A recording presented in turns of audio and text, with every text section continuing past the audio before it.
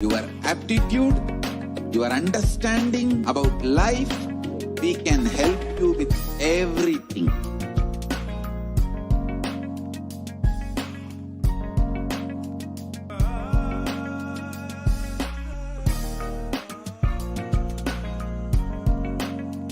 If you are interested in enlightenment, we will immediately bring this to you. If you are not interested, we will explain the whole science, inspire you and make you interested in enlightenment science. We need to cater this enlightenment science to the whole world wherever they are, because enlightenment is the birthright of all human beings. Kailasa is responsible to provide that to all human beings.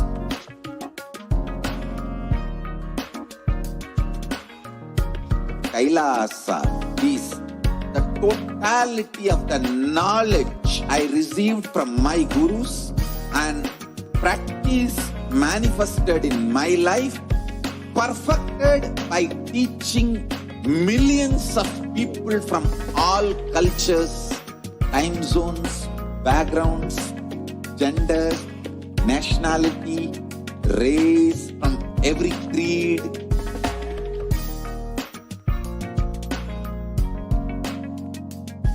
So this absolutely perfected knowledge available to you, served to you in your home without even you moving out of your couch, free of cost.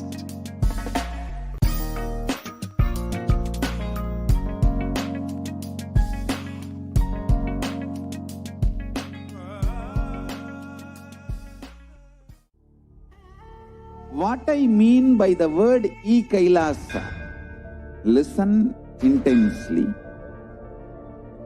Enlightenment ecosystem, literally enlightenment itself, in your own home, wherever you are. If you cannot come to Kailasa, it's okay. Kailasa can come to you. Kailasa coming to you is e-Kailasa.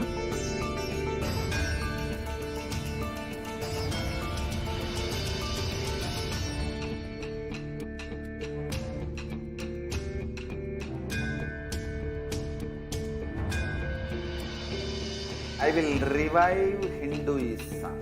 I am a Hindu revivalist, not by any revolution, but by evolution.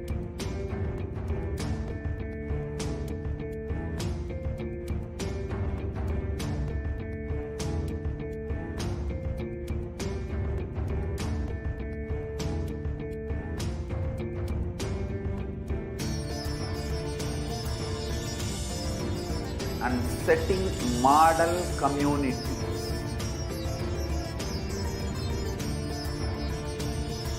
Kailasas, enlightenment ecosystems, Sarvanya Peethas all over the world.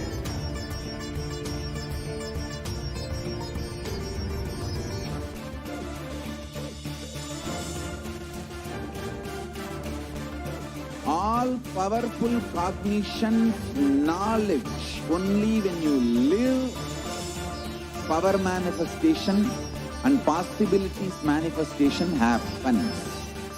It's a fundamental truth.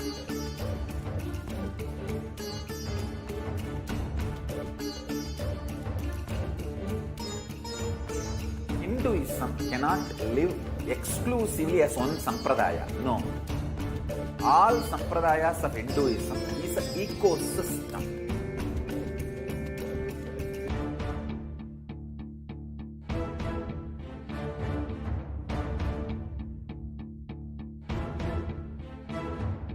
So don't keep quiet thinking that if one sampradaya is attacked, only that sampradaya is going to be affected.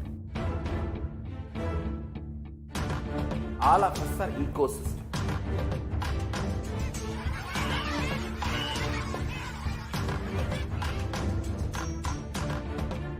I invite all of you to get involved and enjoy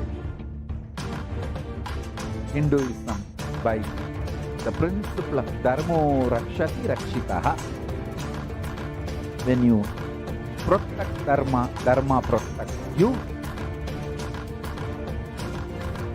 We will make the whole planet flourish spiritually. The spiritual prosperity will happen to the whole planet. We all have to coexist together.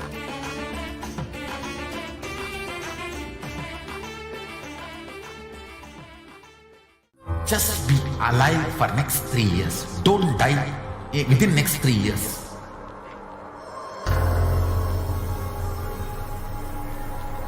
Just don't die within next 3 years. Be alive. Somehow be alive. I'm working sincerely. I will reach you somehow. Somehow I will reach you.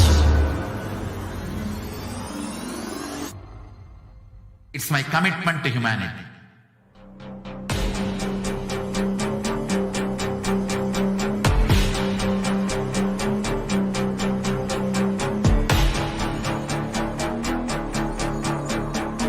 Just don't die within the next 3 years. I will reach you wherever you are, whichever corner of the world you may be. I will reach you with enlightenment. You manifesting the space, state, powers, being Paramashivoham. It is possible, and it is possible for you.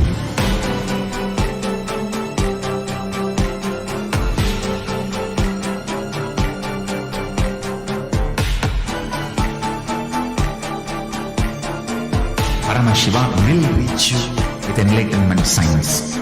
I know he is going to do the job. Just be alive for next 3 years. Nothing else.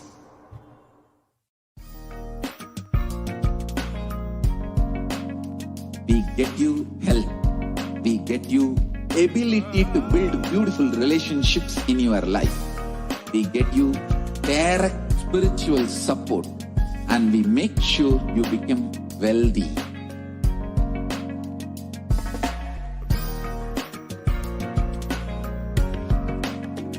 We won't stop giving you just good life. We will literally not stop till you live enlightened life. Manifesting the state of Paramashiva, space of Paramashiva, powers of Paramashiva, being of Paramashiva.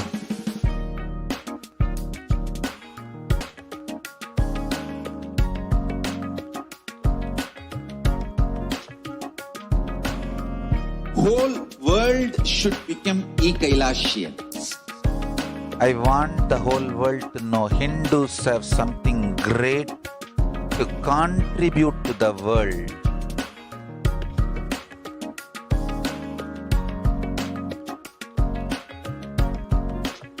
We have something great to contribute. Nithyanandam Paramasukadam Kevalam Jnanamurtim Dvandvatitam Gagana Sadrisham Tattvamasyaadilaksham Ekam Nityam Vimalam Achalam Sarvadi Sakshi Bhutam Bhavatitam Trigunarahitam Sadgurum Tam Namami.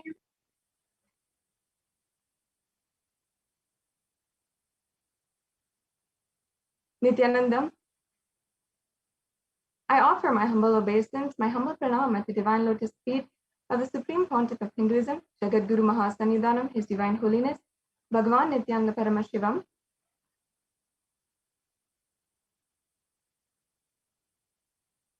And I welcome each and every one of you who is gathering right now for the Devi Parashakti program.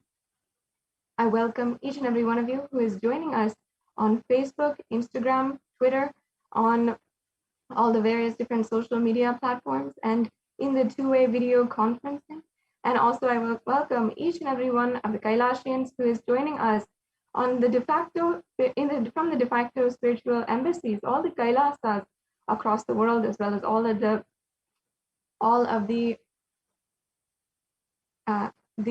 goshalas, the devalayas, annalayas, the Paramashiva shakas, and all of the different temples in all the different places across the world. Now, today, we will be going into the Devi Parashakti Akashic reading program. And each and every one of you will experience the breakthrough that you've been waiting for lifetimes. Many of us are feeling stuck in an endless ocean of samsara, an endless ocean of suffering, perhaps stranded, even perhaps orphaned in this time. And each and every one of you might feel that there's no place for you to heal, recover, be guided, and there's no person who is being compassionate or anyone who is helping at this time. Now, there might be this going on inside of you on one side, but you can understand and feel absolutely taken care of because Devi Parashakti is manifesting through the Supreme Pontiff of Hinduism, Jagadguru Mahasannidhanam, His Divine Holiness, Bhagavan Nithyananda Paramashivam. In just a few minutes, we'll be joined by the Nithyananda Gurukul Balasan, who will be sharing with us how exactly we can manifest our truest possibility, our most authentic possibility at this time. And you will be able to see the possibility that lies in store for you. The Bhava Samadhi Darshan program is a program which helps you in literally manifesting your ultimate reality. And not only it helps, but it literally makes it happen for you. And it has been shown that the Bhava Samadhi Darshan program can increase 1300% level of your energy. And it can also ensure that you are it can also ensure that you are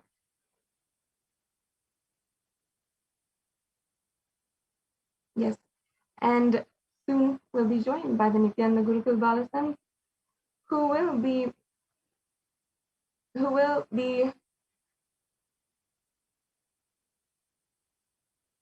doing the demonstration of the third eye, and we'll be having the power manifestation.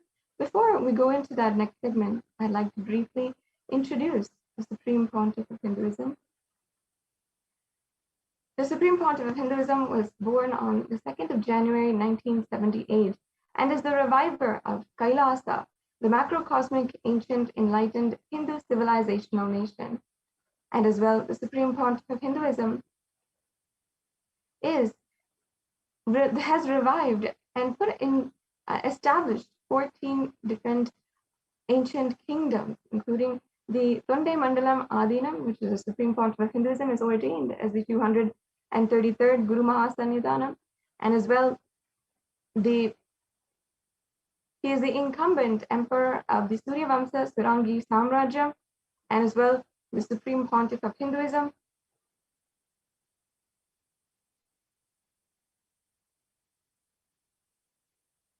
And as well, the Supreme Pontiff of Hinduism is the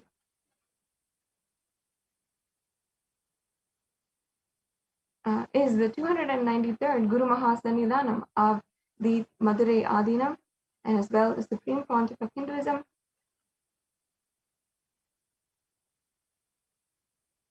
is as well the Mahamandaleshwar of the Mahanirvani Akada.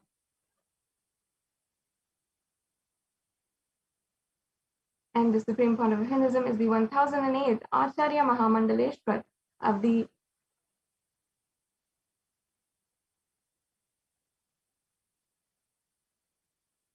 Atal Akada. And now we have joining with us shortly the Gurukul Balasan. So we'll be moving on to the next segment of the program after a quick break.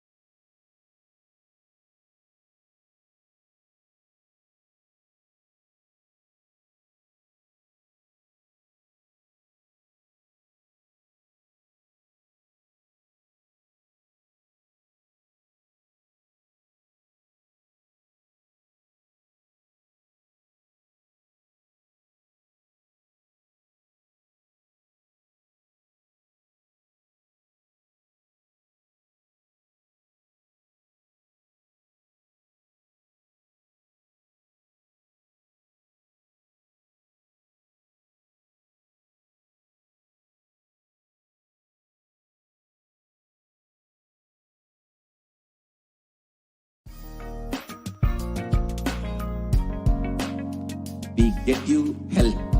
We get you ability to build beautiful relationships in your life. We get you direct spiritual support, and we make sure you become wealthy.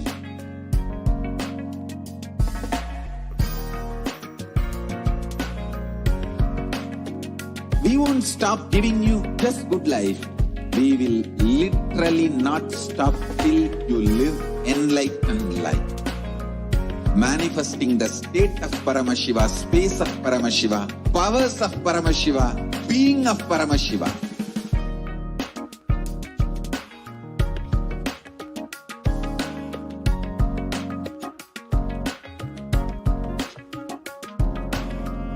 Whole world should become Ekailashians.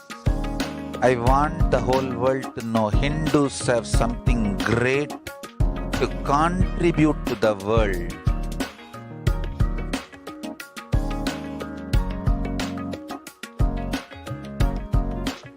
We have something great to contribute to the world. Let us do that.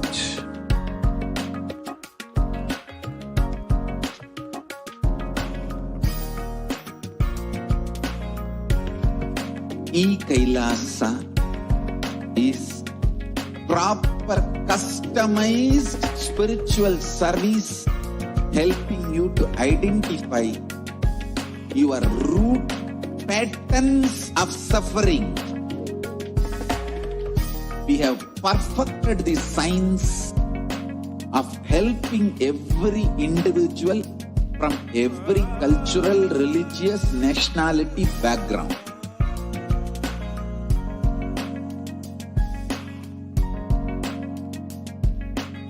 You will have lowest reactionary assumptions, highest awakened response, alive response for life continuously.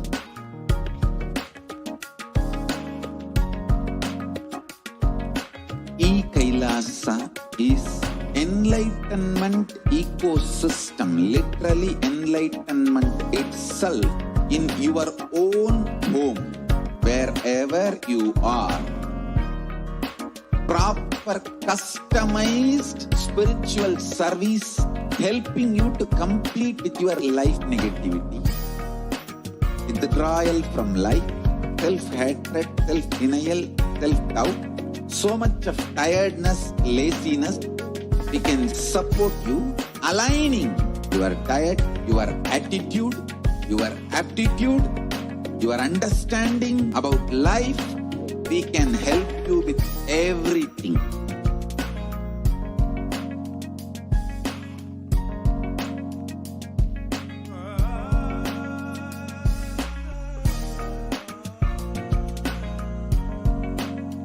If you are interested in enlightenment, we will immediately bring this to you.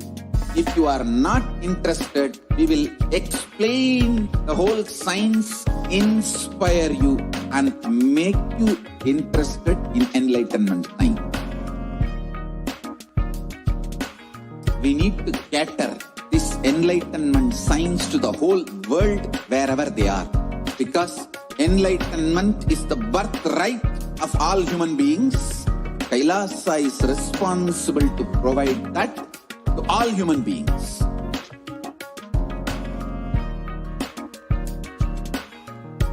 Kailasa is the totality of the knowledge I received from my gurus and practice manifested in my life, perfected by teaching millions of people from all cultures, time zones, backgrounds, genders, nationality, race, from every creed.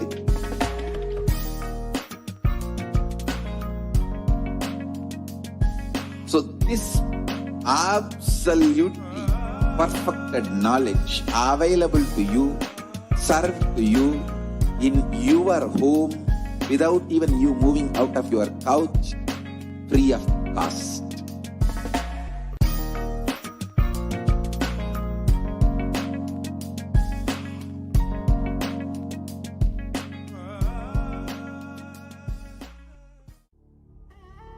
What I mean by the word E-Kailasa, listen intensely.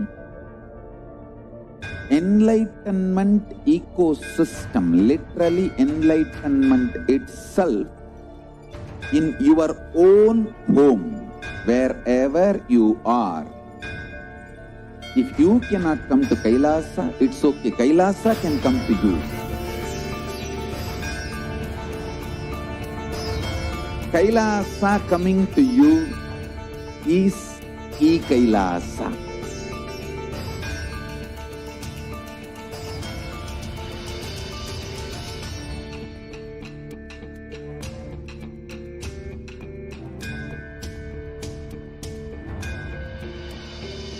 I will revive Hinduism.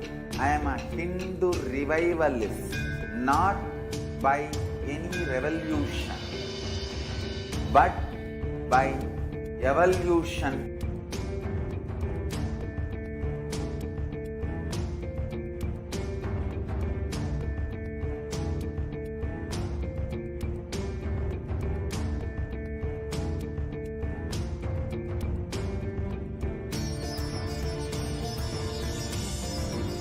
And setting model community.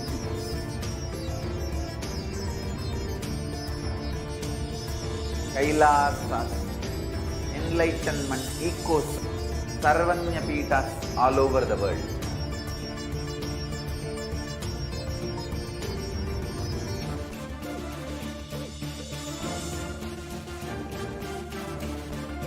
All powerful cognition, knowledge, only when you live, power manifestation and possibilities manifestation happens. It's a fundamental truth.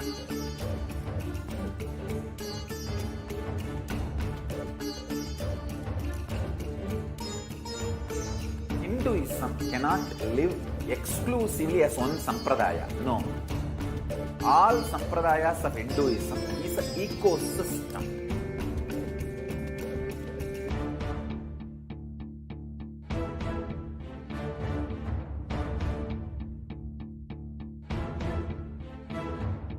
So don't keep quiet thinking that if one sampradaya is attacked, only that sampradaya is going to be affected. All of us are ecosystem.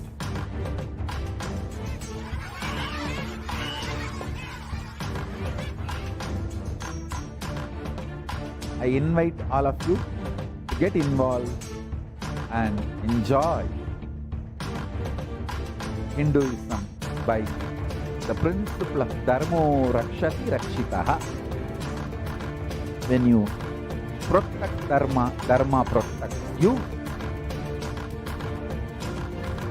We will make the whole planet flourish spiritually. The spiritual prosperity will happen to the whole planet. We all have to coexist together.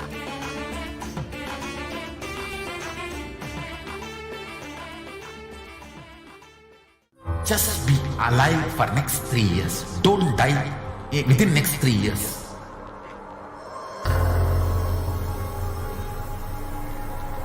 Just don't die within next 3 years. Be alive. Somehow be alive. I'm working sincerely. I will reach you somehow. Somehow I will reach you. It's my commitment to humanity.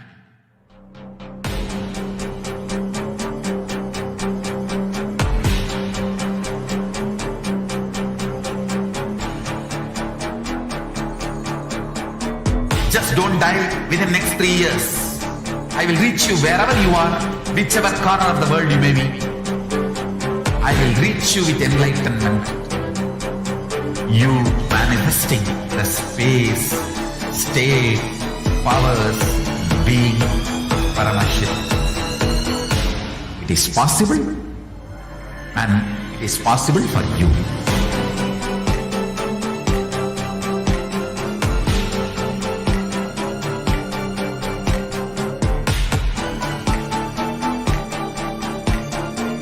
Paramashivoham will reach you with enlightenment science.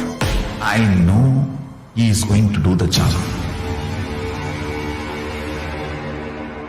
Just be alive for next 3 years. Nothing else.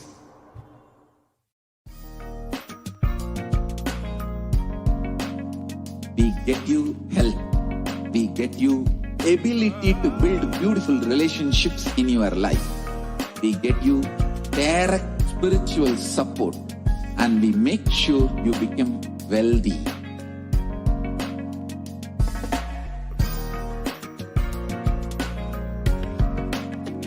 We won't stop giving you just good life. We will literally not stop till eternal life. Manifesting the Paramashiva, space of Paramashiva, powers of Paramashiva, being of Paramashiva.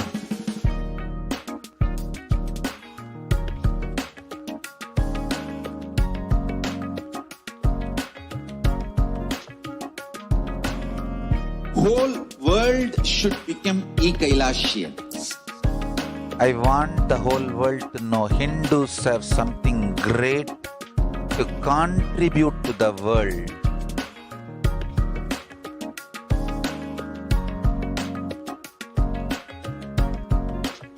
We have something great to contribute to the world.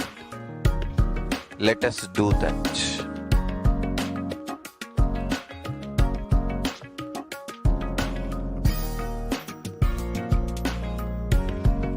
E-Kailasa is proper customized spiritual service helping you to identify your roots of suffering. We have perfected the science of helping every individual from every cultural, religious, nationality background.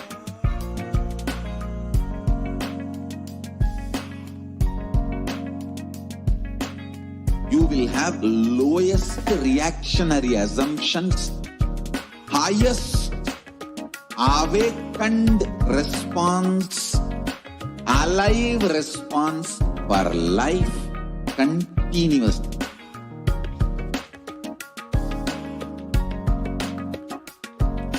E-Kailasa is enlightenment ecosystem, literally enlightenment itself in your own home, wherever you are.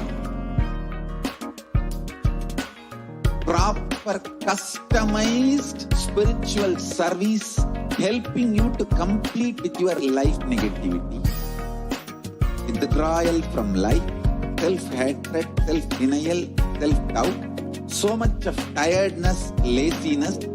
We can support you aligning your diet, your attitude, your aptitude, your understanding about life.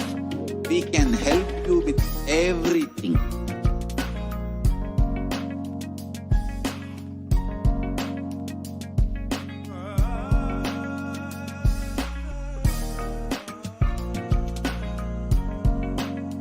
If you are interested in enlightenment, we will immediately bring this to you. If you are not interested, we will explain the whole science, inspire you and make you interested in enlightenment time. We need to cater this enlightenment science to the whole world wherever they are, because enlightenment is the birthright of all human beings. Kailasa is responsible to provide that to all human beings.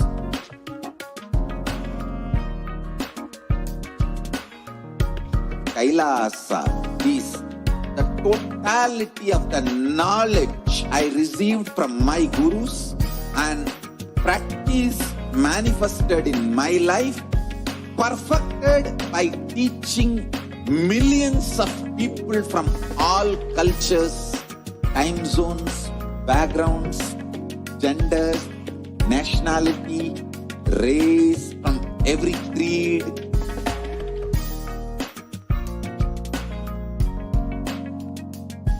So this absolutely perfected knowledge available to you, served to you in your home without even you moving out of your couch, free of cost.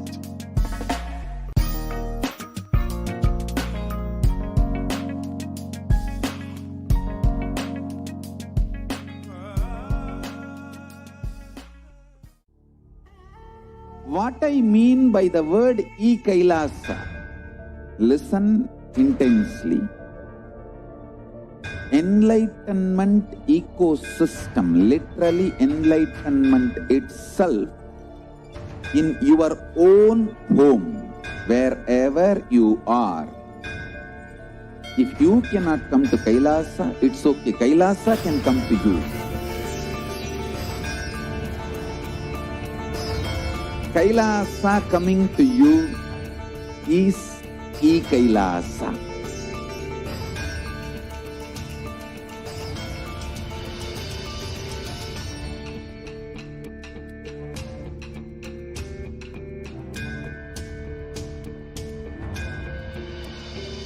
I will revive Hinduism.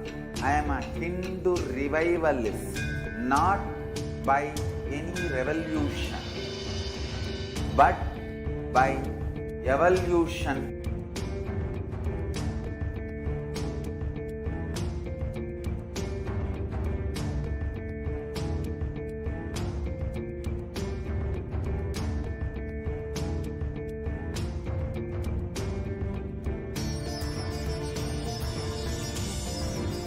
and setting model communities.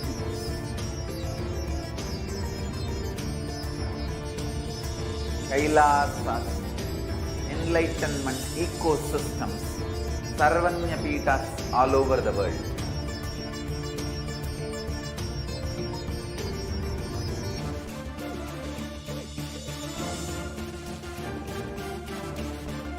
All powerful cognition, knowledge, only when you live, power manifestation and possibilities manifestation happens. This is a fundamental truth.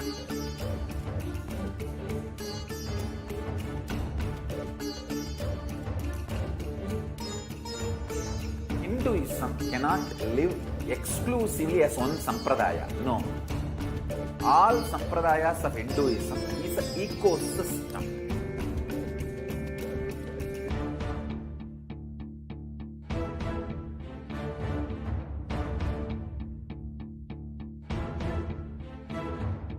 So don't keep quiet thinking that if one sampradaya is attacked, only that sampradaya is going to be affected. All of us are ecosystem.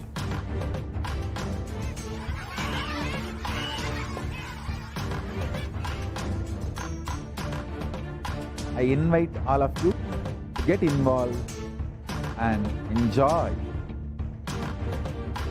Hinduism by the principle of Dharmo Rakshati Rakshitaha.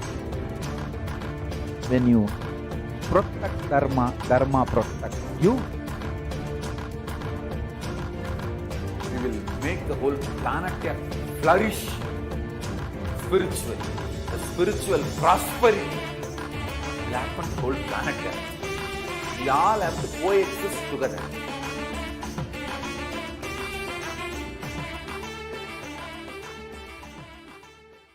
Just be alive for next 3 years. Don't die within next 3 years.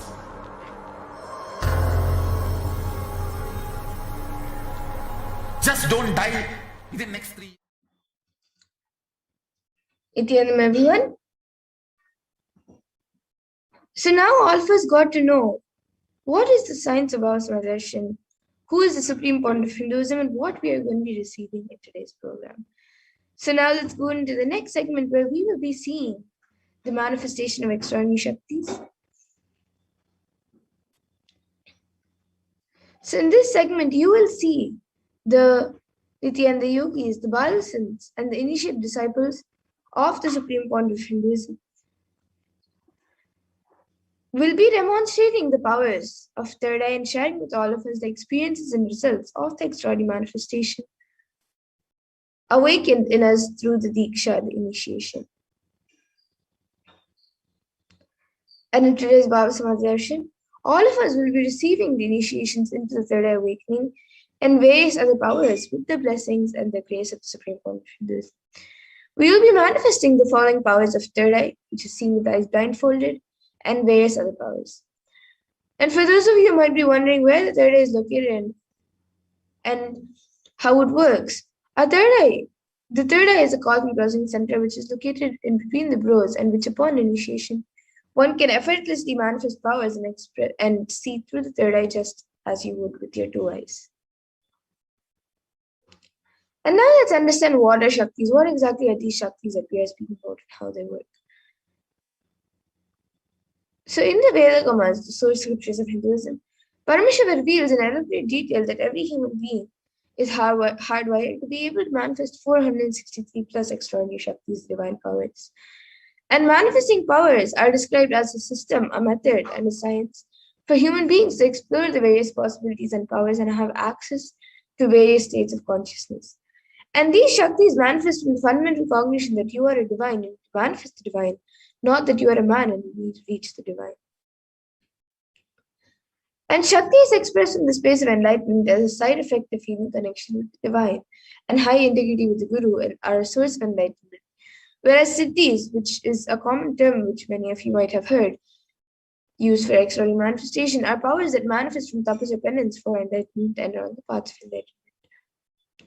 And a few more differences are that Shaktis of Paramashiva manifest through ordinary human beings in an extraordinary way after the initiation of the avatar and are permanent, whereas these are not permanent and may divert you from enlightenment. And the source of all these Shaktis, Paramashiva, is the primordial divinity in Hinduism, the ultimate reality and cause, which is self-effulgent, Prakasha, all-pervading, unchanging beyond time, space, form, and causality. And as the fundamental base of Avyakta, the unmanifest, and Vyakta, the manifest existence, he performs the Panchakritya, or the 5 cosmic acts of Shrishti, creation, Sthiti, sovereign rulership and maintenance, Samhara, rejuvenation, Trubhava, delusion, and Anugraha, which is liberating grace for all living entities.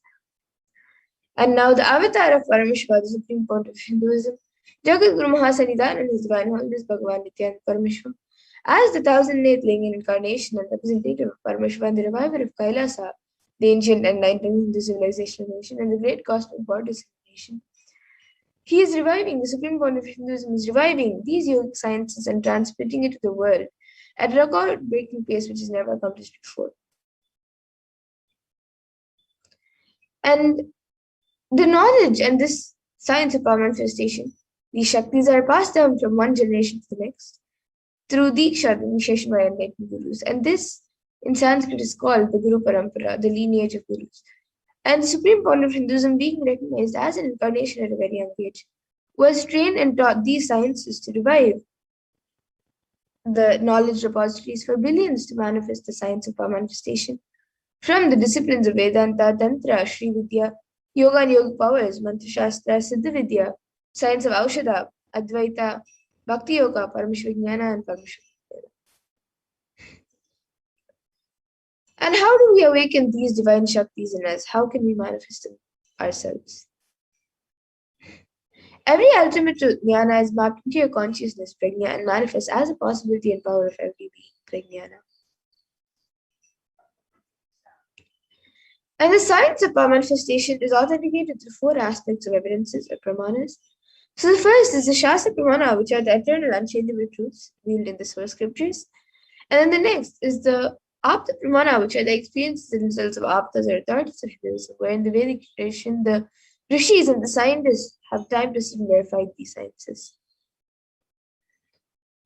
And the next is the Atma Pramana, which is the account of the supreme point of Hinduism, the millennium's avatar's personal experience as power manifestation, and then the Pratyaksha Pramana, which is the empirical evidence from observation and scientific experimentation. And the Vedas, which are the ultimate superior authority for Hindus and are pure science, where the ultimate truths are explained, and the Agamas are the scriptures where the applied technology and the applied science are expanded.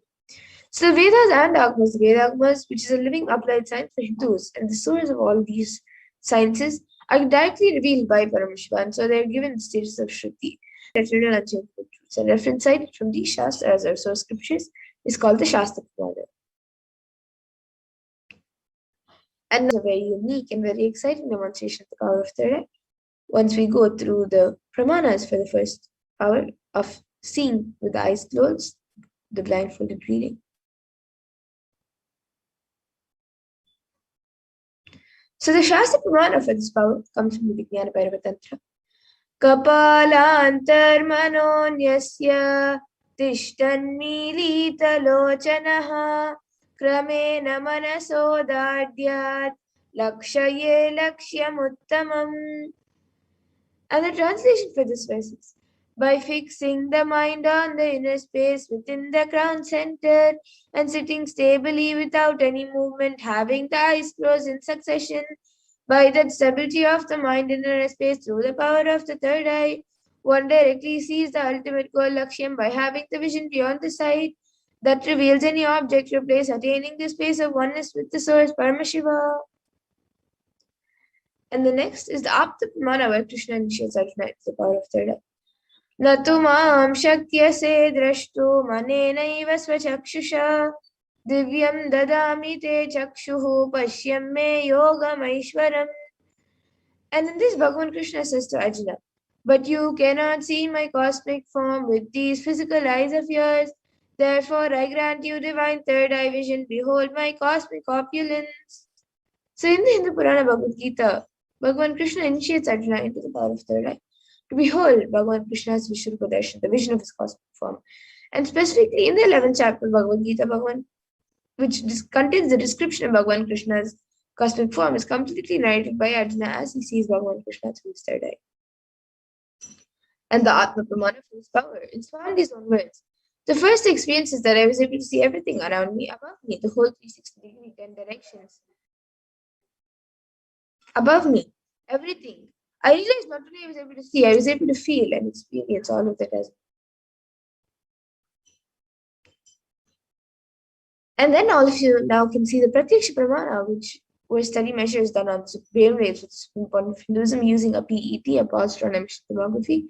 And it was measured that when doing daily activities, there was high active measure in the brain where the third eye is located.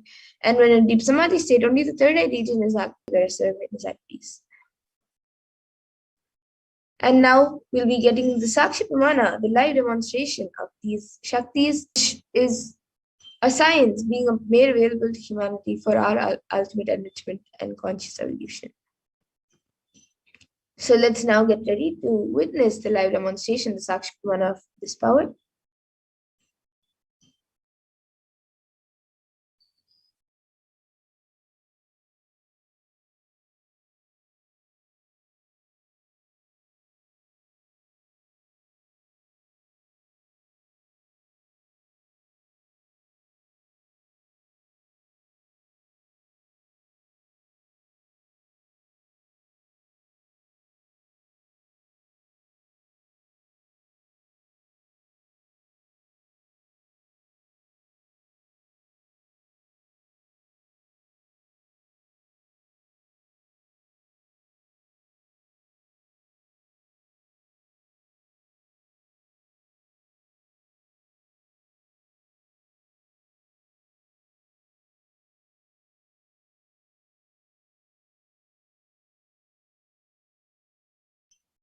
Yes, so now let's get into the demonstration of the power of third eye.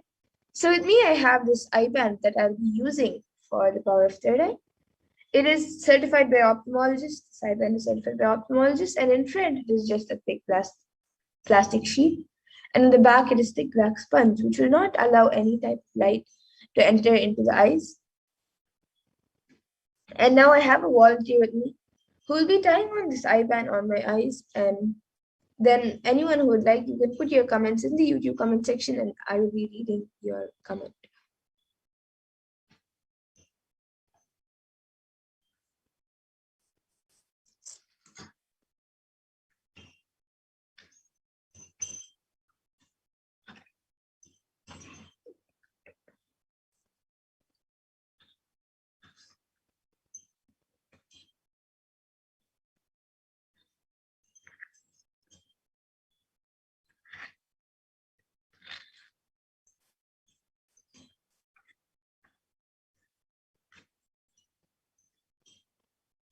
Yes, so now all of you can see the eye band has been put on.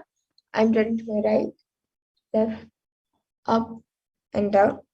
So all of you can see that the eye band has been put on. And now anyone who would like to put your comments, you can put comments in the YouTube comment section and I will be reading it for you.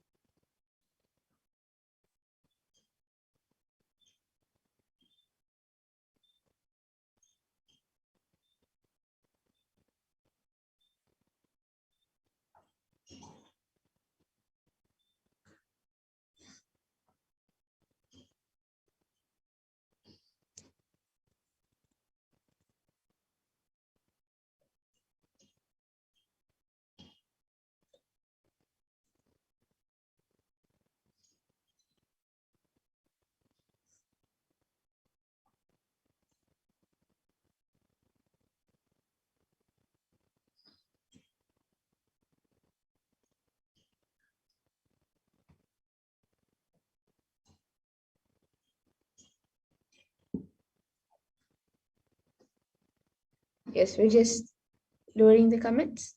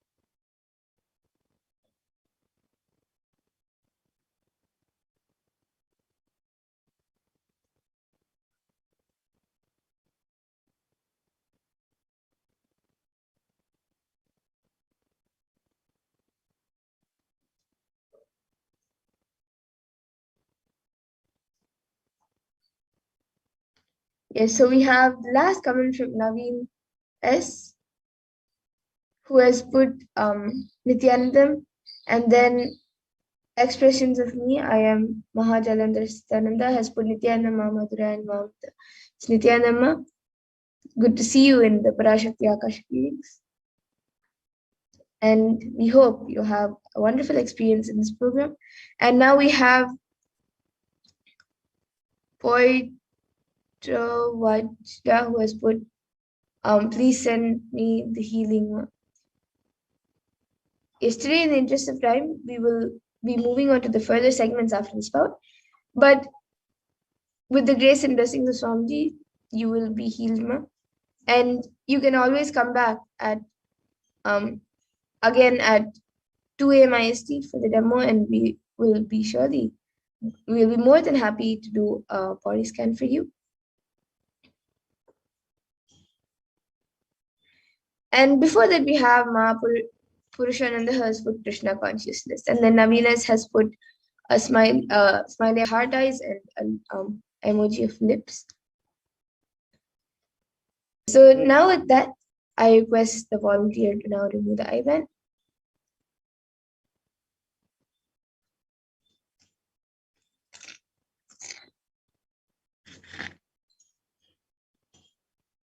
All of you can see the IBAN is being removed.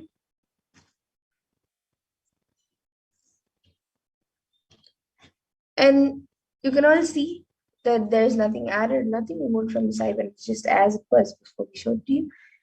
And now with that, in the interest of time, we'll be moving on to the further segments of this program. And I thank all of you who have joined us for this power manifestation segment today. And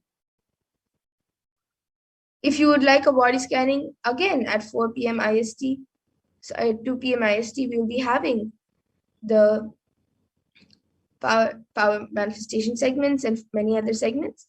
So you can all join us again, and we'll be more than happy to do a body scan for all of you. Yes. And now I request the NTP volunteer to please project the slides for the next segment.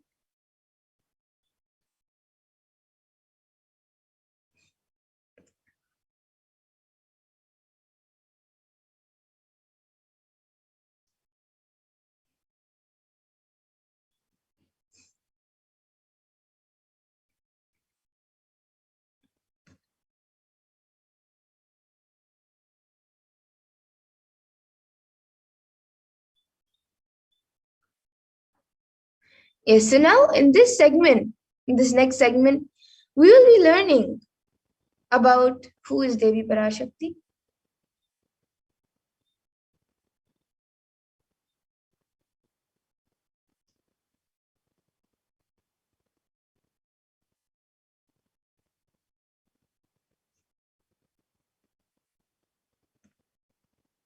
So we'll be learning about the divine feminine consciousness and who is Devi Parashakti. So we'll be first looking at the Dhyana Shloka of Devi Parashakti, which comes from the Lalita Sahasranama Dhyana Shloka. Sindhuraruna Vigraham Trinayana Manikya Mauli Spurate Taranayaka Shekharam Smitamukhim Mapina Vakshoruham Panibhyam Alipurna Ratna Chashakam Raktotpalam Bhibratim Saumyam Ratna Gadasta Rakta Charanam Dhyayet Paramambika. And the translation for this verse is, the Divine Mother is to be meditated upon as shining in the vermilion red body, with the triple eyes sporting a crown of rubies studded with the crescent moon, a face all smiles, a splendid bust, one hand holding a jewel cup brimming with mead, and the other twirling a red lotus.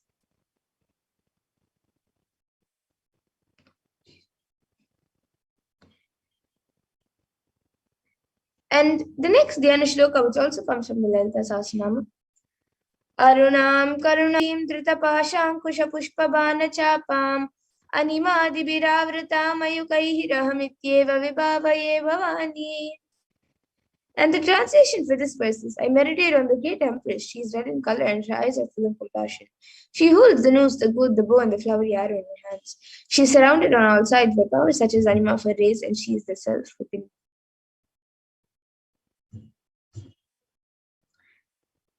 And Devi Parashakti is the ultimate pure feminine consciousness. Parashakti is the cosmic mother. It is her cosmic womb from which billions and billions of universes come out and burn, and the source, where the Big Bang and black holes go on and on. Parashakti is the source Shakti, the source energy, source power, from which all of us came, in which all of us are in, and in which all of us are going to merge into. And out of her extreme love and compassion, Parashakti herself is manifesting through the embodied form as the Nijavatara of the Supreme Point of Hinduism, Jagat Guru Mahasannidhanam, His Divine Holiness Bhagavan Nithyananda Paramashivam, raising us, answering all of our questions, attending to our prayers, giving us boons, healing us, revealing our past, present, and future, delivering profound spiritual truths, and ultimately giving us the experience of Paramashivoham itself. And in the words of Devi Parashakti herself, she beautifully says, raising as Omkara, expressing as Vedas and Agamas, blossomed as Shrimkara, filled as Parashodasi, living in 40 triangles, the Kailasha Swami who is in Kailasha, Shripur Chintamani, Parashodasi, sitting as part of Paramashiva, Parameshwari who rules the world, Paramashakti, Manonmani, Meenakshi, as Nithyananda, I took Nijavatara here, to give good boons to everyone, to bestow all goodness, Hiranyagarbha Swarupini, Brahmanda Yoni, Shami, Chandramauli, Rapala, Aparna, Uma, Parvati, Savitri, Navayavana, Samrajya Lakshmi, Parameshwari, Parashodasi, Meenakshi. Taking the form of Nithyananda, I came here as Nijavatara. With great compassion, I am blessing. Listen, people, to do good to all of you, I took the form of Nithyananda and came down as Nijavatara. And again, beautifully, Parashakti says in her own words, raising in Omkara, blossoming as Shiva, Shiva, manifesting as source of existence, powers of existence, expression of existence, from the oneness of Om, blossoming into two as Prakriti and Purusha, blossoming as three Shaktis, Icha, Kriya, and Jnana, growing as 4 Vedas, expanding as 5 Panchabhutas, beyond 6 chakras, filled as Gotras of 7 Rishis, expanding as 8 directions, existing as 9 grahas, blossoming as 10 Indriyas, being as 11 Rudras, creating all the worlds, bringing life to tell and make truth blossom and to do good. Parashodasi, Meenakshi, in the form of Nithyananda, I came to bless every one of you. And now let's see how we can receive Devi Parashakti when she comes for the darshan. So literally you are seeing Paramashiva and Parashakti at that moment when she comes for the darshan. She is there on your screen. So always receive her very traditionally. You can keep 2 betel leaves, 1 banana, 1 betel nut, and a coin in front of the screen as you watch Devi Parashakti. And for those of you who don't know, actually in the Hindu tradition, a coin is considered the traditional dakshina. It can be the lowest value in India. It can even be just 1 paise. In the US, it can even be just a cent.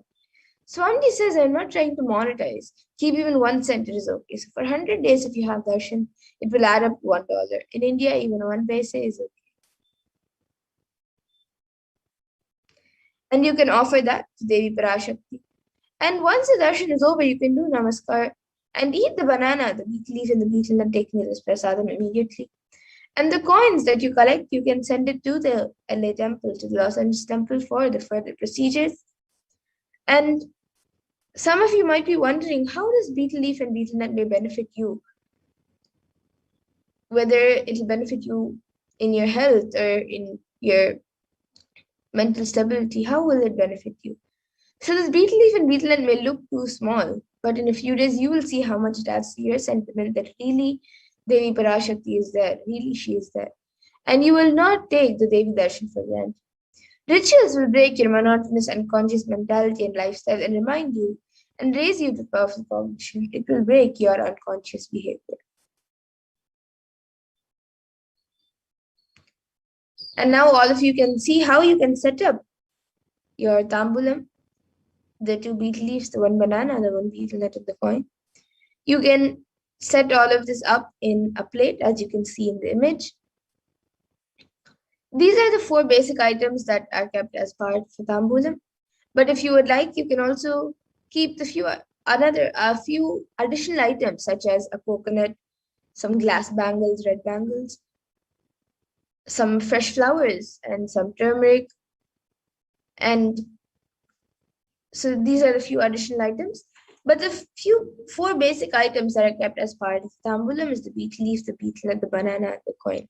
So you can arrange all of this in a plate. You can keep the betel nut on top of the betel leaf, keep the banana on the side, and the coin also right there in the middle or on the side. You can arrange it in the plate, keep it in front of the screen as you watch Devi Parashakti when she comes for the darshan and receive her. And with that, we come to the conclusion of this segment where we have learned how to receive Devi Parashakti when she comes live for the darshan, and we have learned who is Devi Parashakti. So when she comes live, you can receive her. When she comes for the darshan, when she comes for the Akashic readings, you can receive her in a very traditional way. And with that, we'll be moving to the further segments of this program where we will be learning about what Devi Parashakti has revealed for humanity and how important it is for us to understand, internalize, and follow what Devi Parashakti has revealed.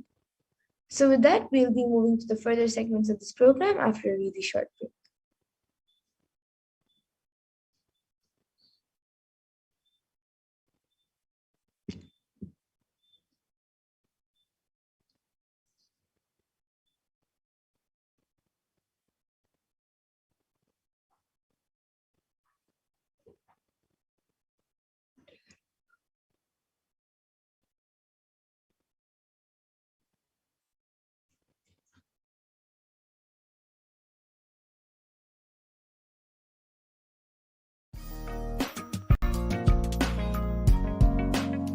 We get you health.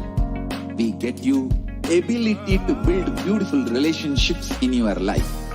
We get you direct spiritual support, and we make sure you become wealthy.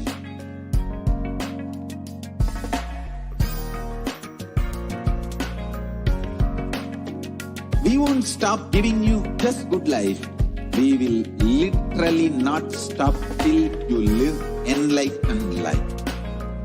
Manifesting the state of Paramashiva, space of Paramashiva, powers of Paramashiva, being of Paramashiva.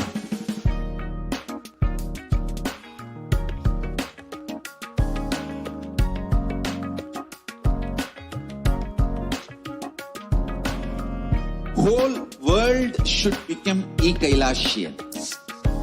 I want the whole world to know Hindus have something great to contribute to the world.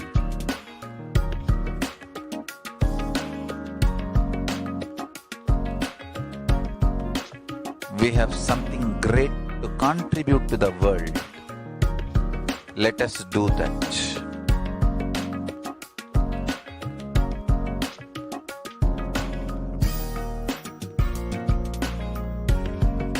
E-Kailasa is proper customized spiritual service helping you to identify your root patterns of suffering.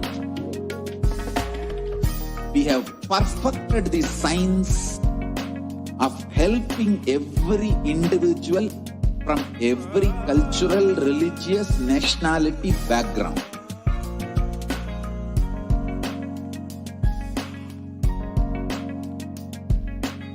You will have lowest reactionary assumptions, highest awakened response, alive response for life continuously.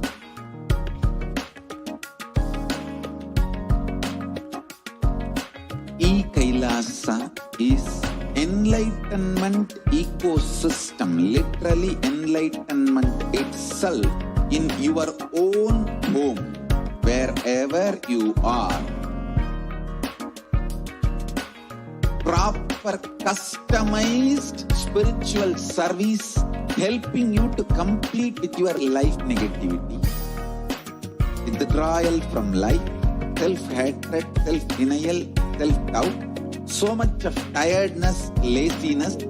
We can support you aligning your diet, your attitude, your aptitude your understanding about life, we can help you with everything.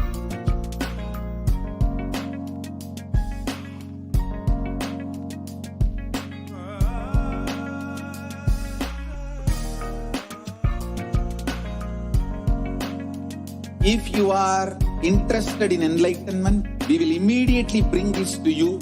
If you are not interested, we will explain, inspire you, and make you interested in enlightenment time.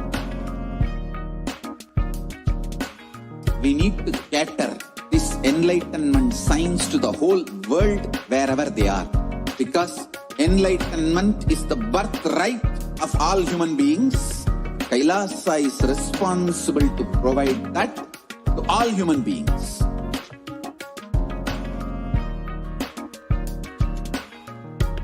Kailasa is the totality of the knowledge I received from my gurus and practice manifested in my life, perfected by teaching millions of people from all cultures, time zones, backgrounds, genders, nationality, race, from every creed.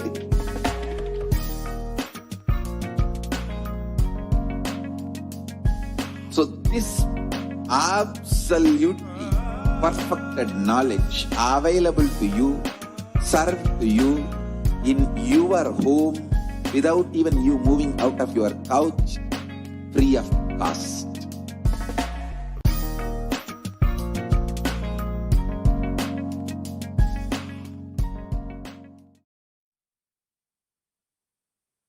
Nithyananda. Welcome back, dear viewers. Now we will be entering into the next segment where we will learn some of the revelations made by Devi Parashakti over the last several months to help us through this pandemic, to guide us, to bless us. Continuously, Devi has been personally blessing each one of us. So let us understand some of the revelations made by Devi and how they have manifested in our reality today. So as we know, humanity is still undergoing the after effects of the cosmic scourge, the Pralaya. Thousands of deaths due to the global pandemic and emerging fungal epidemic, along with a record number of natural disasters, have taken a huge toll on humanity's collective psyche, leading to an increase in malnutrition, depression, and several health issues.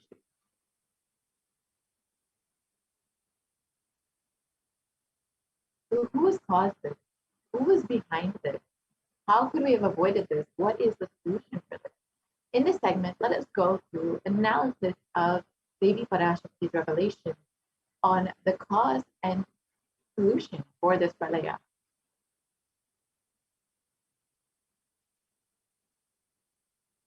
So as we all know, the world has been suffering under this pandemic with over 4 million deaths due to COVID-19 and over 175 million people infected and suffering with the disease. And the worst affected countries being US, India, and Brazil.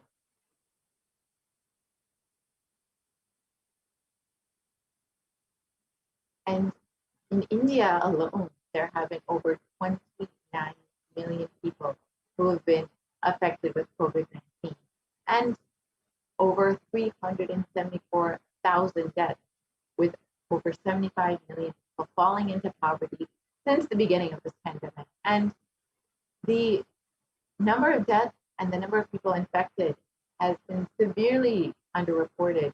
It is estimated to be much, much higher than what the media has reported. So the number of deaths could be much higher than this. The amount of suffering that India has undergone due to this pandemic could be much, much more than what we know.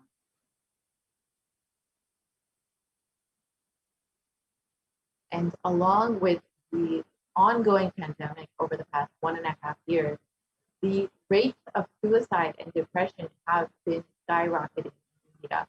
India is considered to be the sixth most depressed country in the world, with 6.5% of the people suffering from some form of mental illness. And there is a suicide rate of 10.9 for every 1 lakh people. And suicide, unfortunately, is the biggest cause of death among the age group of 15 to 24-year-olds.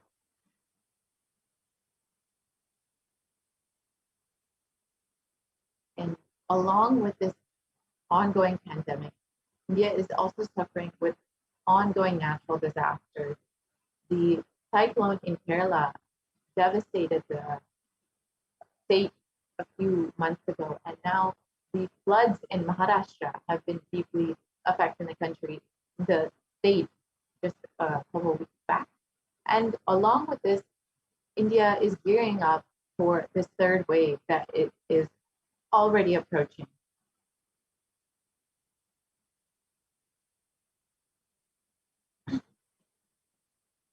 So how could we have prevented this?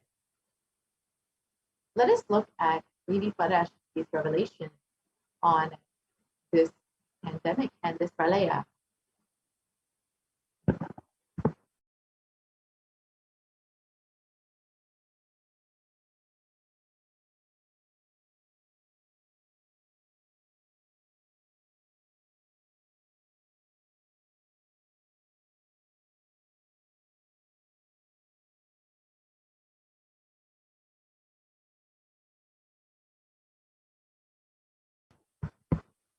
Sorry, Ma, I don't think the audio is shared.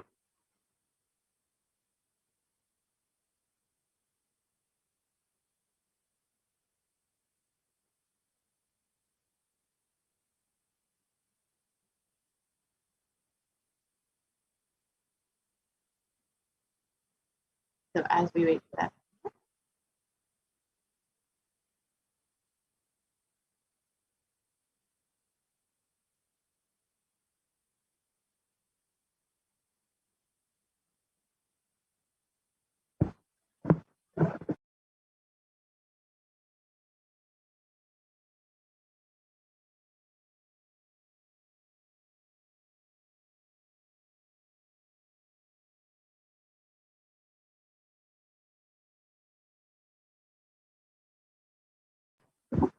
Share. If we could just share the audio on Zoom. So as we wait for that video, let us look at exactly what Devi has revealed about this pandemic. She has been continuously guiding us, warning us, telling us to protect ourselves during this pandemic, during this pralaya, because it is not going to end, unfortunately, anytime soon. Devi has already told us that this pralaya, this pandemic, will for several more months to years. The revelation by Parashakti himself.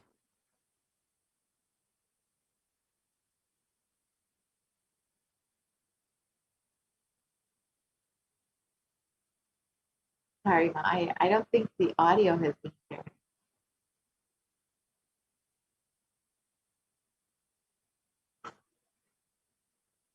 Sorry about that. So, Devi has revealed that the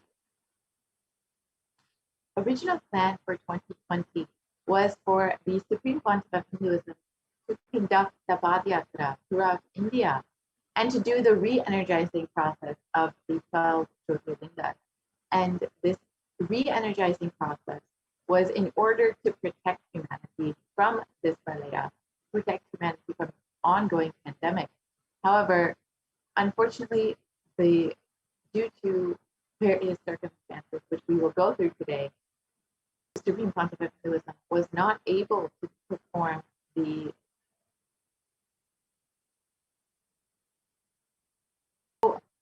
unfortunately, I think we are having a technical glitch. So let us just go through the translation of Devi Parashakti's revelation. So we can just read the translation of Devi.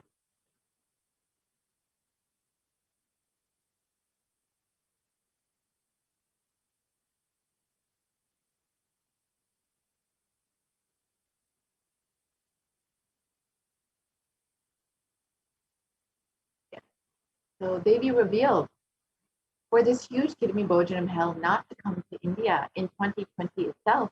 I had planned to do the Padayatra throughout India and the 12 Jyotirlingas through my son Swamiji.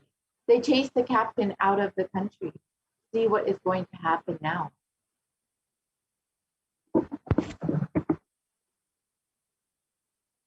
So let us go back to 2017 when the Supreme Council of Hinduism revealed the vision for the Padayatra. So due to a technical glitch, we may not be able to play the video right now. So I will explain exactly the vision that the Supreme Council of Hinduism revealed.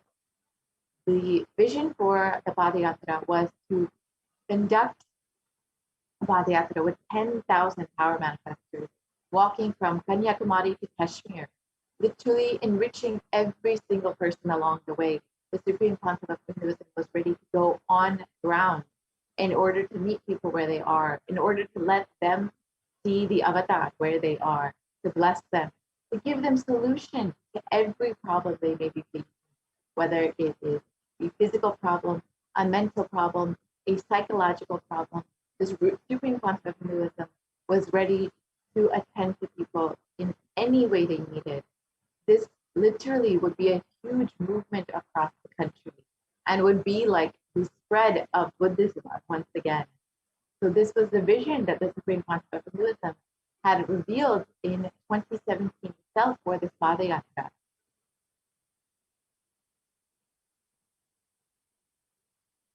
And from the age of 10, the Supreme Council of Hinduism has been enriching people and preparing them for this Padayatra to save them from this pralaya.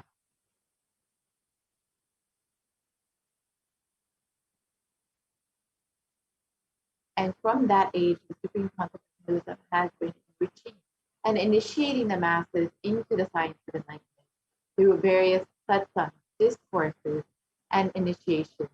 And in the next several photos, which we will just go through quickly, we will see some of the programs that the Supreme Council of Hinduism has been conducting over the last 27 years, how the Supreme Council of Hinduism has been enriched people, continuously blessing people into the science of enlightenment, preparing people for all of the superconscious breakthrough that was going to happen and the pralaya that was to come. So in the next several photos, we'll see the various programs in the different cities that the Supreme Council of Hinduism has been conducting. Here in Vellore, Tamil Nadu in 2005, in Rasipuram, Tamil Nadu in 2005, in Namakkal in 2005,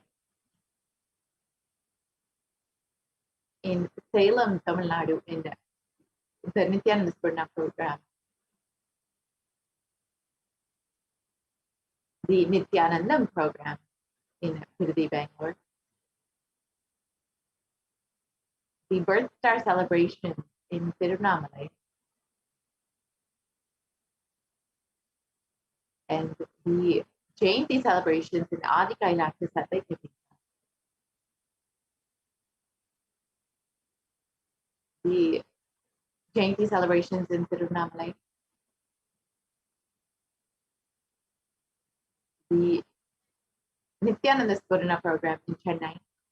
And in all of these photos, you can not only see the large number of people in attendance, the Adi Kailasha Satyakapita during the Guru Purnima celebration, you can also see the people from various backgrounds, various ages, various cultures who are in attendance during these programs, the Bhakti Spurana program, no matter their age, no matter their background, no matter their religion. So many people were blessed into this science of enlightenment. The Dhyana Spurana program were enriched by the Supreme Council of Hinduism. The Little Anandas program, which was specifically geared towards the youth. The Saptayagam, which was conducted in Salem in 2006. This was a series of homas, which we will see in the next photos, conducted by the Supreme Council of Hinduism, where the Supreme Council of Hinduism not only conducted the homa itself, but guided 1,008 other participants into the coma as well. This was a huge happening, brought so much of good and blessings to the planet Earth. You can see the Supreme Consciousness blessing people. The Nithyananda program in Adi Kailasha Sadvaita Pita. The Nithyananda program again in Salem.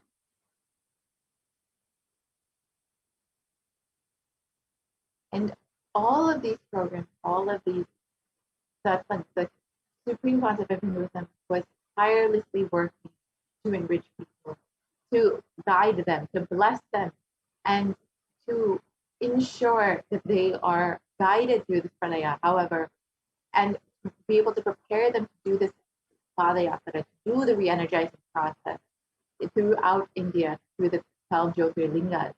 However, the anti-Hindu elements have made it nearly impossible for the Supreme Concept of Hinduism to do the re-energizing process by driving him out of India.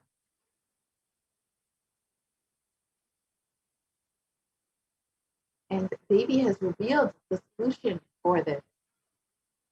And I will just explain in English what Devi revealed. She revealed that for the pralaya to end in India, the Supreme Concept of Hinduism must be received in India with great reverence and respect as the Supreme Concept of Hinduism, recognized for his contributions to humanity, and be allowed to conduct the Padayatra, the original Padayatra that was planned in 2020, throughout the 12 Jyotirlingas and rising process. Only then will this pralaya end in India.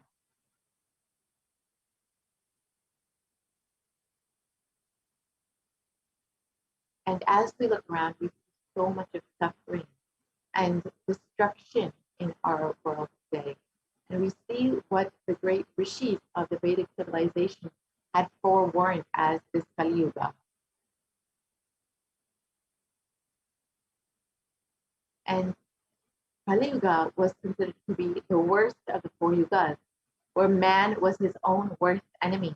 And this was declared in the Kurma Purana by sage Vyasa. And the translation goes, this Kali Yuga is the worst of the 4 yugas in all the world. People are sinful and forget the dharma of the 4 varanas and the 4 ashramas. In fact, men are so sinful that no prescribed penance atones for their great sins. The only city which is free from such sins is the great sacred city of Varanasi, the Mahapuri. And the Kurma Purana continues on that the Lord Rudra, Paramashiva himself, is the avatar for the Kali Yuga. And the translation goes, Brahma is the presiding divinity or Devata for the first cycle of time, the Krita Yuga. The Treta Yuga, the second cycle of time, it is Bhagavan Ravi, in which appeared Sri Rama. In the Dvapara Yuga, the third cycle of time, the presiding divinity is Vishnu. And in Kali Yuga, the fourth cycle of time, the current age, the presiding divinity, the avatar is Rudra, Lord Maheshwara, Mahasadashiva himself. And out of his deepest compassion to protect humanity, Paramashiva himself descended into the human form in the Nijavatara of the Supreme Concept of Hinduism, Jagat Guru Mahasanidhanam, His Divine Holiness, Bhagavan Nithyananda Paramashivam, on the 2nd of January, 1978. And if the Supreme Concept of Hinduism had waited one more year, if Paramashiva himself had waited one more year, 1979 would have been too late for humanity. And the Supreme Concept of Hinduism revealed this in one satsang, stating that if there was time, he would have said, Paramashiva himself would not have come. Paramashiva would have sent a representative, but there was no time. And just before the last lamp was distinguished, the Supreme Concept of Hinduism landed in the human frame and has come back to revive this science of enlightenment, to save humanity to bring the superconscious breakthrough to the world once again.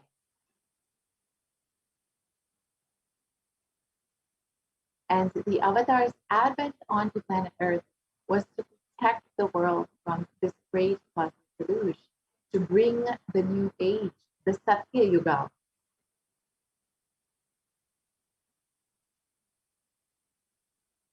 And the Devi revealed that the Supreme Concept of Hinduism, that Paramashiva himself landed on planet Earth to bring this new age, to bring humanity into Nitya Yuga, and through Nitya Yuga, blossoming into Satya Yuga. Let us look through the translation of Devi Parashakti's revelation.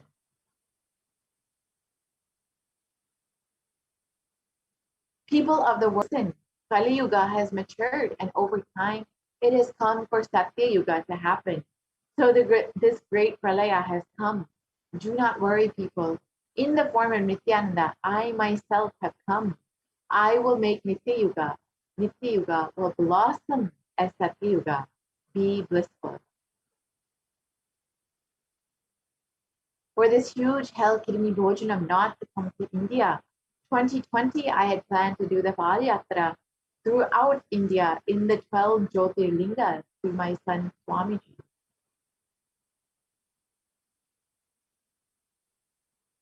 And to prepare for this, the avatar began the Padayatra at the mere age of 10. And the Supreme Consciousness began enriching people, one person at a time, to share the sacred truths from the scriptures and to bring the secrets of higher living to humanity.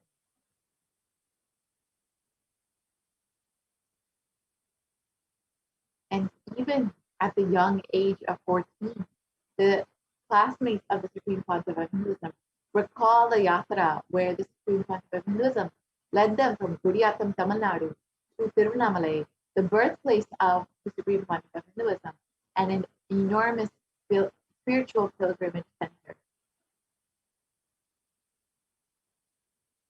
And when the Supreme Concept of Hinduism was 19 years old, the fellow monks at the Ramakrishna Mutt recall the Padayatra from Chennai, Tamil Nadu to Tiruvannamalai, the birthplace of the Supreme Concept of Hinduism.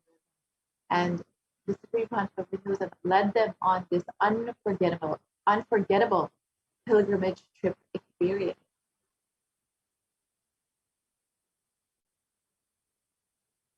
And the Supreme Concept of Hinduism continued walking the length and breadth of India, searching more and more, enriching more and more people, and preparing each one until the Supreme Concept of Hinduism founded the international mission, the Nithyananda Sangha, to revive Kailasa internationally on the 31st of December, 1999. And here you can see the photo of the first Kailasa Enlightenment ecosystem established in Tiruchendur, Tamil Nadu. And this was done on the 14th of April, 2001.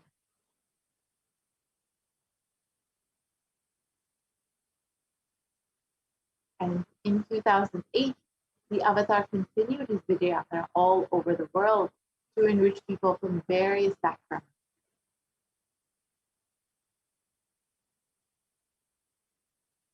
And the Supreme Concept of Hinduism intensity and dedication for the people has blessed and enriched thousands who don't even understand English, and each one was so deeply moved by the Supreme Concept of Hinduism's presence and deeply resonated with the Supreme Concept of Hinduism's teaching.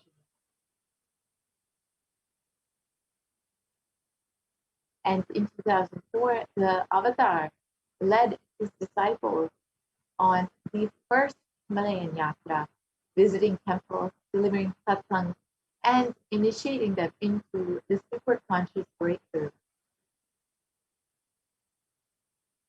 And subsequently, the avatar personally organized and led yatras yearly and guided individual souls, not just to spiritual sites, but to supernal spiritual realms.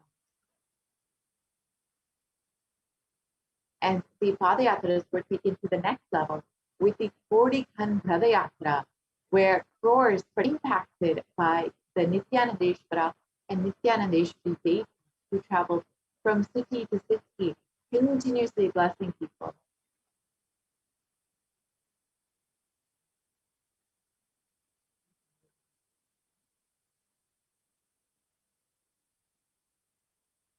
And there were thousands who participated in this Kodikan Padayatra and were blessed and were radiating just being in the presence of the Supreme Concept of Hinduism.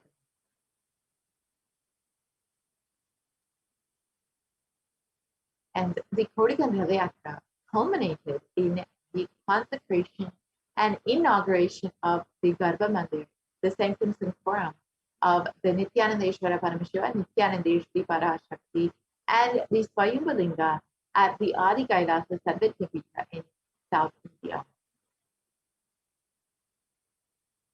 And these deities were energized as Akshavatas to radiate the energy of Paramashiva and Parashakti to create Adi Kailasa Sarvajñapita as a ship to save humanity from this upcoming pralaya. And the Supreme Pontiff of Hinduism has created innumerable spiritual energy centers in India as safe havens to protect people during this pralaya.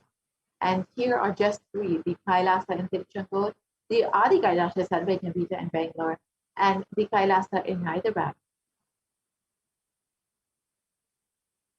And in 2008, the Avatar created and energized the Nithyananda Vajrasarovar, the Ananda Lingam, which would protect anyone who bathed in its waters from the deadly COVID-19 disease.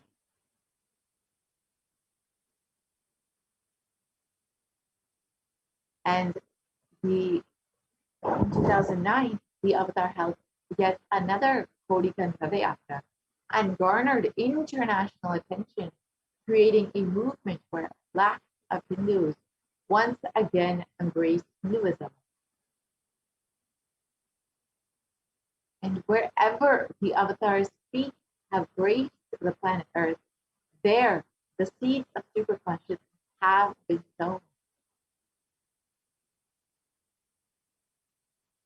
And the Avatar, Hinduism, has created thousands of Kailasa enlightenment ecosystems all over the world, enriching over 1 billion people worldwide.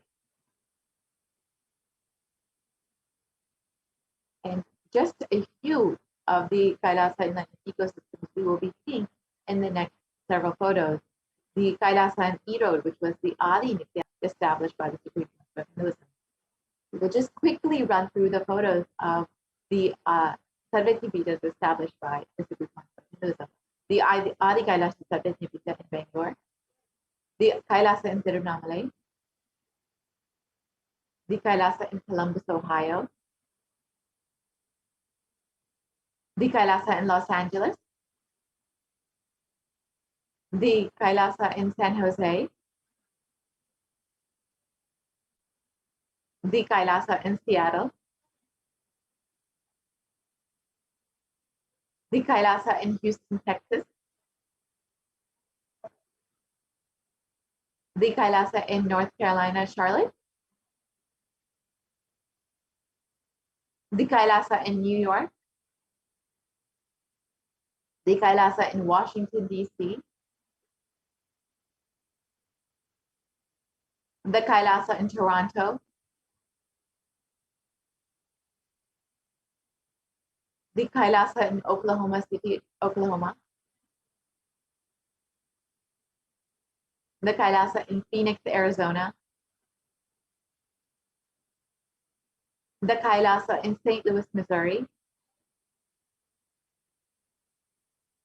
the Kailasa in Oman,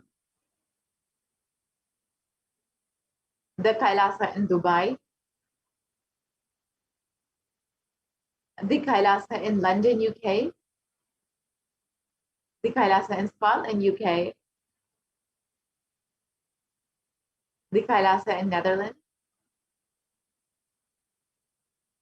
the Kailasa in Slovakia, the Kailasa in the Kailasa in Luxembourg, the Kailasa in Austria, the Kailasa in Germany, the Kailasa in Italy, the Kailasa in France,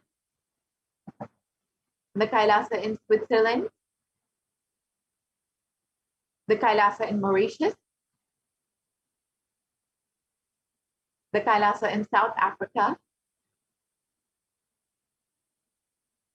the Kailasa in Salem, which was established in 2006 personally by the Supreme Council of Hinduism, the Kailasa in Salem again,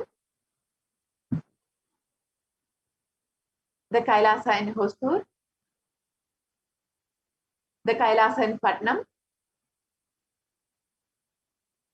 the Kailasa in Varanasi, the Kailasa in Rajapalayam, the Kailasa in Hyderabad, the Kailasa in Kerala, the Kailasa in Gujarat, where the yogis had no Pita, the Kailasa in Tiruvanmiyur,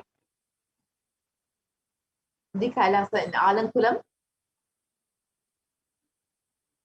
the Kailasa in Tambaram, Chennai, the Kailasa in Avadi, Chennai, and more photos of Kailasa in Chennai,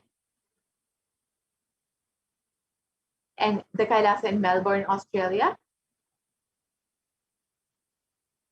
the Kailasa in New Zealand, the Kailasa in Singapore, the Kailasa in Kuala Lumpur, Malaysia, the Kailasa in Guadeloupe, South America, and to ensure humanity survive this pralaya, the Supreme Council of Hinduism created the sovereign order of Kailasa with thousands of sannyasis with no discrimination against caste, creed, or religion. And you can see all of these various Kailasa enlightenment ecosystems were with people from various different backgrounds. We're enriching people from various different backgrounds with this science of enlightenment to bring a community to where they are, to be enriched with this science.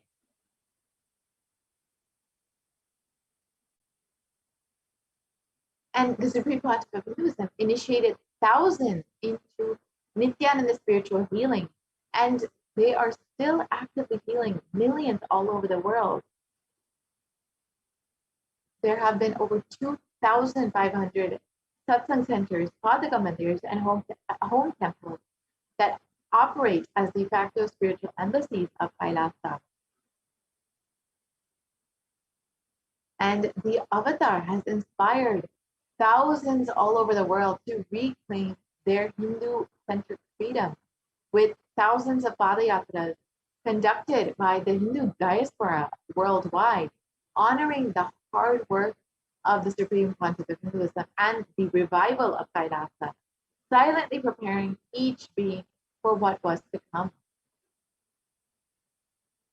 And in 2017, devotees in Malaysia planned a padayatra and executed it successfully, with thousands participating and the dying Hindu population in Malaysia being reinvigorated once again.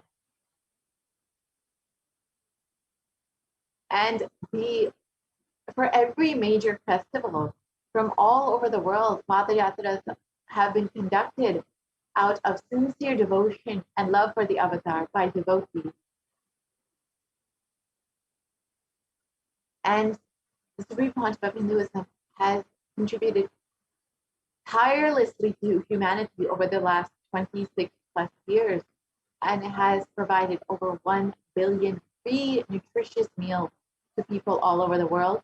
Over 1 billion people have been enriched and enriched by the Supreme Council of Hinduism, and a diverse population has been enriched in 347 cities in 196 countries across 6 continents. And the world's largest Hindu university, the Nithyananda Hindu University, has been established in US, Canada, UK, Slovakia, Switzerland, and France.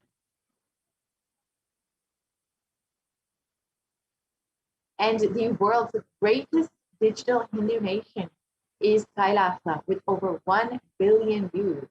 And you can connect with us on various platforms, including Twitter, Facebook, YouTube, Instagram, WhatsApp, and many more. And there are various websites you can visit, including kailasa.org, nithyananda.org, nithyanandahinduuniversity.org, Kailasa TV, Nithyananda TV, and many more.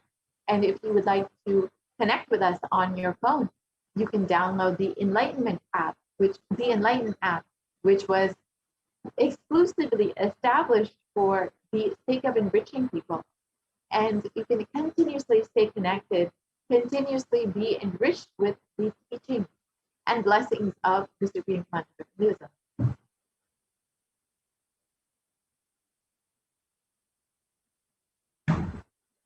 And here you can see the various cities all over the world where e-citizens have established communities successfully and are being enriched by this enlightenment ecosystem worldwide.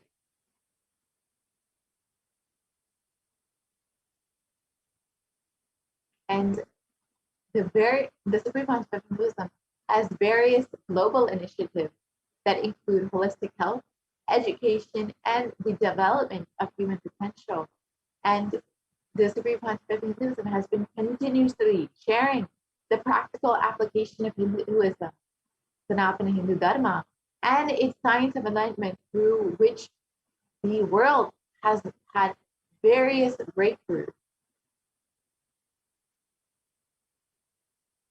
And the Supreme Concept of Hinduism and Kailasa have provided services through foreign aid using the United Nations has over 108 humanitarian charitable initiatives for helping people worldwide. And it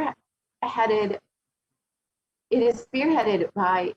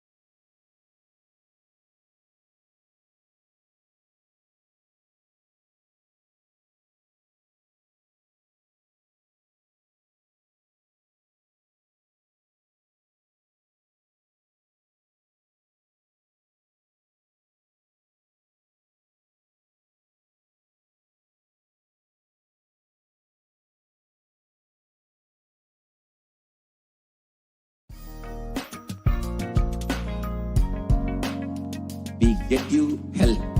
We get you ability to build beautiful relationships in your life. We get you direct spiritual support, and we make sure you become wealthy.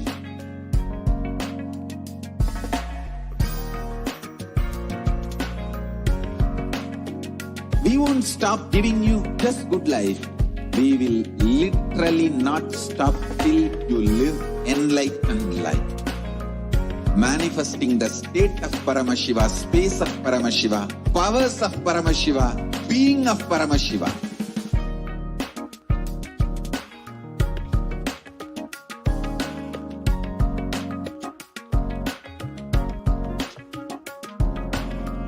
Whole world should become e-Kailashians. I want the whole world to know Hindus have something great to contribute to the world.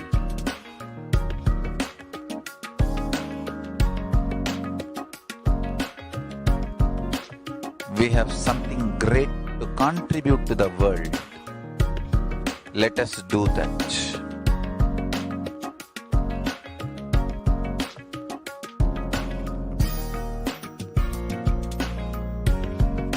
E-Kailasa is proper customized spiritual service helping you to identify your root patterns of suffering. Perfected the science of helping every individual from every cultural, religious, nationality background.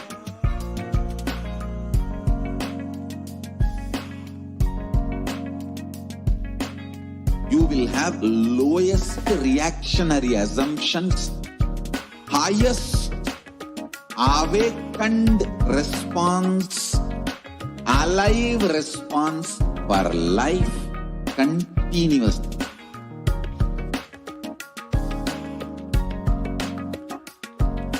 E-Kailasa is enlightenment ecosystem, literally enlightenment itself in your own home, wherever you are.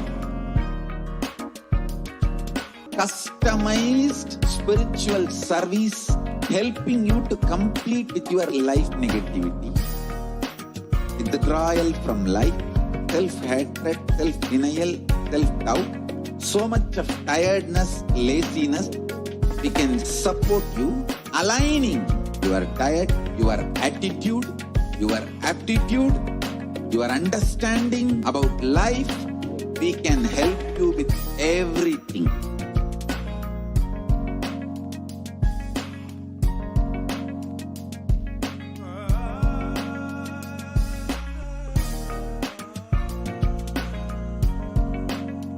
If you are interested in enlightenment, we will immediately bring this to you.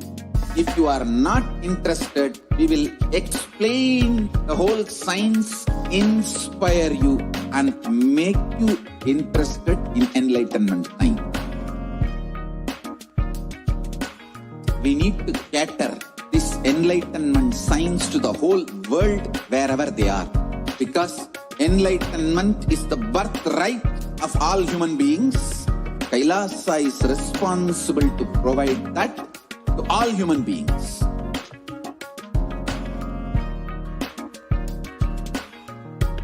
Kailasa is the totality of the knowledge I received from my gurus and practice manifested in my life, perfected by teaching millions of people from all cultures, time zones, backgrounds, genders, nationality, race, from every creed.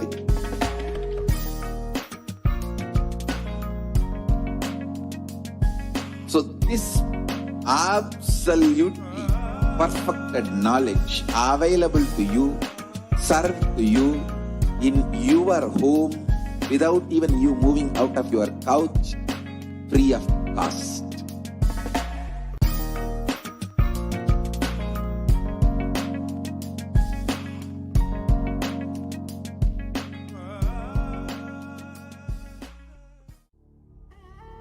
What I mean by the word e-Kailasa, listen intensely.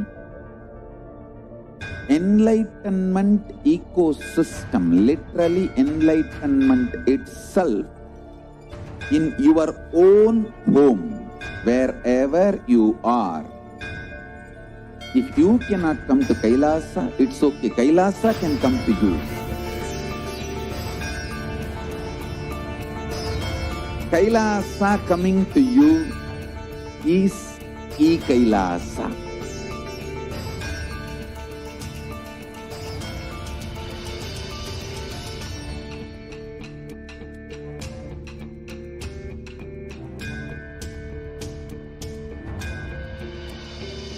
I will revive Hinduism. I am a Hindu revivalist, not by any revolution, but evolution.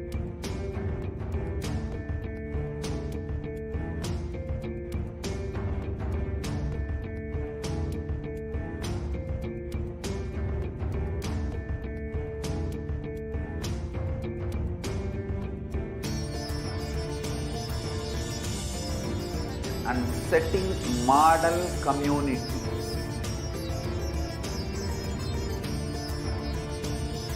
Kailasas, enlightenment ecosystems, Sarvanya Peethas all over the world.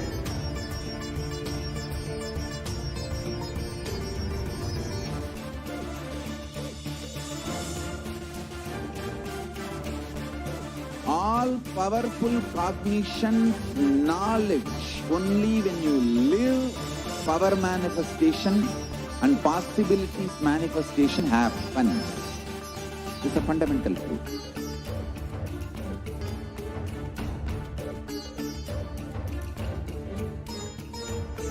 Hinduism cannot live exclusively as one sampradaya. No. All sampradayas of Hinduism is an ecosystem.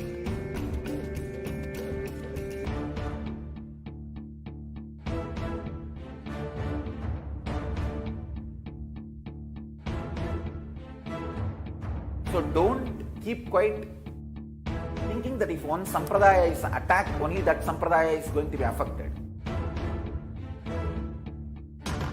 All of us are ecosystem.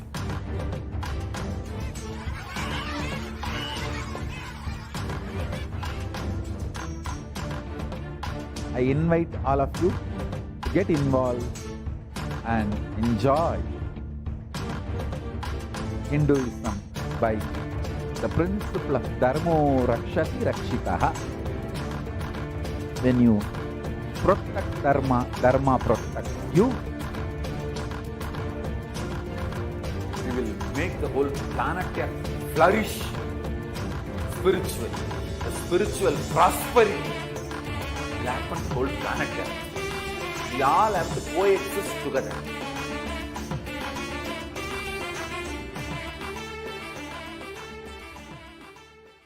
Just be alive for next 3 years. Don't die within next 3 years.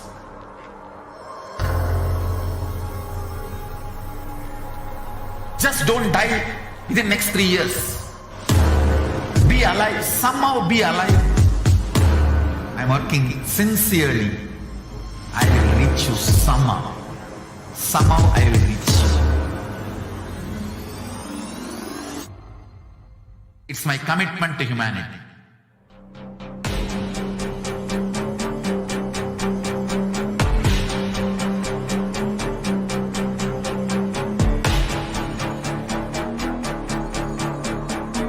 Just don't die within next 3 years. I will reach you wherever you are, whichever corner of the world you may be. I will reach you with enlightenment. You manifesting the space, state, powers, being Paramashivoham.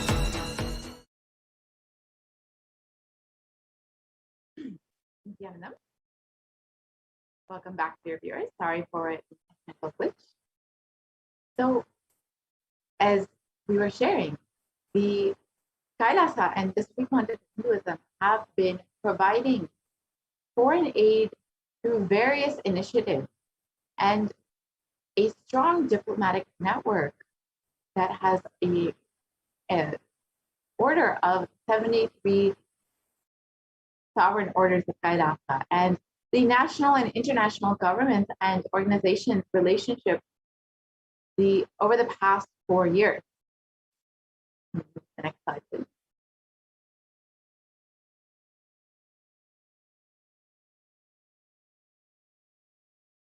And here are the various that Kailasa has been enriching people with all over the world. The global, which includes Global Peace Initiative, Education and Children Initiative, Equality Initiative, and Food and Environmental Initiative.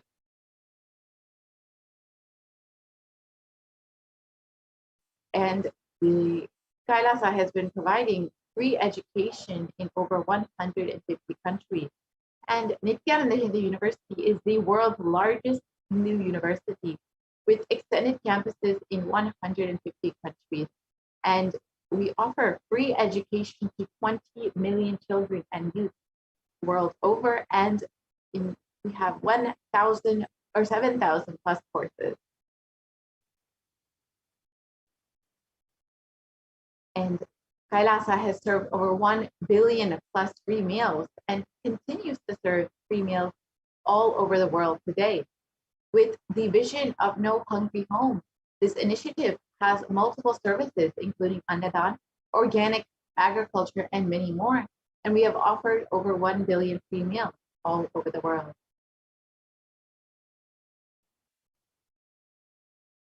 And Kailasa offers free food in 197 countries all over the world.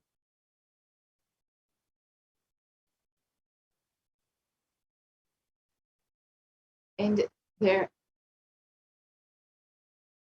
Kailasa has made available free medical services to millions of people all over the world.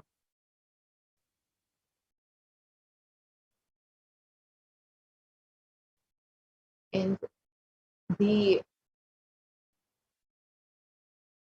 contribution of yoga from the Supreme Pontiff of Hinduism and Kailasa has been immense, with over 1,000 plus scriptural references mapped for yogic techniques such as asanas, dharana, kriya, pranayama, and many more, and 2 Guinness Book of World Records and 6,000 plus hours of courses on yoga and detoxification and health from the Supreme Pontiff of Hinduism.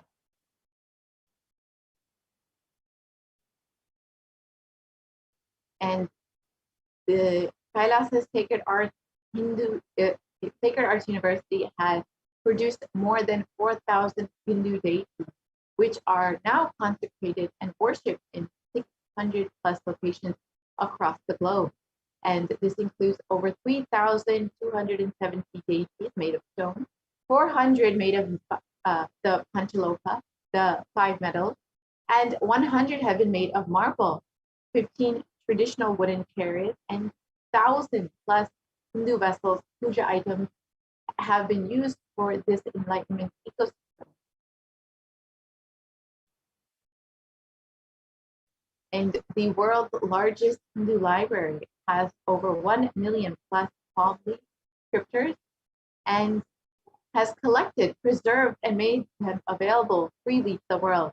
Kailasa's Nithyananda Hindu Library has developed the world's first exclusive Hindu library management system based on the ancient Vedic scripture classification tree, and the world's largest Hindu digital library with over 1 million plus digitized palm leaf scriptures, and the world's largest collection of Kashmiri Shaivism scriptures.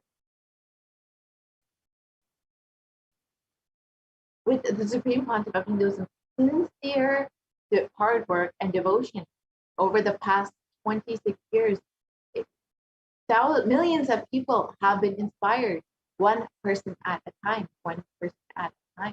and have been prepared to stand together to protect you.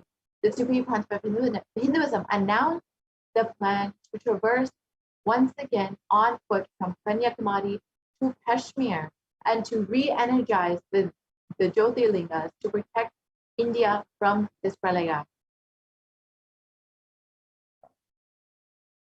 And in 2018, to begin the re-energizing process of the 12 Jyotirlingas, the avatar began visiting temples in earnest to start the intense spiritual process. While the avatar was working hard to protect India from the great destruction, the anti-Hindu militant forces tried their best to halt the avatar's mission since the beginning, since the year 2001 itself. After years of pouring energy into the making of the only ship that could save humanity, the captain himself was driven out of the ship.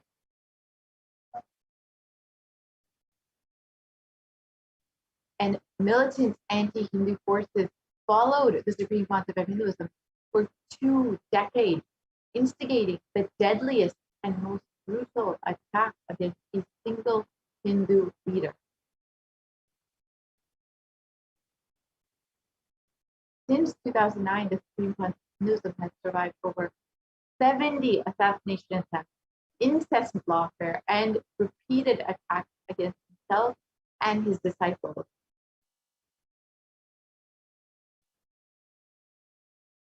With the media entirely owned by the anti-Hindu nexus, there was never a chance for the truth to come out.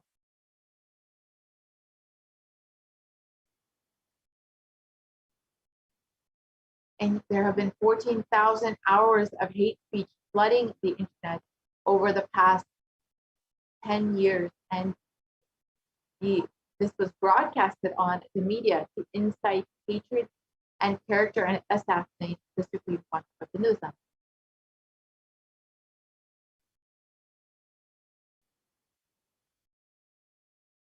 And the fabricated false cases were filed against the Supreme Concept of Hinduism to meekly justify the illegal arrest and to execute the state-sponsored plan to eliminate the Supreme Concept of Hinduism.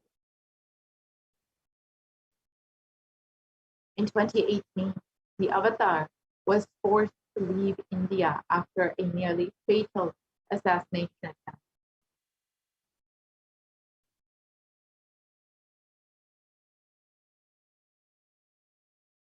And in his absence, India and Indians are suffering the repercussions of their unconscious actions.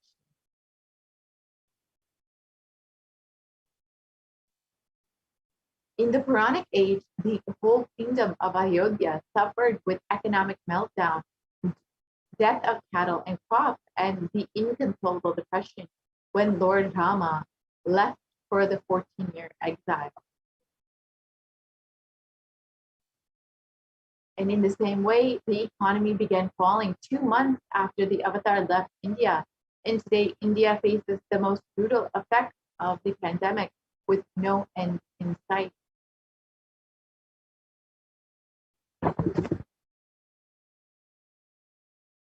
And in spite of being driven out of the country, the Supreme Concept of Hinduism continues to be the last hope for humanity and India.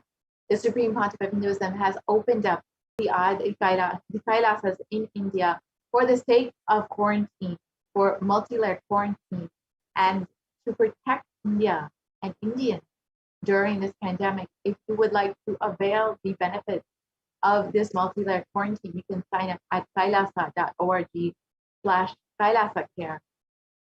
Again, the Supreme Concept of Hinduism has been continuously trying to protect humanity over the past 26 years and still continues despite the incessant attacks against his life. And if you recognize the benefits and the warnings that the Supreme Concept of Hinduism has been giving, you can avail the opportunity to sign up for the multi-layered quarantine in one of the Kailasas India. Again, you can sign up at kailasa.org/kailasacare. With this, we will be concluding this segment. and moving into the next segment after a very short break.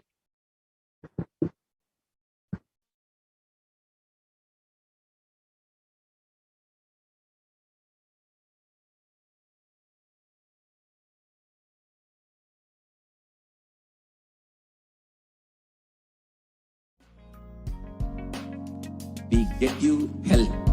We get you ability to build beautiful relationships in your life.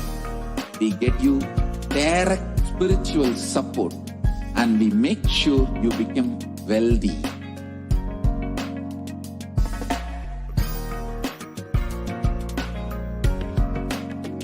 We won't stop giving you just good life. We will literally not stop till you live enlightened life. Manifesting the state of Paramashiva, space of Paramashiva, powers of Paramashiva, being of Paramashiva.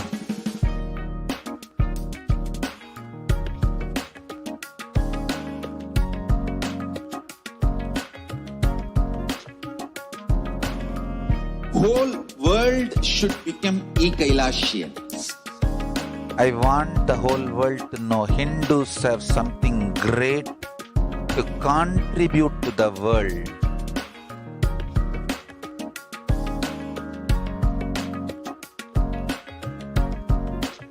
We have something great to contribute to the world. Let us do that.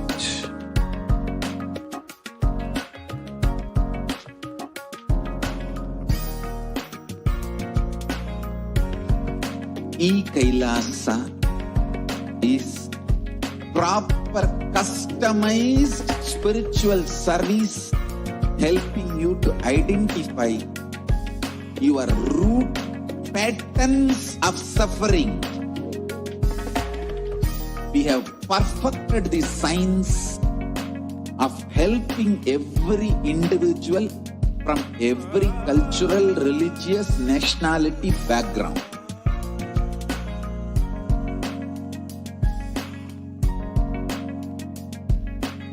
You will have lowest reactionary assumptions, highest awakened response, alive response for life continuously.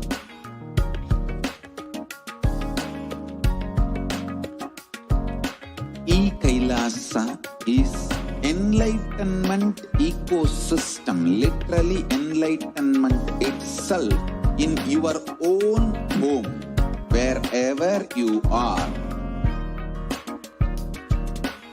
Proper customized spiritual service helping you to complete with your life negativity.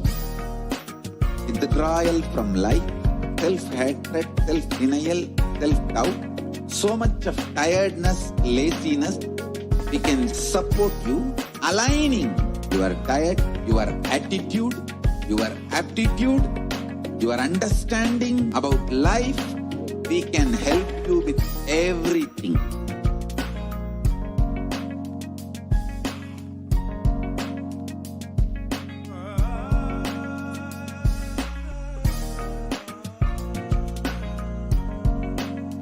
If you are interested in enlightenment, we will immediately bring this to you. If you are not interested, we will explain the whole science and make you interested in enlightenment. We need to cater this enlightenment science to the whole world wherever they are, because enlightenment is the birthright of all human beings. Kailasa is responsible to provide that to all human beings.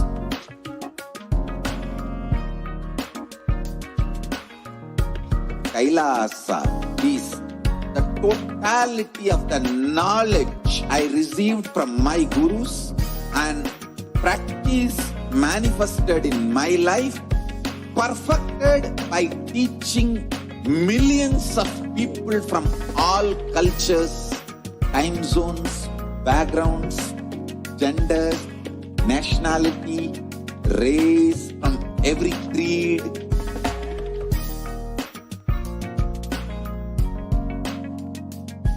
So this absolutely perfected knowledge available to you, served to you in your home without even you moving out of your couch, free of cost.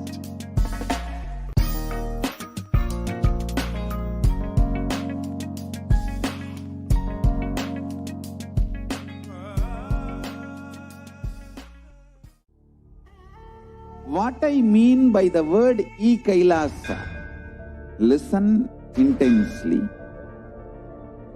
Enlightenment ecosystem, literally enlightenment itself, in your own home, wherever you are.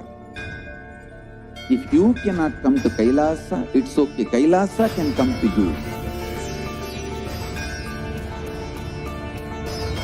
Kailasa coming to you is e-Kailasa.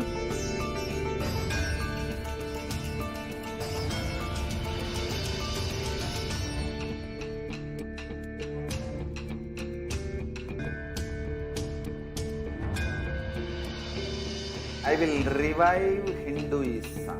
I am a Hindu revivalist, not by any revolution, but by evolution.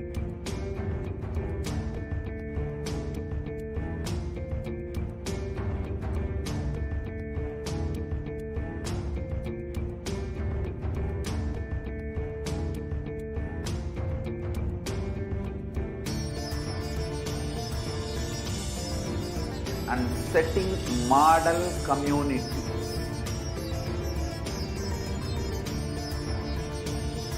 Kailasas, enlightenment ecosystems, Sarvanya Pitas all over the world.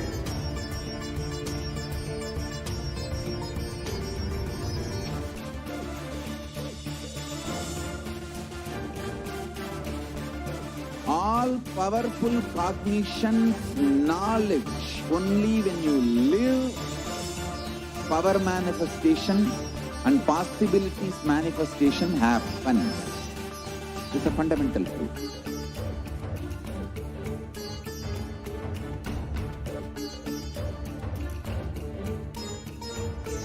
Hinduism cannot live exclusively as one sampradaya. No. All sampradayas of Hinduism is an ecosystem.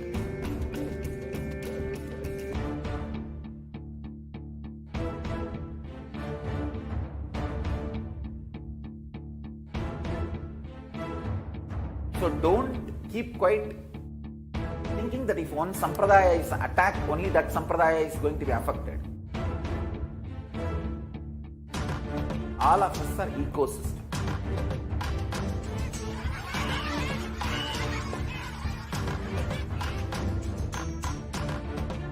I invite all of you to get involved and enjoy Hinduism by the principle of Dharmo Rakshati Rakshitaha. When you protect Dharma, Dharma protects you. We will make the whole planet flourish spiritually. The spiritual prosperity will happen to the whole planet. We all have to coexist together.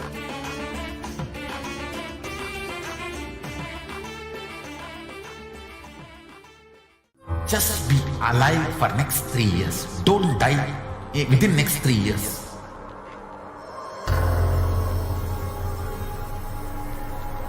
Just don't die within next 3 years.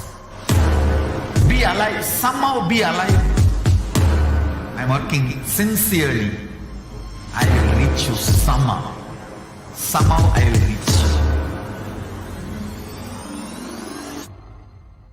It's my commitment to humanity.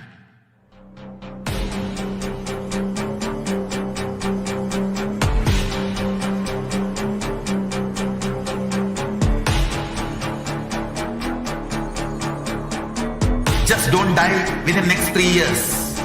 I will reach you wherever you are, whichever corner of the world you may be. I will reach you with enlightenment. you manifesting the space, state, powers, being Paramashivoham. It is possible, and it is possible for you.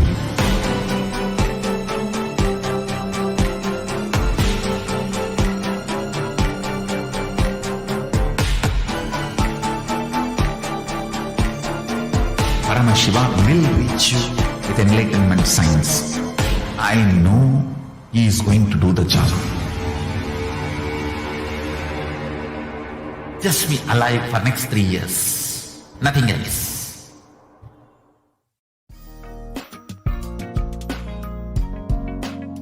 We get you health. We get you ability to build beautiful relationships in your life. We get you direct spiritual support, and we make sure you become wealthy.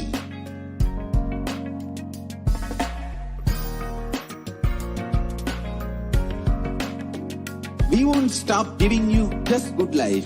We will literally not stop till you live enlightened life. Manifesting the state of Paramashiva, space of Paramashiva, powers of Paramashiva, being of Paramashiva.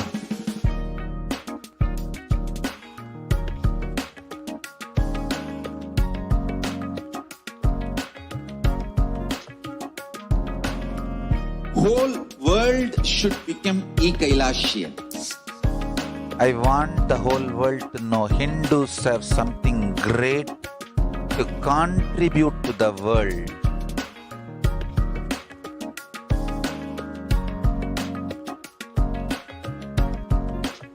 We have something great to contribute to the world.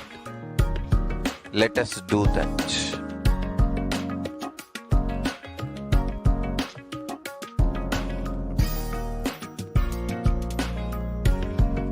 E-Kailasa is proper customized spiritual service helping you to identify your root patterns of suffering.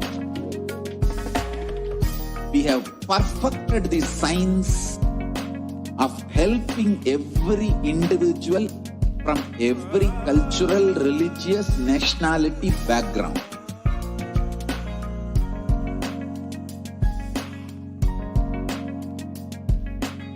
You will have lowest reactionary assumptions, highest awakened response, alive response for life continuously.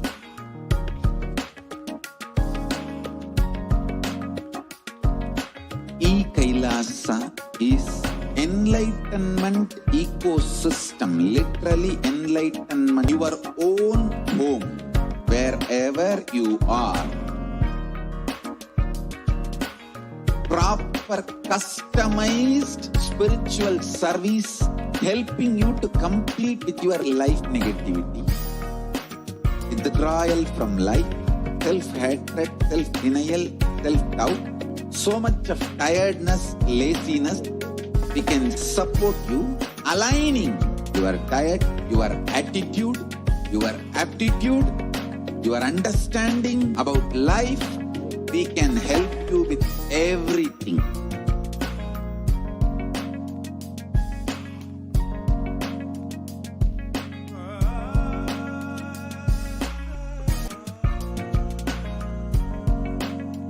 If you are interested in enlightenment, we will immediately bring this to you. If you are not interested, we will explain the whole science, inspire you, and make you interested in enlightenment time. We need to cater this enlightenment science to the whole world wherever they are, because enlightenment is the birthright of all human beings. Kailasa is responsible to provide that to all human beings.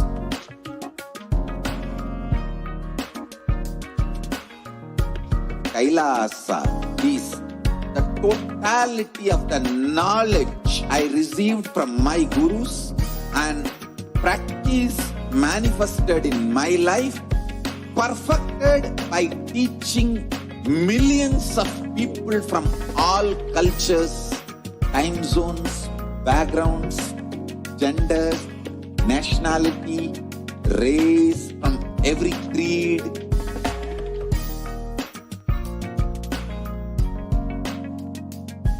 So this absolutely perfected knowledge available to you, served to you in your home without even you moving out of your couch, free of cost.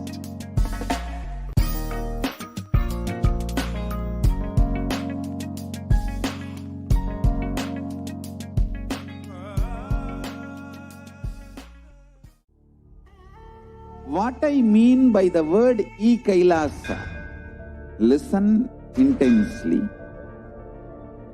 Enlightenment ecosystem, literally enlightenment itself, in your own home, wherever you are.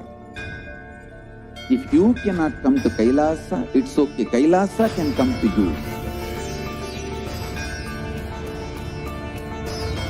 Kailasa coming to you is e-Kailasa.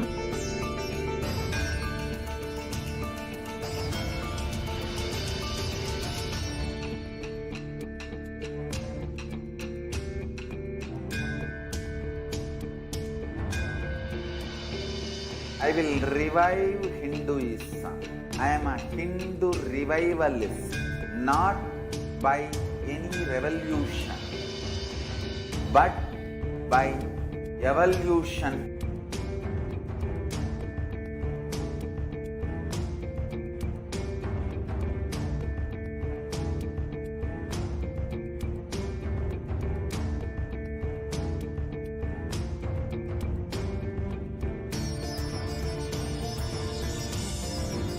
And setting model communities.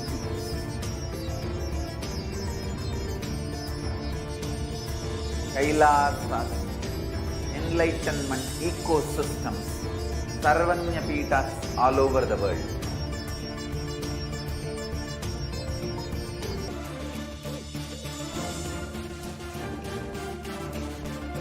All powerful cognition, knowledge, only when you live, power manifestation and possibilities manifestation happens. It's a fundamental truth.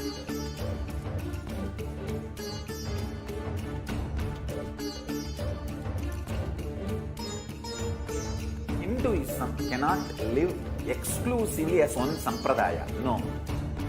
All sampradayas of Hinduism is an ecosystem.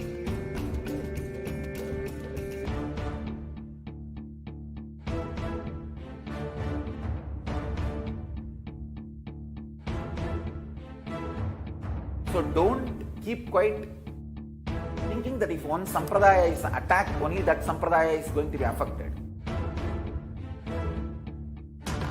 All of us are ecosystem.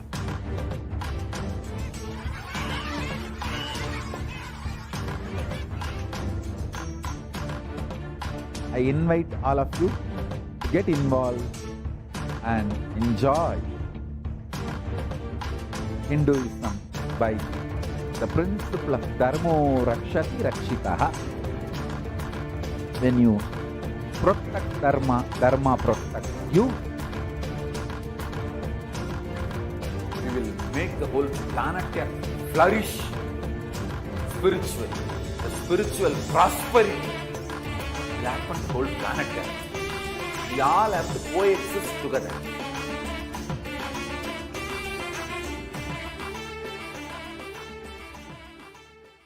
Just be alive for next 3 years. Don't die within next 3 years.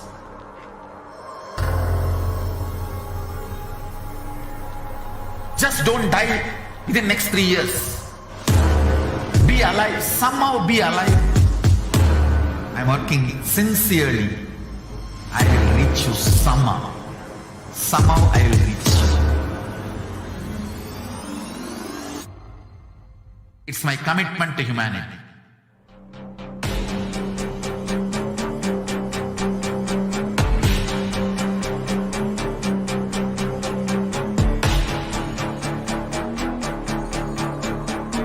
Just don't die within the next 3 years.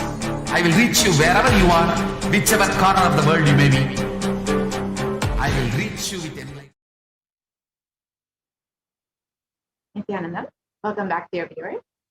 So now we will be entering into the next segment where we will understand some of the offerings to Devi Parashakti. Over the last several months, Devi has been continuously blessing us, continuously gracing us, continuously answering all of our questions, our prayers, giving boons, and literally holding our hands through this pandemic, through this pralaya. And these offerings are a giving of a divine gift of pure love, devotion, and oneness. And it consists of two parts, the giving and the accepting. Only when the divine accepts what one offers, the offering becomes complete. Offering is not made out of fear nor out of greed, but when an avatar lands, the offerings are purely a part of the grand Leela laid out for only the purpose of enlightenment.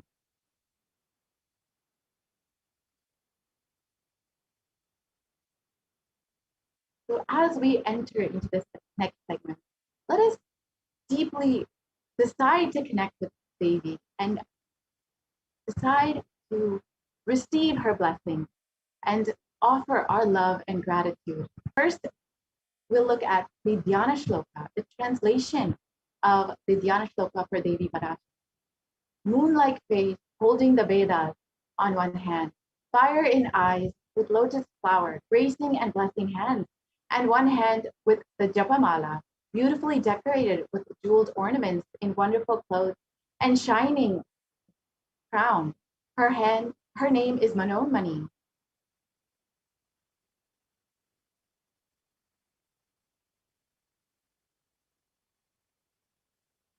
And the Dhyana Shloka continues on.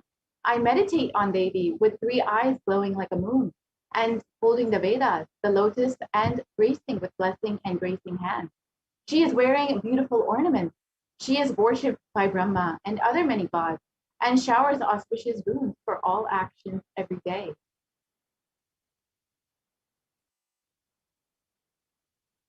So the first offering, we'll first understand the significance of the divine element of gold. The gold is a divine element. It purifies anything it touches. It is an element of spiritual significance and great spiritual power of healing and enlightenment. The vibration of gold has the power to infuse sattva energy and positive thought currents in anyone who fears and anyone who sees or operates in its vicinity.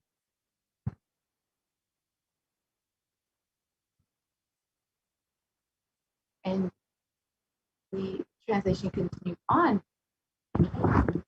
Gold is present in all of our scriptures, the Agamas, the Vedas, the Shrutis, the Smritis, the Itihasas, and Puranas. In all the Hindu scriptures, it is abundantly displayed that gold is the most auspicious and purest metal, which purifies our being. In the Hindu civilization, everything was built on gold. Ritual feasts were offered in gold bricks. When one was to be saved from life-threatening illnesses, gold was offered as a ritual fee. Gold was in abundance and used for weighing equivalent amounts of commodities, including cows. Kingdoms were built with huge doors of gold. The streets would have huge columns and huge archways of gold. Horses and cows were dressed in gold.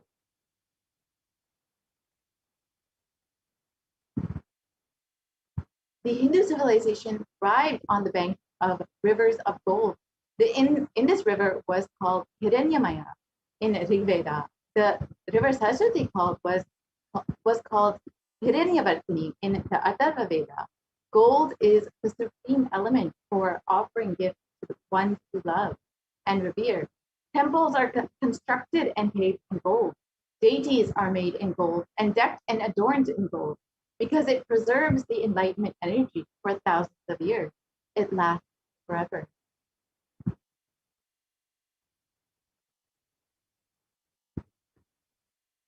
Let us look at the offering that we can make to Devi Parashakti.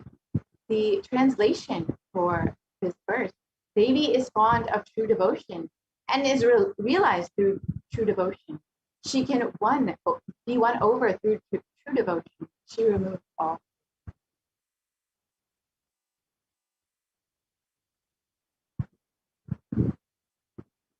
And if there is any fear in the mind of the devotee, the Devi is sure to remove that fear. It is stated that Devi likes to be worshipped in autumn.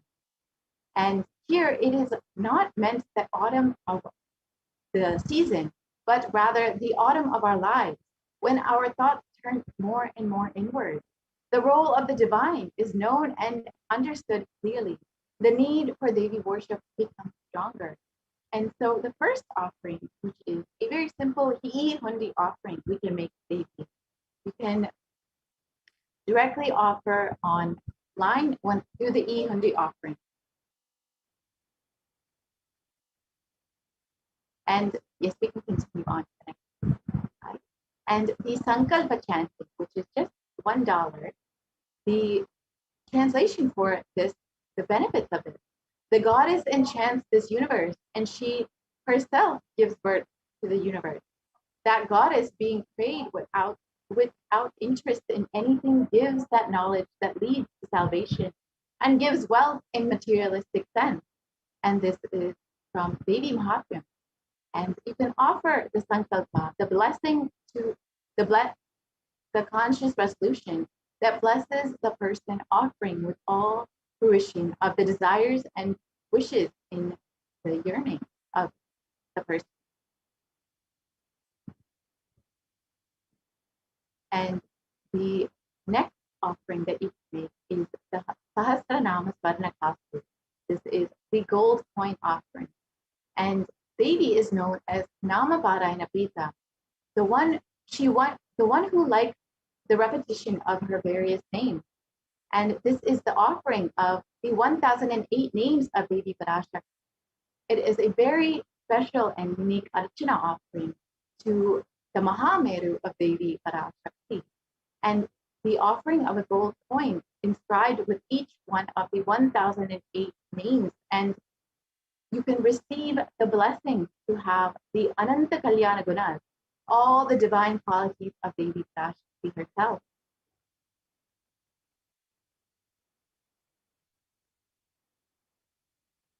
And the next offering is the Mukta Angut, the finger ring with a pearl. And the translation for the verse about Mukta Anguti: I bow to the goddess Meenakshi, whose crown has garlands of pearls, and them like a full moon, who wears anklets that are studded with gemstones, and has small bells, who is shining like the splendor of lotus, who grants all the wishes, the daughter of the mountain, who is worshipped by goddesses Vani and Brahma. I remain ever bowing to the goddess Meenakshi, the ocean of compassion. And the Mukta Anguti is the offering of the pearl finger ring, and you can receive the blessing to be showered by Devi's compassion and pure love in all of your endeavors, your business endeavors.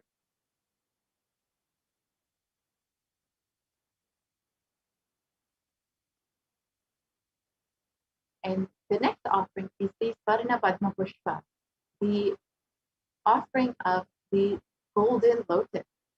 And the translation of this verse is from the Kamikagama: all the kalashas should be wound around with suitable thread and covered with new cloth. They should be adorned with lotus flower made of gold.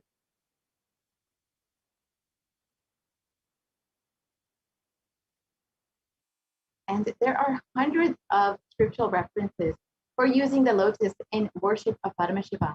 Almost everything in worship of the ultimate involves the consecration of deities of worship, or meditating on, or the mudras and asanas used during worship involve the lotus flower, the lotus leaf, the lotus pericarp, and the lotus petal. The lotus is a divine flower. Shakti of Paramashiva is also called a lotus. The base of the Paramashiva linga is called a lotus. And the disciple of Paramashiva is also considered as a lotus, ready to bloom. And you can offer the lotus to in any size that you wish, and be blessed to have the state, the space, the powers and being of Devi in your inner space amid any and every adverse situation in your life.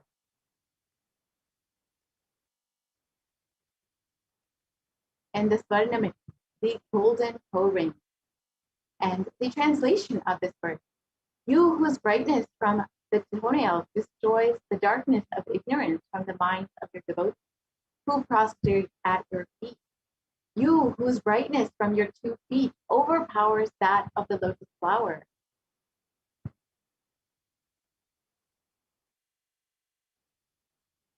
To offer the Devi adorning her sacred feet is to be blessed with the constant gratitude for receiving her blessings, and even in the most difficult aspect of your life.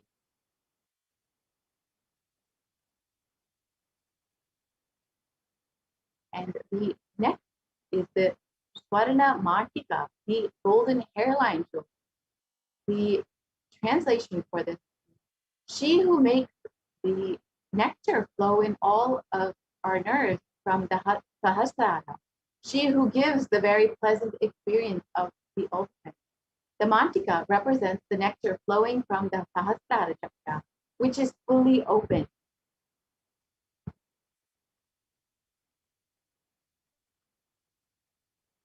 And you can offer the Mantika to Devi and receive the blessings of achieving the blissful state of overflowing gratitude and the space of complete completion.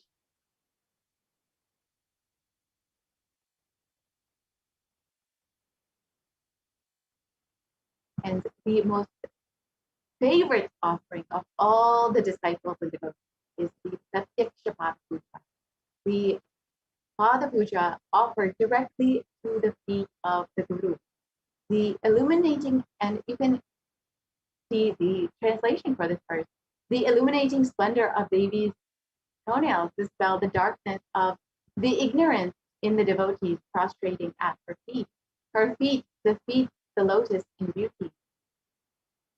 In the Saundarya Lahari, it states that the nails have been sharpened by constantly being touched by the crowns of the celestial beings who always prostrate before Devi. The Tamoguna is darkness. In this stotram, tamas is indicative of ignorance in the minds of the devotees, and by constantly prostrating before Devi, their ignorance is removed and they attain knowledge. Offering the Pratiksha Pada Puja to Devi Parashakti through the Nijavatara of the Supreme Pontiff of Hinduism blesses the Yajamana with all the auspicious blessings and the grace of the Guru himself.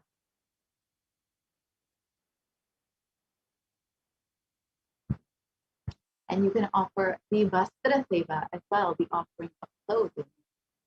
And the Vastra Seva blesses the Yajamana with all the auspicious blessings that you can receive from the Supreme Pontiff himself.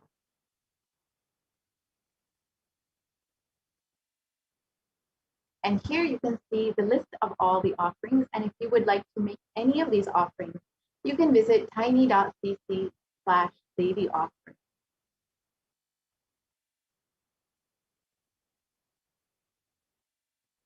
And it is a very simple process. You can register for your offering and you can fill out the registration form if you are interested, but you still need help manifesting and you would like more details. You can go ahead and fill out the registration form listed here. And if you are ready to offer directly, you can go online and go to tiny.cc/Devi offering, and you can make directly the online payment. And after you make the payment, you can visit the tiny.cc/Sankalpa 2020 to submit your details for the puja, for your names to be chanted during the offering.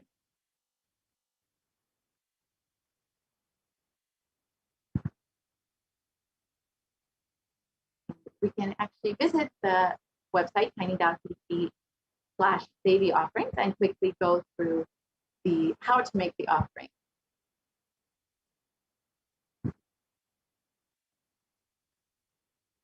As we wait, if you are interested in asking any of your questions, want to receive the blessings of Devi, you can ask any question on the YouTube channel or on Twitter, Facebook, Instagram, or any of the social media platforms, including WhatsApp, when Devi herself is coming live every day. You can receive the blessings of Devi and you can directly have your questions answered during the live Devi Darshan.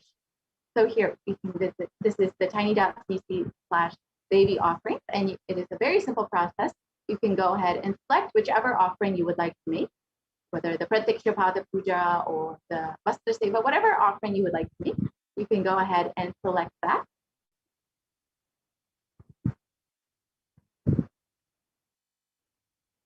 And then you can select how many offerings you would like to make, whether you want to make one for yourself and one for your family members, however you want to make, you can select that.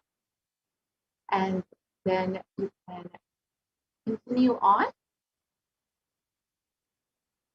to the end and go to the offering additional information if you would like to learn more.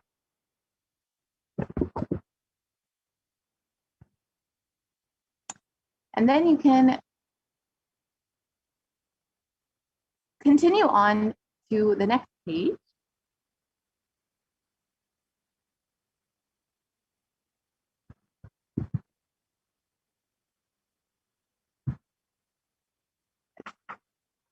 So the sevas there are all listed there, and you can continue on to the next page to offer your seva.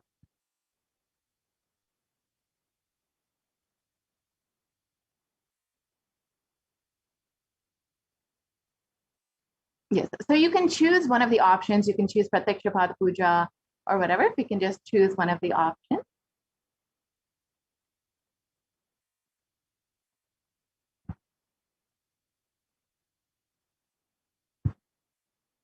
Yes, and then you can add that to your cart. You can add how many ever you would like, whether you want to offer one for your children, your best friend, whatever it may be. You can choose how many you choose.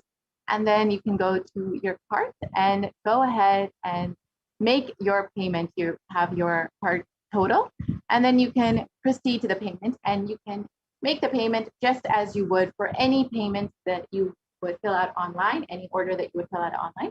The same way, you can enter your credit card details and simply make the payment. So, yeah.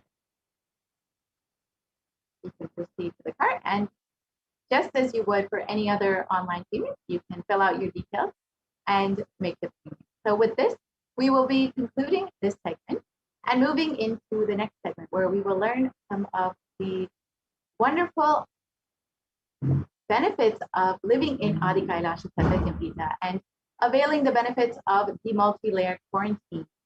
And Ma Taimai Swami will run us through all of the activities and the entire ecosystem that the Adi Kailasha Satyajnapita has available for anyone who is interested in joining the Adi Kailasha Satyajnapita for the multi-layered quarantine. We will be into that segment very shortly. Thank you, Ma. Welcome back for this segment. So in this segment, we are going to learn about the Kailasa's de facto spiritual embassies, which are now COVID care protection centers, how these are functioning, and how these are the temple-based ecosystems, and what is the science behind these temples, and how these are recognized. So we'll see all the details in the segment with the blessings of the Supreme Pontiff of Hinduism, Jagadguru Mahasannidhanam, His Divine Holiness Bhagavan Nithyananda Paramashivan's blessings. Let's start with his Sadguru Vandanam. Nithyanandam Kevalam Jnanamurtim Dvandvatitam Gagana Sadrisham Tattvamasya Ekam Nityam Vimalamachalam Sarvadi Sakshibhutam Bhavatitam Trigunarahitam Sadgurum Tam Namami. So what are these enlightenment ecosystems? Let's learn. What is the need for this? So we have seen that due to the COVID-19 pandemic, across the world, especially the young adults, are reporting symptoms of anxiety and depression and or depressive disorders during this COVID-19. If you see the statistics, the young generation, especially from 18 to 24, affected most than the older ages up 65 plus. The average share of adults are reporting symptoms of anxiety disorder and or depressive disorder, and 2019 over a period of 6 months it was 11%, and now in just 1 month in 2021 alone it raised to about 41.1%. And some more statistics about these the employees, how they are feeling. 34% say they are tired, and 34% say they are stressed, 27% they are burnt out, and 22% say they are discouraged, and 19% say they are distracted, and 17% say they are depressed. So nearly 8 in 10%, that is about 80%, say the coronavirus pandemic is a significant source of stress in their lives. Nearly 7 in 10, that is about 67%, say they have experienced the increased stress over the course of the pandemic.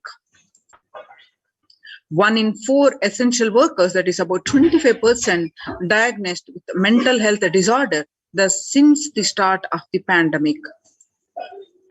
And about the healthcare workers, more than 60,000 US healthcare workers have contracted COVID-19, and about 300 people have died. And in China's COVID-19 outbreak, 50% showed signs of depression, and 45%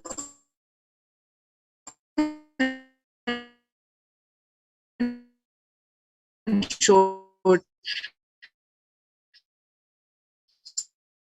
signs of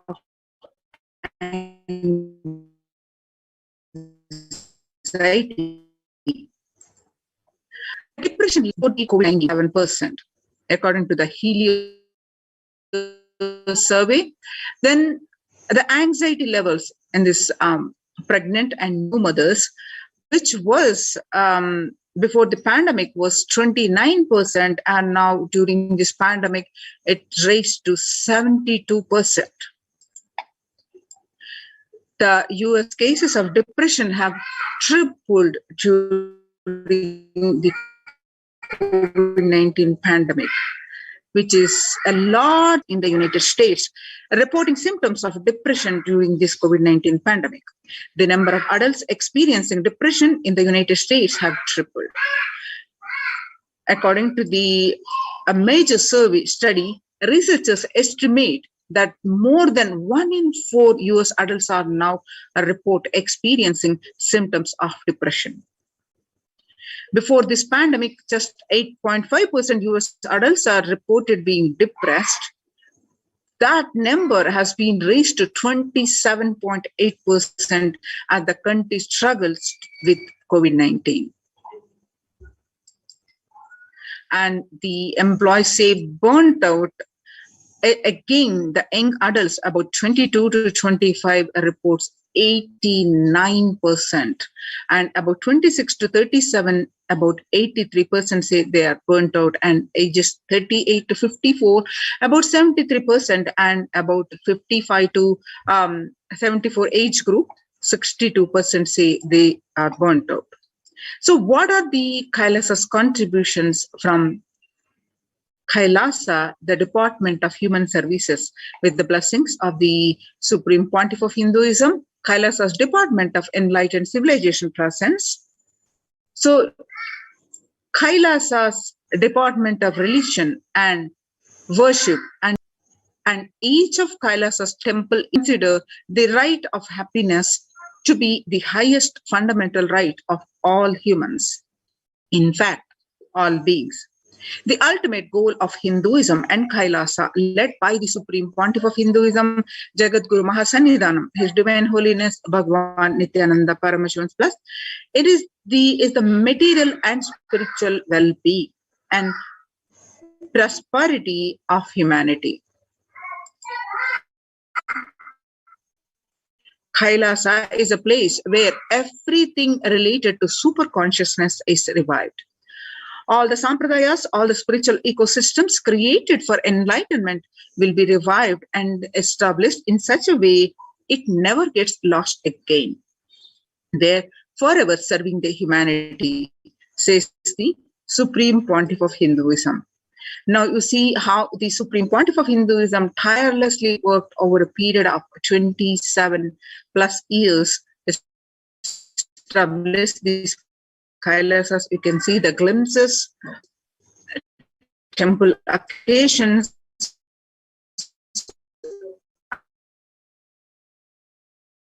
the Karaseva, island across the globe. The thousands of temple ecosystems have been established by the Supreme Pontiff of Hinduism.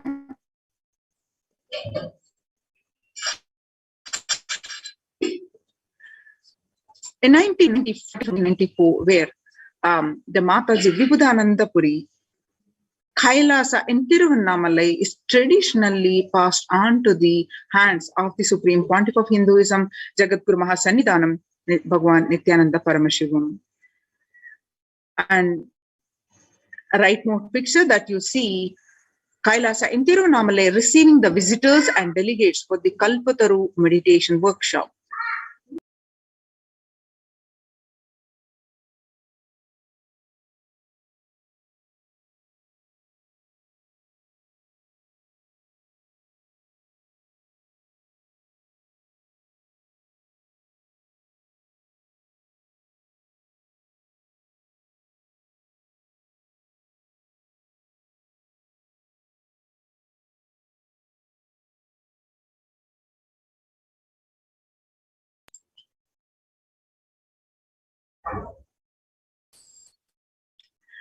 You can see some more glimpses of the Supreme Pontiff of Hinduism tireless work establishing these ecosystems, not only in India, but across the world, the Western Hemisphere. In these pictures that you are seeing are from Kailasa's temple ecosystem from Los Angeles. The headquarters, the temple ecosystem, which has got 25,000 square feet temple complex, housing over 80 plus deities, and it is one of the largest Hindu ecosystems of the West. And you can see Kailasa in Columbus and the Kailasa in Washington, Seattle, San Jose, and St. Louis, Phoenix, Kailasa in Houston, and then Canada, Kailasa in Toronto, Canada. And see, now what Supreme Pontiff of Hinduism has tirelessly worked in all these ecosystems, and how these ecosystems are helping one and all. Now let's understand the temple sciences. Basically, what are these temple sciences and why the Supreme Pontiff of Hinduism gave most importance to the temple ecosystems. So let's understand this about the basics of the temples.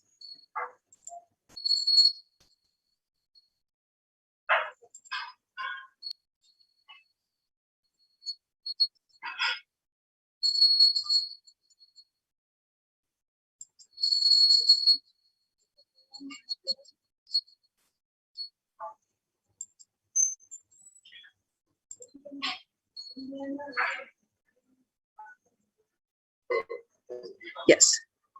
So, temple ecosystem of Kailasa. Reviving the enlightened civilization is the vision of Kailasa, the purpose of my advent, Paramashiva assuming this body and manifesting, says the Supreme Pontiff of Hinduism.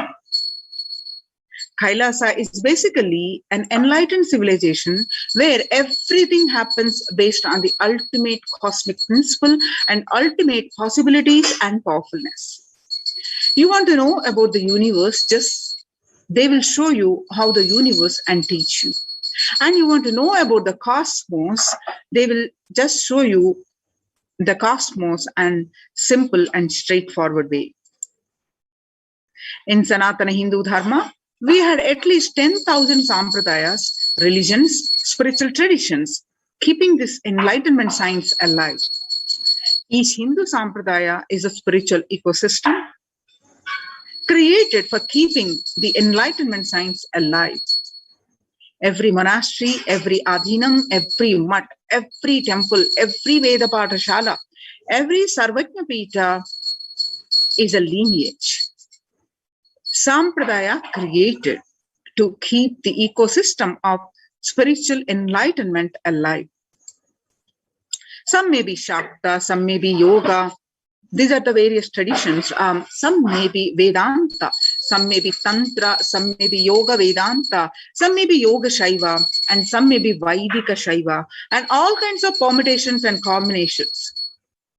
Each temple and each mutt, each monastery, each adhinam, each Veda Pathashala, each sampradaya is a spiritual ecosystem created to keep the enlightenment science alive of that sampradaya.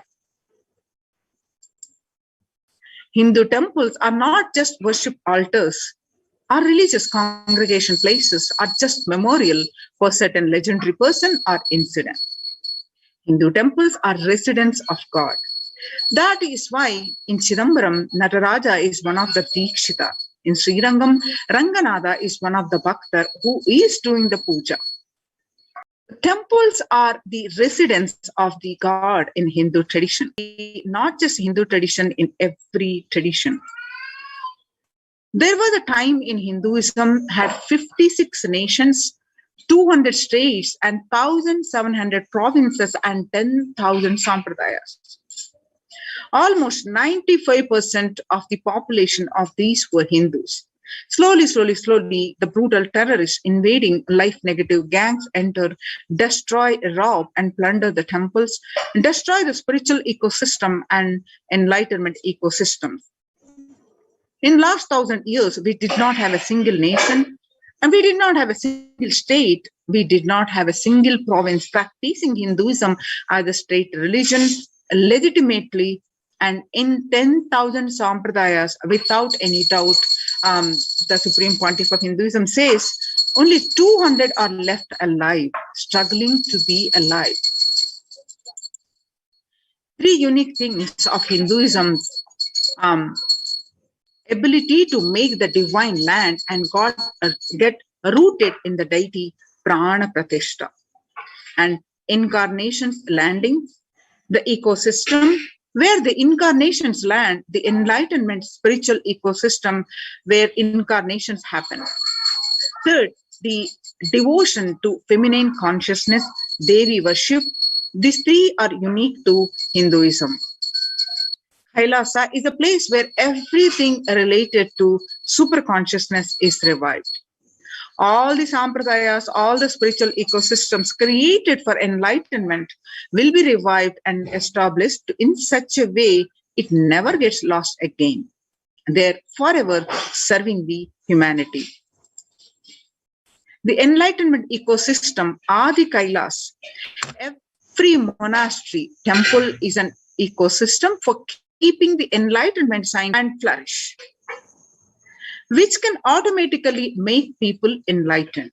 It is like enlightenment automatic machinery. Anybody comes in, they just get introduced, inspired, excited, energized, and made to power manifested and enlightened and start radiating, and they start spreading. Enlightenment becomes the source for energy and excitement. A person who can make enlightenment as a source for energy and excitement for anyone is an incarnation. Fortunately, we are successful in making enlightenment as the source for energy and excitement to millions of people all over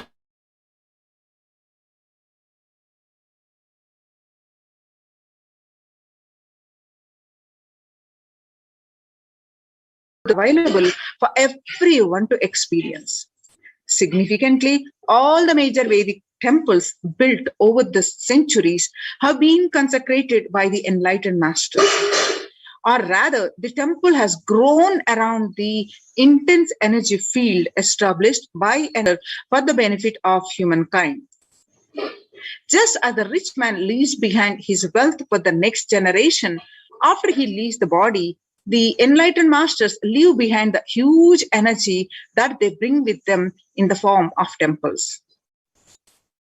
For instance, the 4 main Shankara Pitams were established by the 8th century master Adi Shankara, the Chidambaram temple by Patanjali, the Palani temple by the Siddha Bhogar, the Arunachaleshwara temple by the Saint Idakkada, Tirupati by Konganavar, and Tanjore by Kuruvarar.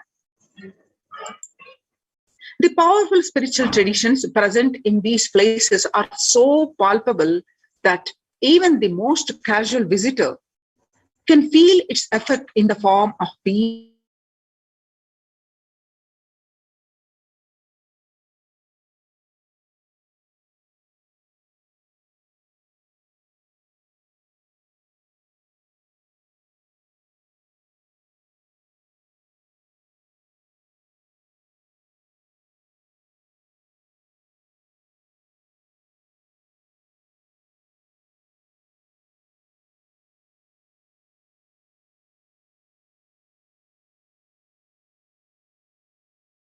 sorry for the technical glitch.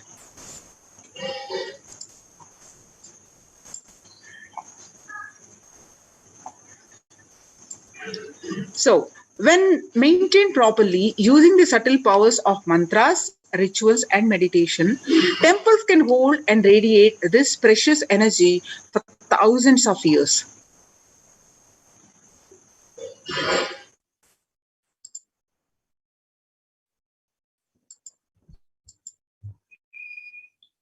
The temple structures. In Hinduism, temples are designed as energy centers, energized by the great enlightened masters to radiate the enlightened masters' presence even when they leave their body. Temples are found deliberately at a place where the positive energy is available abundantly from the magnetic and electric wave conveyances of north and south push. The idol of God is set in the core center of the temple, known as Garbhagriha, that is Sanctum Sanctorium. This is the area where the Earth's magnetic field is discovered to be the most extreme. Therefore, it is the energy source. The Dvajastambha, that is the flagpole, behaves as a transformer. The huge domes are for amplifying the energy. Temples are systematically built for the transmission of energy on a large scale. Temples and the enlightened beings.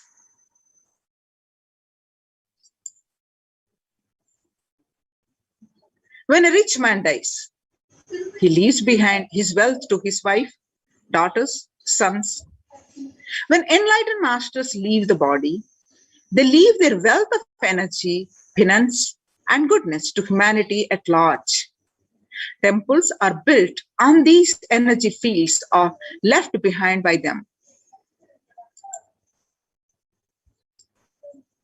Either the masters themselves build these temples when they are alive, or the people build them after the masters leave the body.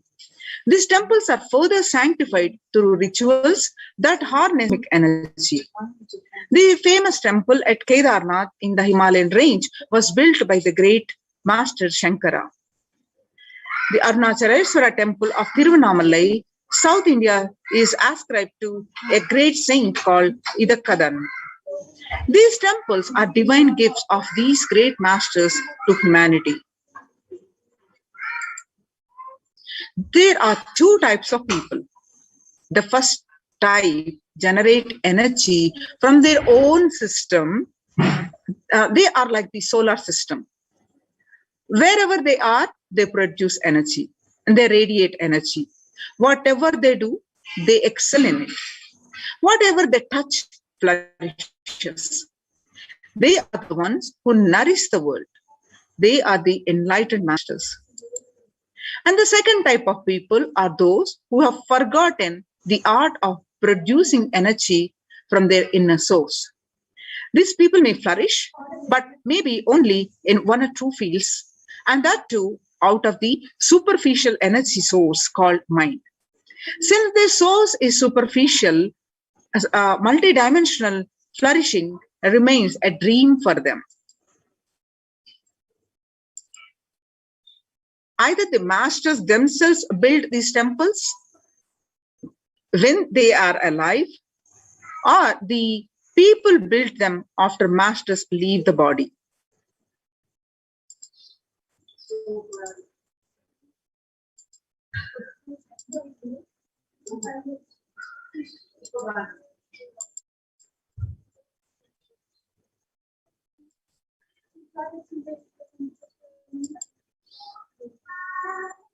In Hinduism, temples are designed as energy centers, energized by the great enlightened masters, and radiate the enlightened masters' presence even when they leave the body.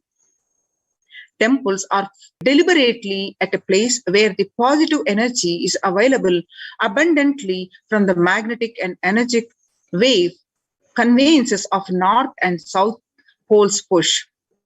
The idol of God is set to the core center of the temple known as Garbhagruha, Sanctum Sanctorium.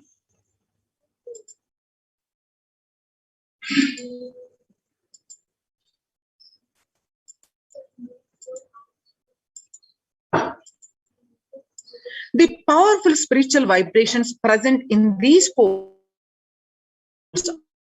are so palpable that even the most casual visitor can feel its effect in the form of peace, bliss, or clarity. When maintained properly, using the subtle powers of mantras, rituals, and meditation, temples can hold and radiate this precious energy for thousands of years.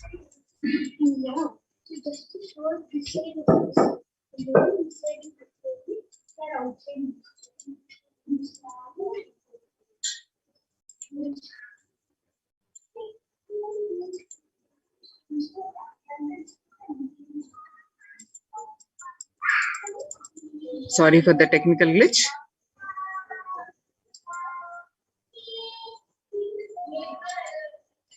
Installing the deities. As per Vedic sciences, there are two ways to install the energy in a deity. One is Agama Pratishtha and the other is Prana Pratishtha. In Agama Pratishtha, energy installation is done by the second category of people. It is done essentially through chanting of mantras, and this method will install only a few volts of energy. The energy intensity will be decided by nature of the mantras, the accuracy with which it is chanted, psychological state of the person chanting them. In Prana Pratishtha, the energy installation is done by the first category of people, that is the enlightened avatars. It happens through a direct connection with the divine cosmic energy that nourishes the whole universe. The first category of people, that is the enlightened masters, are pure channels for the divine cosmic energy to flow through. They can choose what manifestation of the energy they wish to install for the goodwill of the society. Masters have worked on the science of the inner world and have installed various aspects of the divine energy in these temple deities. Every historic temple has its own significance. Each deity has its own boon to offer depending on the type of the energy installed in it. That is why in order to conceive children, you go to a particular temple. In order to wed a suited spouse, you go to a different temple. To defy planetary influences, you go to a different temple. And for financial problems, you go to a different temple. These benefits are nothing but the special energy packs. Temples are structures that replace an enlightened master's presence. Masters, by their sheer presence, heal people. They heal not just the physical level, but the being level. They keep the inspiration for spirituality alive.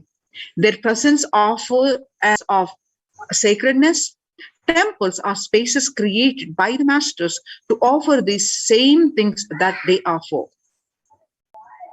While consecrating the Nithyanandeshwara Paramashiva temple sanctum at the Bangalore Adinam, the Supreme Pontiff of Hinduism said, "An enlightened master is the cosmos in human form, the ultimate human form fit to perform a sanctum consecration." For an enlightened master, the energies of expression through any means never gets exhausted. For example, for an ordinary human being, the grief emotion or the joy emotion exhausts when expressed through tears. The pitta, the fire element of the body, exhausts through anger. The lust energy exhausts through sexual act. The power of speech exhausts in his very saliva the moment it is uttered. All these energies of expression becomes exhausted as he uses them.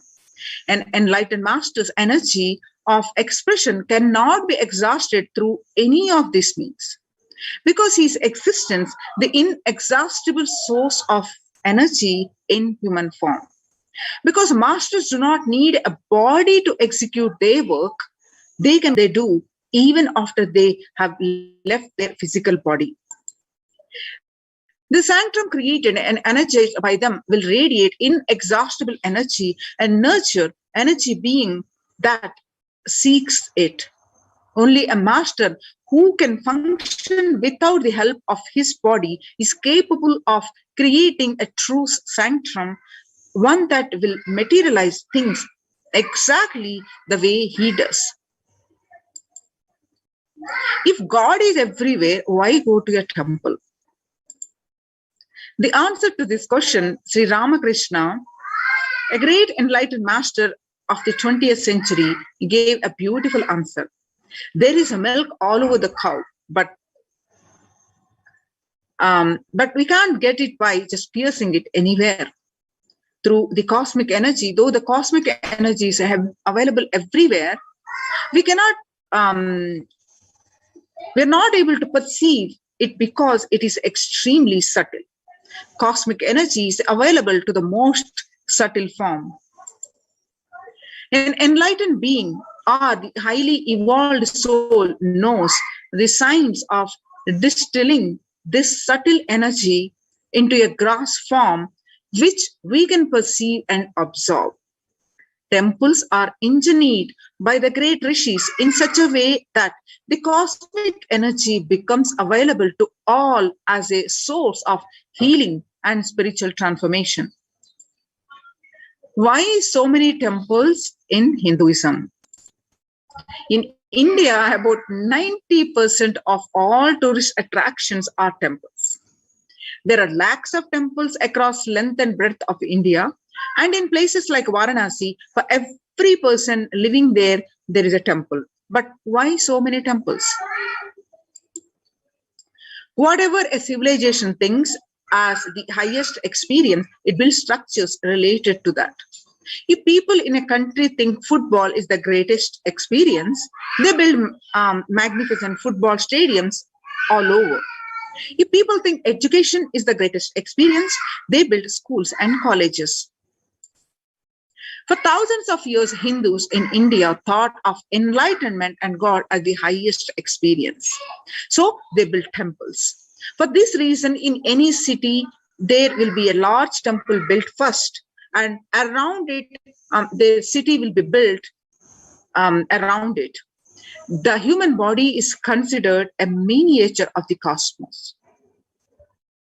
And a temple is an expansion of the human frame. Now let us understand the science of temples. For thousands of years, Hindus in India thought of enlightenment and God as the highest experience, so they built temples.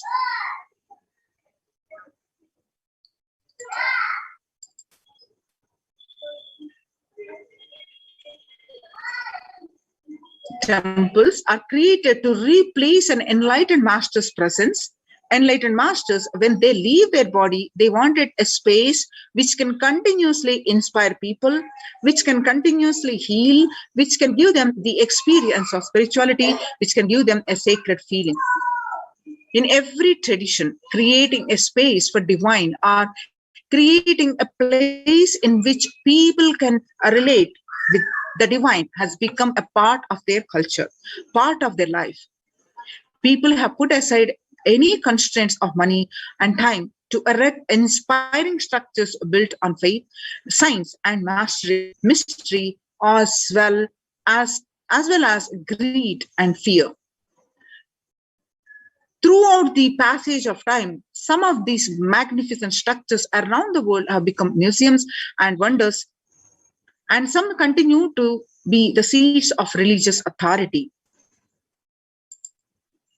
Many continue to attract the faithful, offering solace, energy, social interaction, and a framework for life itself. But for temples built on thousands of years of research and development has been lost. The understanding has been lost. Though the physical structures are still standing, for some, they believe the experience is no longer there. By understanding the science of Indian temples, humans can experience the intelligence, power, and miracles that these structures were made from and for. What does energy have to do with the temples? Many continue to attract the faithful, offering solace, energy, interaction, and the framework for life itself. But for many, the science of temples built on thousands of years of research and development has been lost. The last statement of science, that whatever exists is energy. The first statement of Upanishad.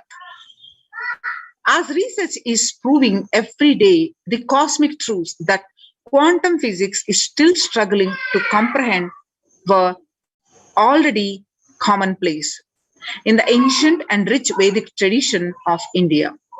When Einstein declared that E is equal to mc square, that whatever exists is energy, he confirmed what the Upanishad or the sacred Indian scriptures said thousands of years before.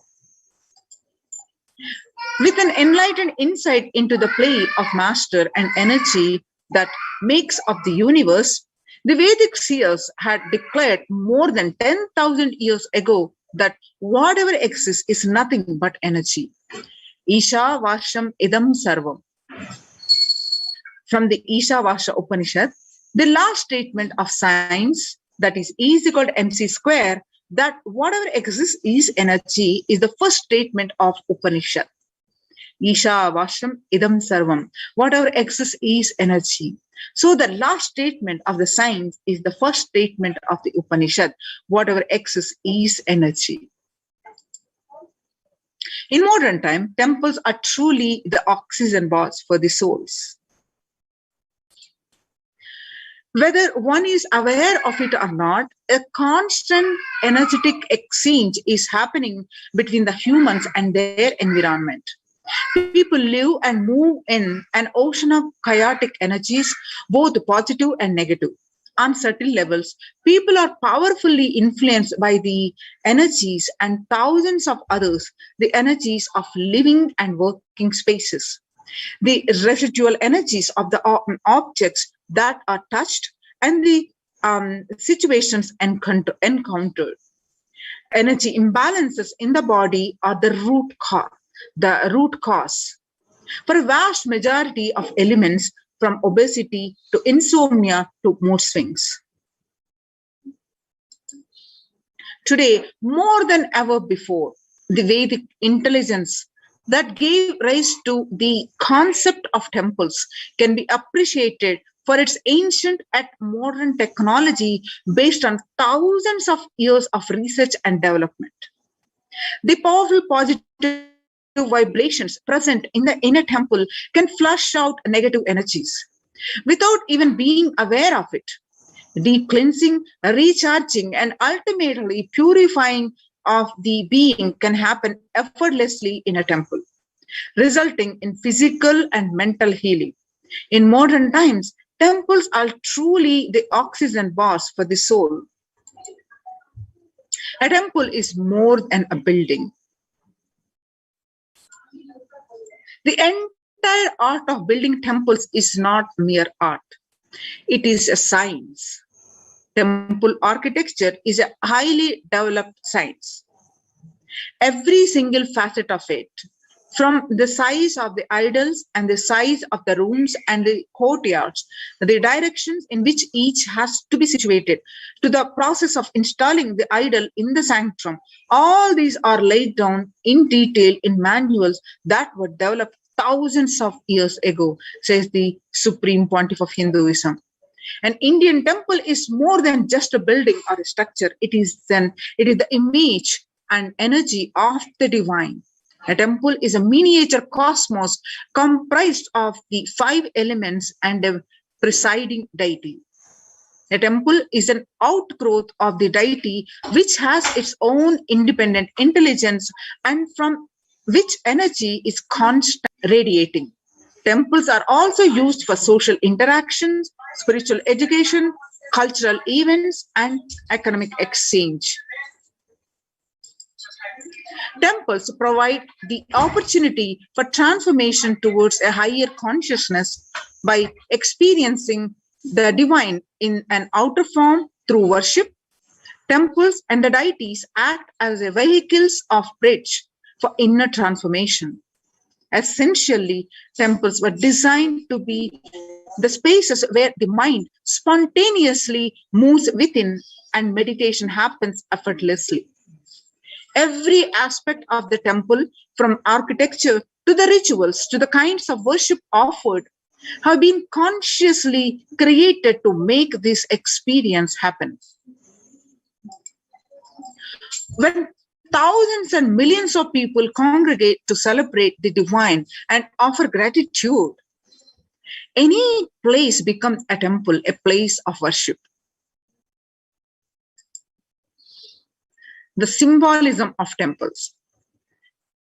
Keith Critchlow of the Royal College of Art, London, believes that the basic architectural principles of physical level are integral with structures at the metaphysical level.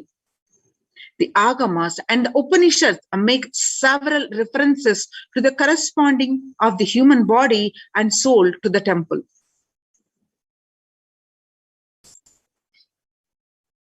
Now, let's watch inauguration of the Golden Temple of Paramashiva in 2018 in the Adi Kailasa Sarvajna Peetham.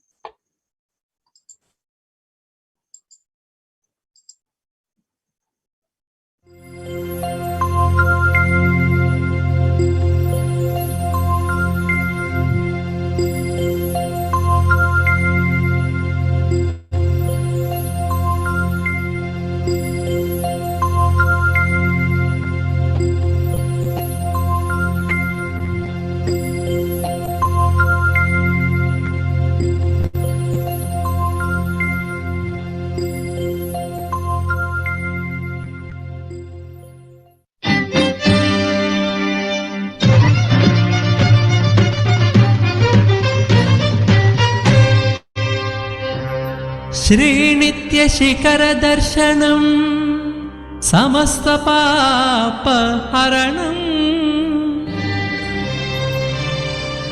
जन्मराहित्यम् अनिभेदोत्तिगदरा Shri Paramhans Nityanand भ्रमरांब दिव्यक्षेत्रम् दर्शिंచి మోక్షమే ఉందండి భక్తులారా.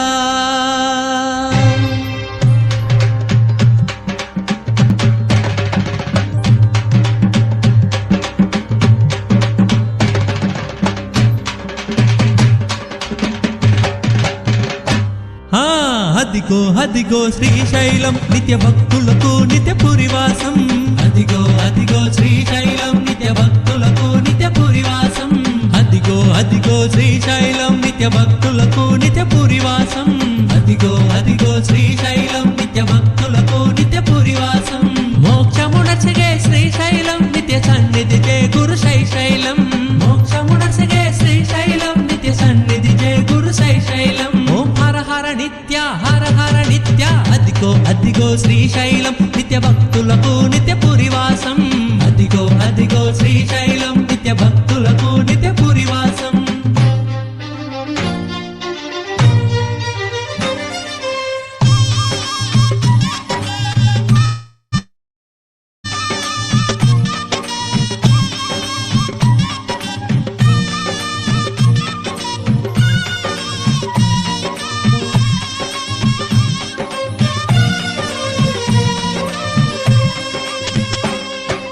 నాలుగు ప్రవేశ ద్వారములు నిత్య సన్నిధికి అవి మార్గములు. నాలుగు ప్రవేశ ద్వారములు నిత్య సన్నిధికి అవి మార్గములు. చిత్తపడము త్రిపురాంతకము నిత్య మగేశ్వర హలంపురం. చిత్తపడము త్రిపురాంతకము నిత్య మగేశ్వర హలంపురం. ప్రతి ద్వారములో తీర్థములు అవి తీర్చుండు భక్తుల కోరికలు. ప్రతి ద్వారములో తీర్థములు అవి తీర్చుండు భక్తుల కోరికలు. నేత్రానందము శైశైలం శుభయోగము కూర్చుండు శ్రీశైలం. నేత్రానందము శైశైలం శుభయోగము కూర్చుండు శ్రీశైలం. ఓం హర హర నిత్య హర హర నిత్య. అదిగో అదిగో శ్రీశైలం నిత్య భక్తులకు నిత్య పురివాసం. అదిగో అదిగో శ్రీశైలం నిత్య భక్తులకు నిత్య పురివాసం. అదిగో అదిగో శ్రీశైలం నిత్య భక్తులకు నిత్య పురివాసం.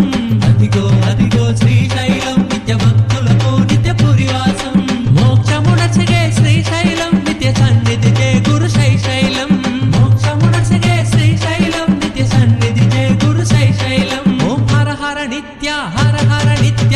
అదిగో అదిగో శ్రీశైలం నిత్య భక్తులకు నిత్య పురివాసం. అదిగో అదిగో శ్రీశైలం నిత్య భక్తులకు నిత్య పురివాసం.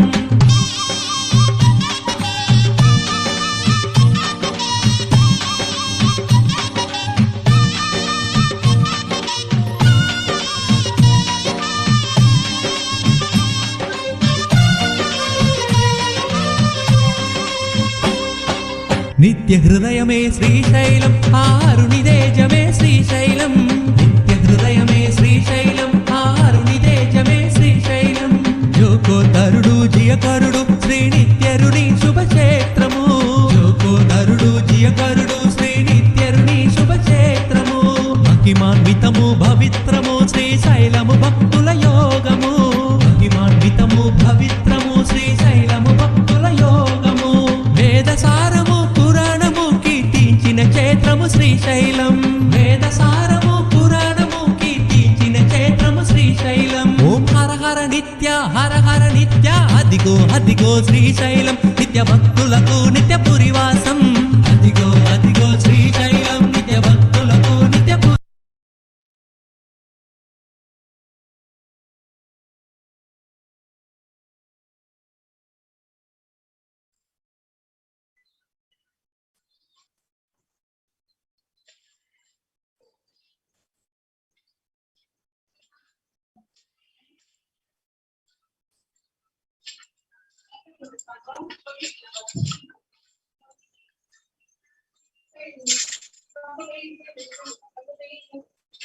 Now, we are understanding the basics of the temple sciences. Now, how the Supreme Pontiff of Hinduism continuously of 2+ decades is working tirelessly the revival of the temple sciences and the ecosystems. And let us learn some more details of this. And as you see, the status of the India and across India, the many famous temples are being shut down or closed for an indefinite period of time. You can see some of these examples of the Siddhi Vinayaka temple and the Shirdi Sai Baba temple is closed in Maharashtra, and Puri Jagannath temple to remain closed for public. And not only that, all religious places closed for public in Bhubaneswar, the mass, gurudwaras, not churches, as the city records the highest daily COVID surge. And in Uttar Pradesh, major Mudra temples ban entry of devotees, and in Gujarat, famous Somnath temple is closed for darshan. And in Tamil Nadu, the vandalism happened. And now in the times when COVID-19 is rampant and the ancient temples are in a lockdown because of the risk of the widespread corona disease, the devotees of these temples were visiting and having darshan of their gods and goddesses for thousands of years. And all these ancient sacred sentiments have come to an harming halt after the lockdowns have taken place. The religious fervor of the devotees is being lost due to this pandemic. The Supreme Pontiff of Hinduism reviving the e-Kailasa ecosystem and bringing all the ancient traditions of the online platforms and on Kailasa TV, YouTube, and Facebook. So now let us understand why deity worship with the blessings of the Supreme Pontiff of Hinduism. In his own words, that please understand, deities are not mere idols. They are the embodiment of ideals. We do not worship the idols. We worship the ideals represented through the idols.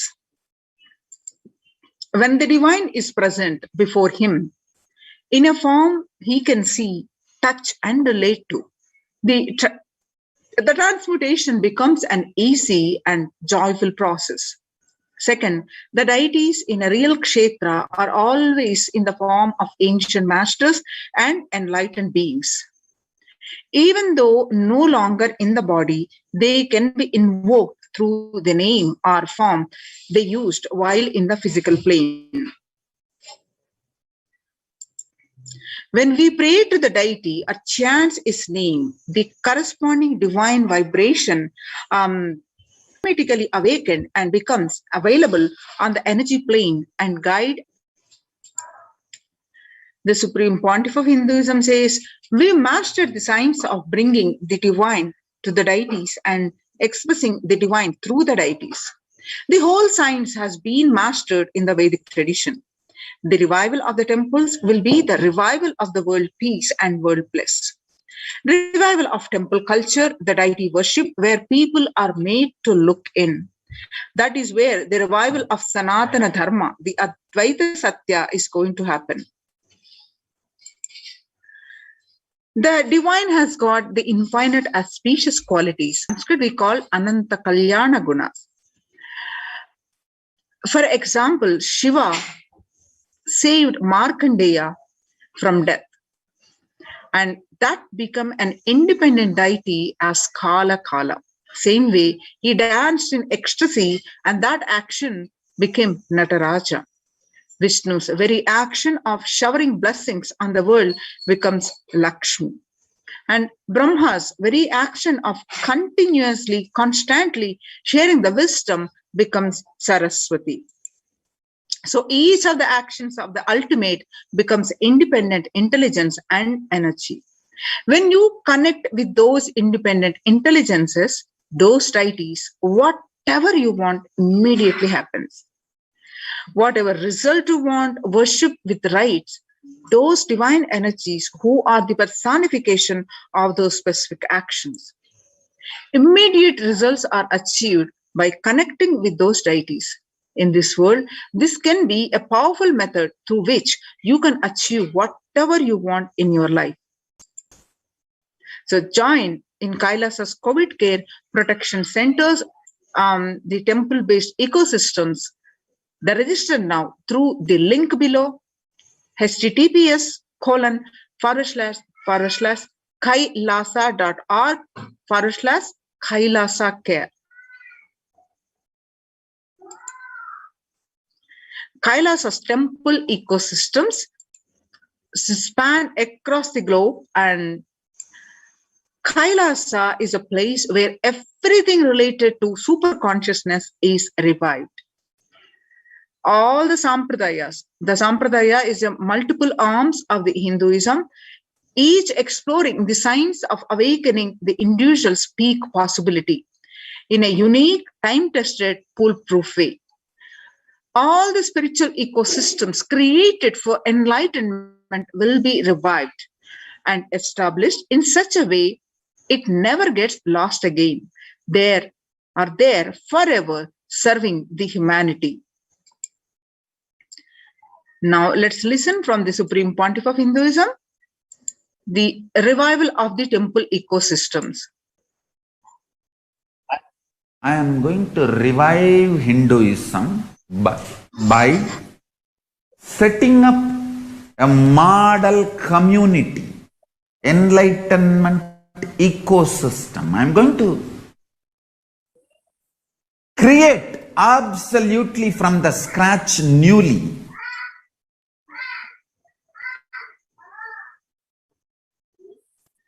self-sustaining, temple-based,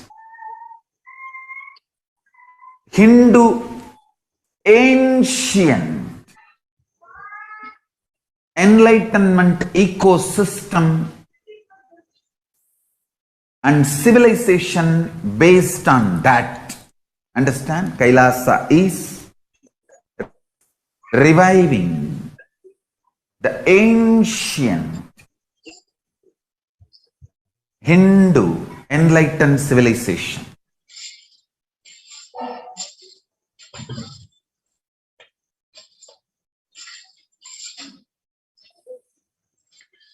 Paramashiva himself manifested this Kailasa Mandala, the enlightenment ecosystem and the lifestyle. I am going to revive this whole enlightenment ecosystem, Kailasa, by creating a model Kailasas all over the world.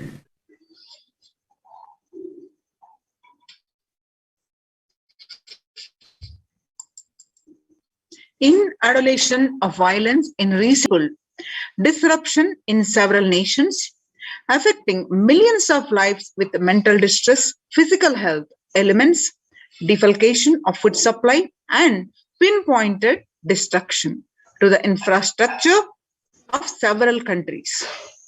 The Supreme Pontiff of Hinduism, Bhagwan Nithyananda Paramashivam, has dedicated his entire life and made his mission to bring global peace from the ground level through the Kailasa's Department of Religion and Worship and the Department of Human Sciences, to bring harmony in humanity, to create a life of freedom and peace for every individual on the planet through the revival of the temple ecosystems.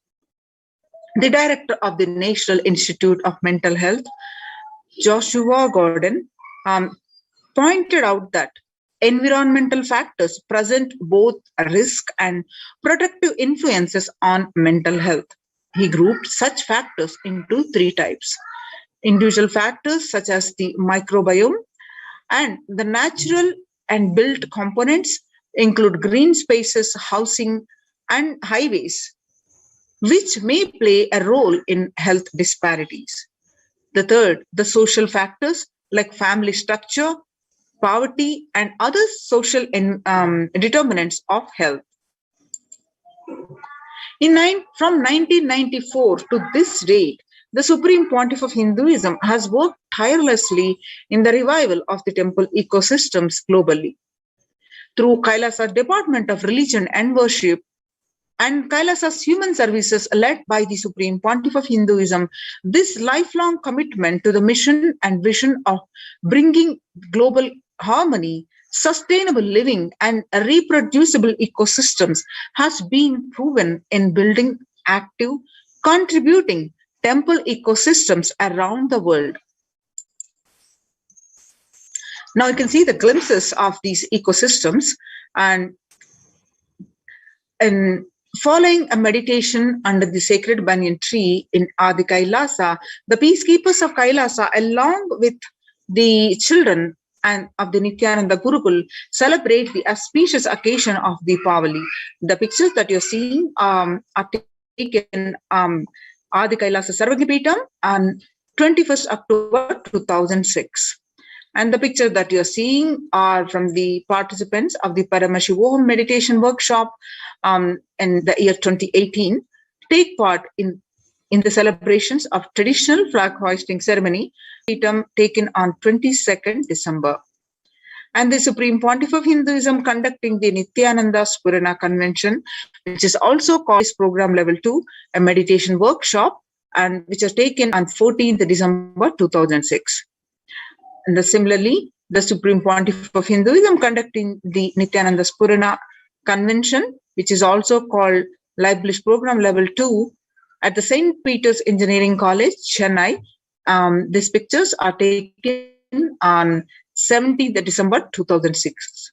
And some more glimpses that you're seeing now are the peacekeepers of Kailasa and the Supreme Pontiff of Hinduism embark on the Himalayan Yatra, the traditional sacred pilgrimage to the Himalayan mountains and up the river Ganga. The pictures are taken Harshil, India, where on 26th May 2006. The pictures that you are seeing are the temple ecosystem of Tiruvannamalai. Serves as the driving factor in maintaining the lifestyle of health, wealth, and well-being for the citizens of Tiruvannamalai. The pictures and where you find the Supreme Pontiff of Hinduism is waving the flag to the lakhs of devotees who are participating in a procession in a temple festival. And the pictures that you are seeing now, the peacekeepers of Kailasa and the participants of the Paramashivoham meditation and puja are ritualistic worship. The pictures are taken on 31st December 2018. The pictures you are seeing are the distribution of sweet butter as a part of the Krishna Janmashtami celebrations. This celebration of Lord Krishna's birthday, the pictures are taken at the Adi Kailasa Sarvagnipeetam on 17th August 2014. And some more pictures that you are seeing on the same day of the Krishna Janmashtami celebrations, where the Supreme Pontiff of Hinduism, along with the peacekeepers of Kailasa, playfully, blissfully celebrating the festival. And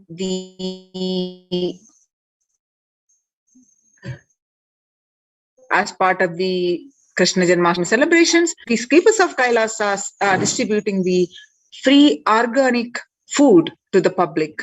The pictures are taken on 17th August 2014. Now, the pictures that you're seeing are the peacekeepers of Kailasa, led by the Supreme Pontiff of Hinduism, take part in Karaseva, of physical service towards the cleaning and the construction of the sacred Hindu temple. The pictures are taken of Adi Kailasa and they are taken on 11th September 2016. Now you're seeing the pictures are from the Supreme Pontiff of Hinduism, Bhagwan Nithyananda Paramashivam, arrives with the volunteers and the peacekeepers to provide relief efforts to the cyclone-hit Pondicherry region through the distribution of food, water and basic necessities, the medical camps and the cleaning of the local roads for further relief efforts. pictures are taken on at the Pondicherry, South India, on 2nd January 2013. Now, as part of the Thane flood relief food preparations at Pondicherry, India, where you find the Supreme Pontiff of Hinduism himself monitoring the food preparation to distribute to the victims.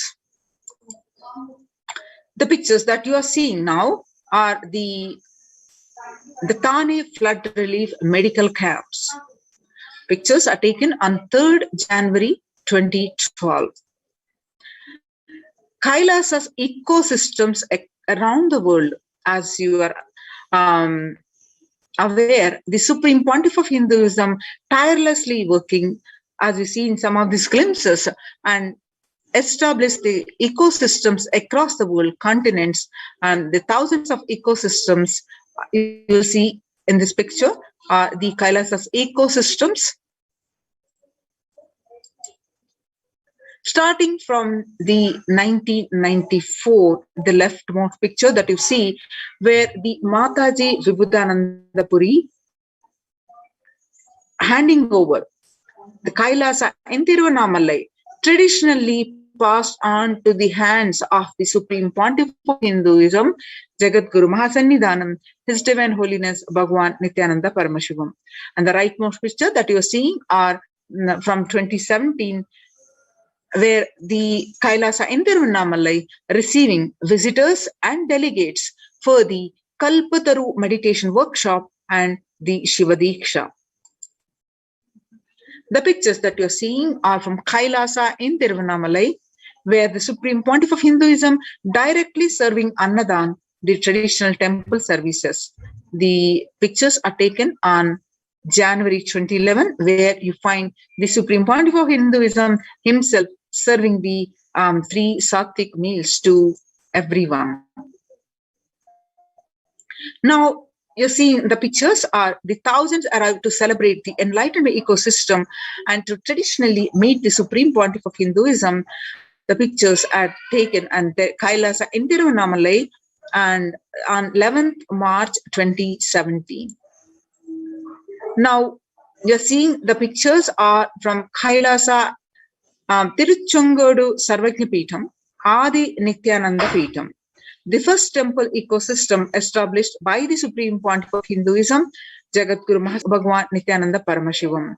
And at the mere age of 23, on the banks of the sacred Kaveri River in 2001, this was the start of the borderless Hindu temple ecosystem as Kailasa. Now, the pictures that you're seeing are from the Adi Kailasa Nithyananda Peetham in Bidadi, Bangalore.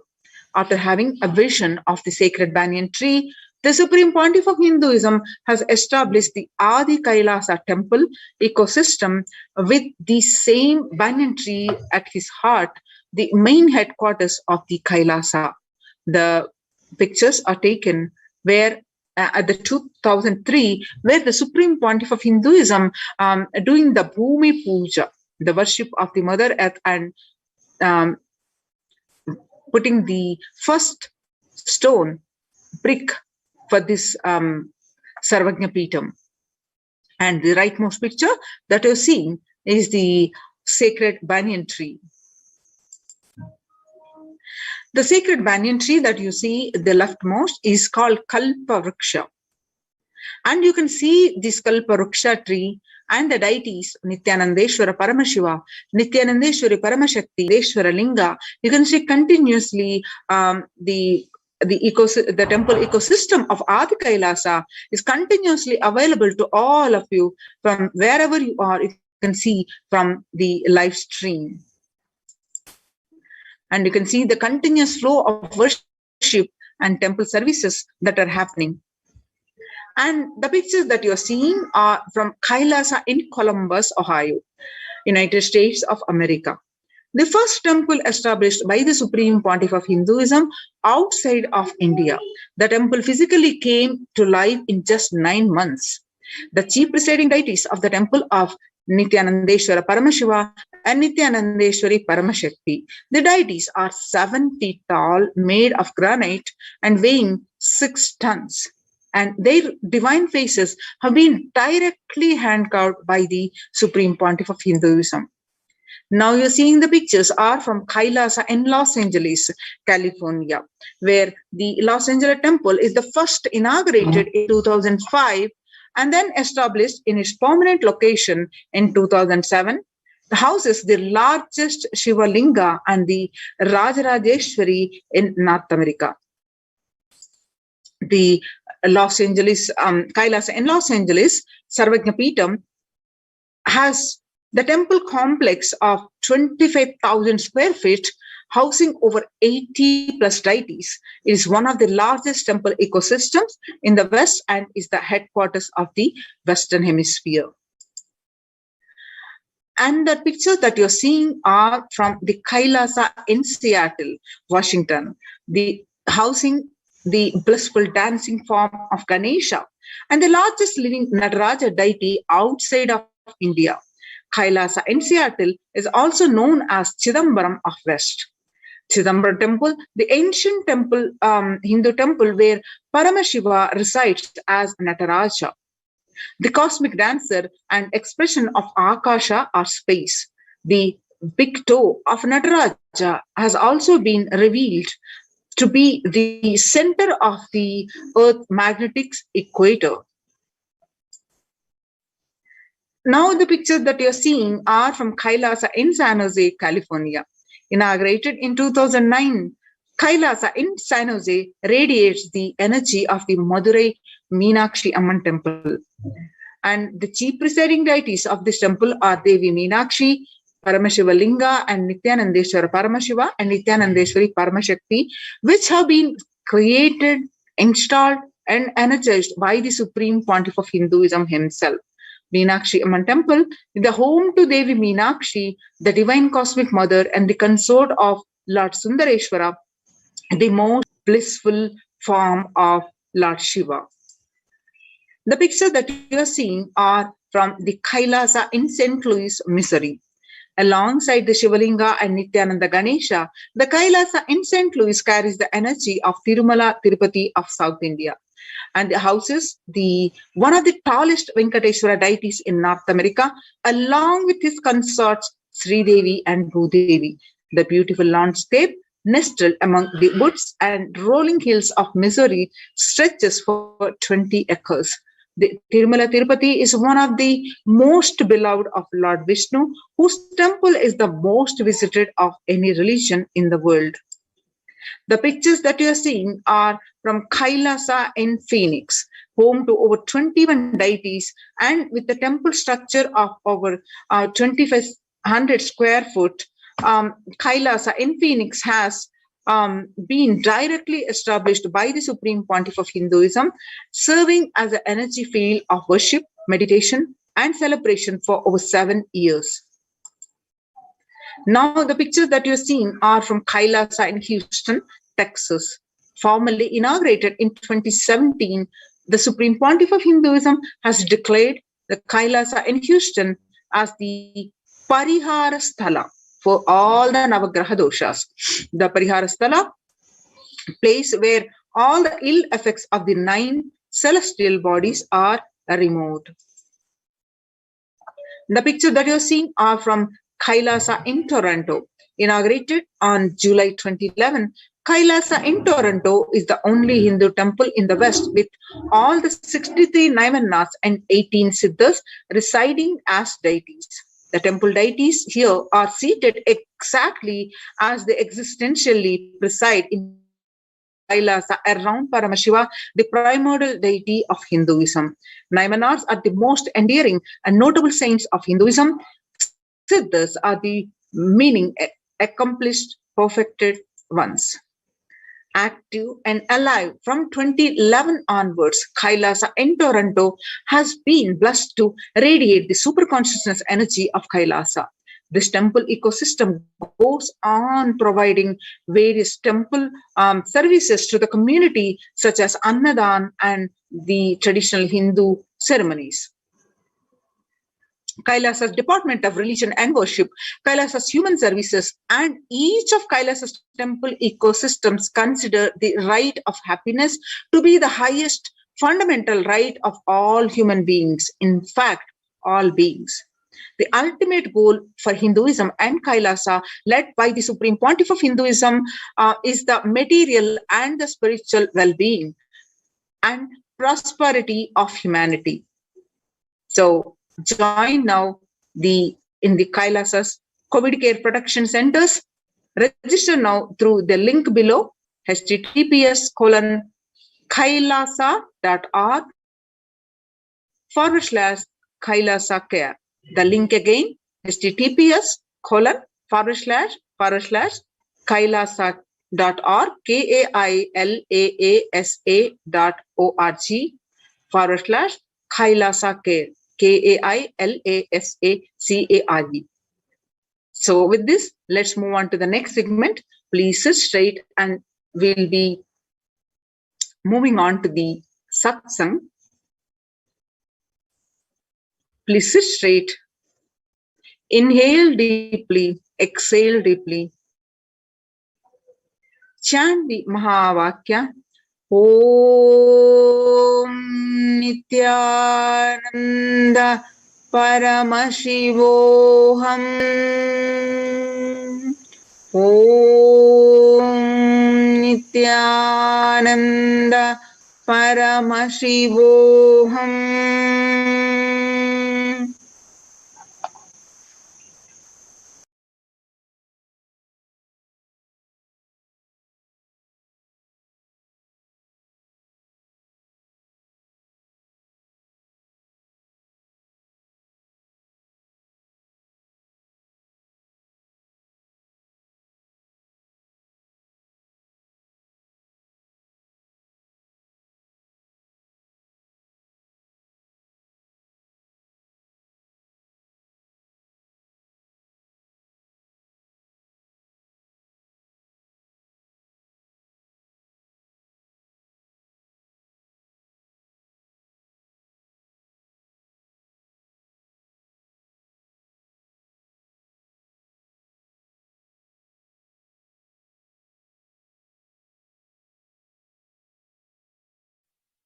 Connecting with the divine with your eyes closed is meditation. Connecting with the divine with your eyes open is darshan. Come, let us all now move from meditation to darshan. Slowly, very slowly, please open your eyes.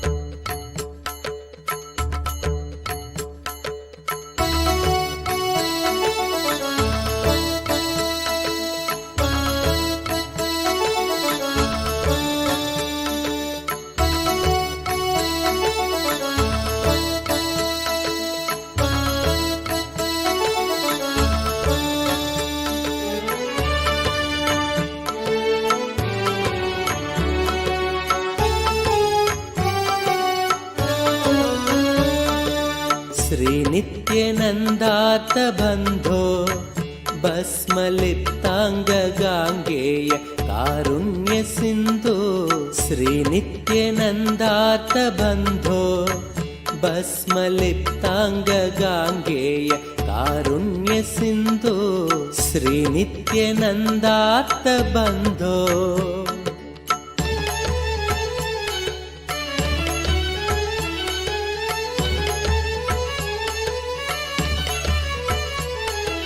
रुद्राक्षधारिन् नमस्ते रौद्ररोगं हरत्वं परारेर्गुरोर्मे रुद्राक्षधारिन् नमस्ते रौद्ररोगं हरत्वं परारेर्गुरोर्मे राकेन्दुवक्त्रं भवन्तं माररूपं कुमारं भजे कामपूरम् राकेन्दुवक्त्रं भवन्तं माररूपं कुमारं भजे कामपूरम् श्रीनित्यानन्दा नमस्ते गुरुनित्यानन्दा नमस्ते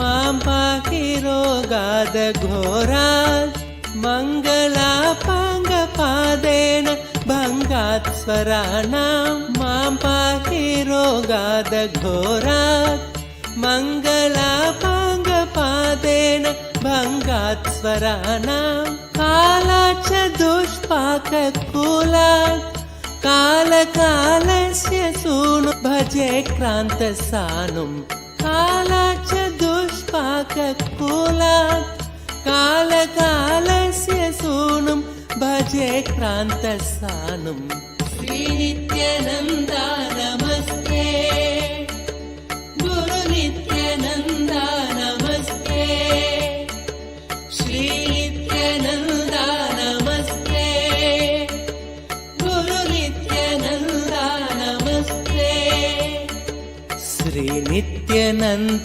श्रीनित्यानन्दात्तबन्धो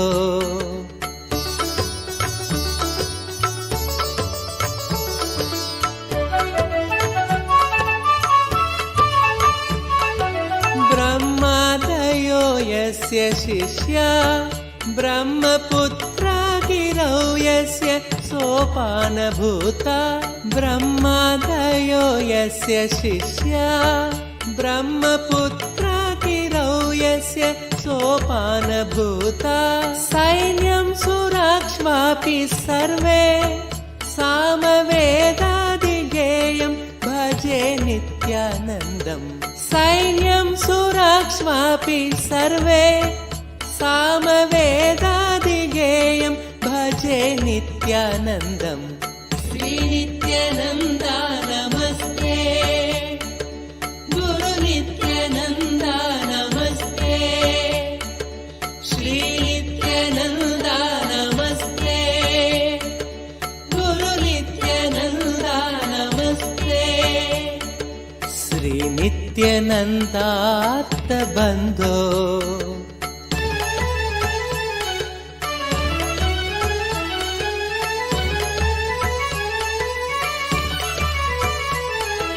काषाय संवीतगात्रं कामरोगादिसंहारि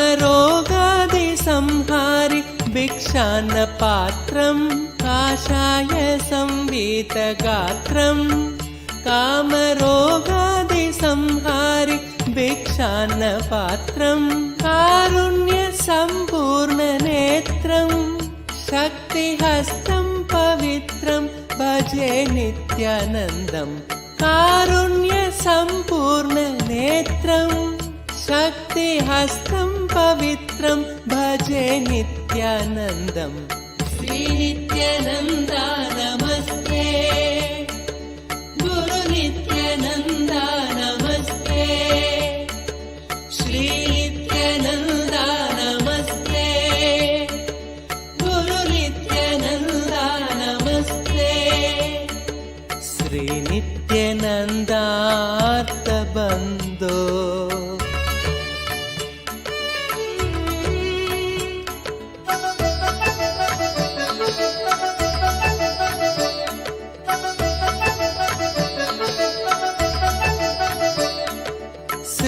श्रीनित्यशैले वसन्तं साधुसङ्गस्य रोगान् सदा संहरन्तं श्रीनित्यशैले वसन्तं साधुसङ्गस्य रोगान् सदा संहरन्तम् ओङ्कारतत्त्वं वदन्तं शम्भुकर्णे हसन्तं भजेऽहं शिशुन्तम् ओङ्कारतत्त्वं वदन्तं शम्भुकर्णे हसन्तं भजेऽहं शिशुन्तम् श्रीनित्यानन्दा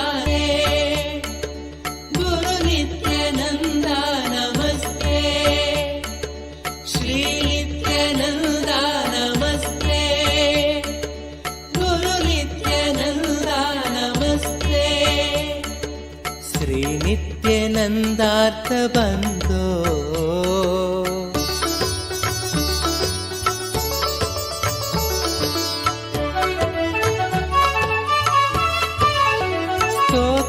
कृतं चित्रचित्रं दीक्षितानन्दरामेण सर्वार्थ सिद्ध्यै स्तोत्रं कृतं चित्रचित्रम् दीक्षितानन्दरामेण सर्वार्थ सिद्ध्यै भक्त्या पठेत्यः प्रभाते देवदेव प्रसादात् लभेदाष्ट सिद्धिं भक्त्या पठेत्यः प्रभाते देवदेव प्रसादात् लभेदाष्ट सिद्धिं श्रीनित्यनन्दार्थबन्धो भस्मलिप्ताङ्गगाङ्गेय कारुण्य सिन्धु श्रीनित्यनन्दार्थबन्धो भस्मलिप्ताङ्गगाङ्गेय कारुण्य सिन्धु श्रीनित्यनन्दार्थबन्धो श्रीनित्यानन्दा नमस्ते गुरु नित्यानन्दा नमस्ते.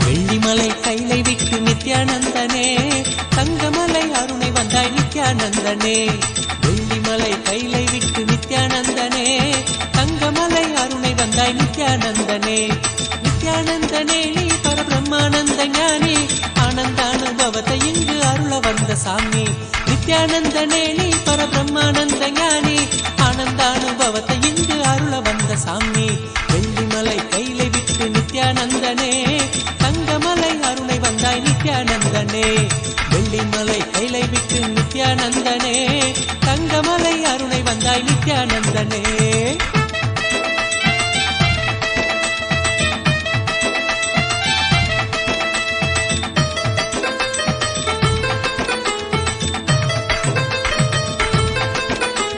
சோனமலை வந்துதித்த நித்யானந்தனே சோனமலை வந்துதித்த நித்யானந்தனே ஒரு ஞான குரு ஆனவனே நித்யானந்தனே ஜீவன் சிவனாக மாற்றி அபியாத்மனோடு சேர்த்து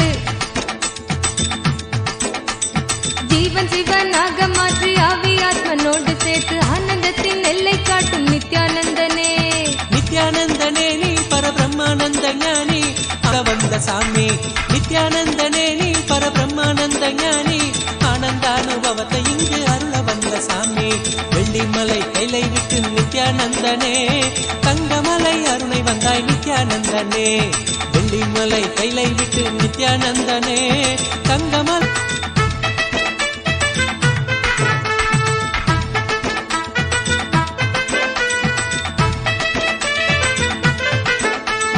ஞானமெனும் ஆனந்த தீபம் ஏற்றியே ஞானமெனும் ஆனந்த தீபம் ஏற்றியே எங்கள் வாழ்வில் இன்ப ஜோதியான நித்யானந்தனே அகந்தையற்ற காம குரோதம் அனைத்தும் இங்கு மாய்ந்து போக அகந்தையற்ற காம குரோதம் அனைத்தும் இங்கு மாய்ந்து போக தியானந்தனை தானமாக தந்த தெய்வமே நித்யானந்தனே நீ பரபிரம்மானந்த ஞானி ஆனந்தானுபவத்தை இங்கு அருள வந்த சாமி நித்யானந்தனே நீ பரபிரம்மானந்த ஞானி ஆனந்தானுபவத்தை இங்கு அருள வந்த சாமி வெள்ளிமலை கைலை விட்டு நித்யானந்தனே தங்கமலை அருணை வந்தாய் நித்யானந்தனே வெள்ளிமலை கைலை விட்டு நித்யானந்தனே தங்கமலை அருணை வந்தாய் நித்யானந்தனே.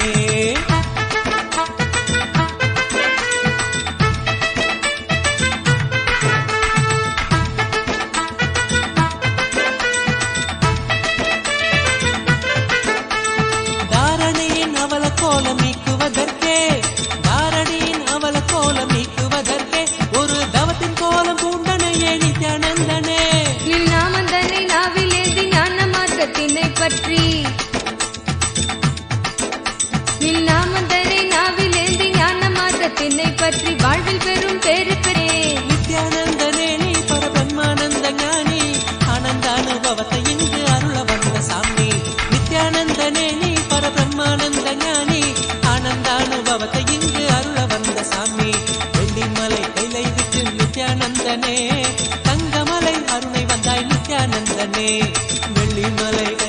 விட்டு நித்யானந்தனே தங்கமலை அருமை வந்தாய் நித்யானந்தனே ஆனந்த கந்த வாசம் செய்யும் எம்மையே இங்கு ஆட்சி செய்யும் ஆதிதேவன் நித்யானந்தனே ஆனந்தம் நித்யானந்தம் ஆரோக்கியம் பக்தி ஸ்புரணம்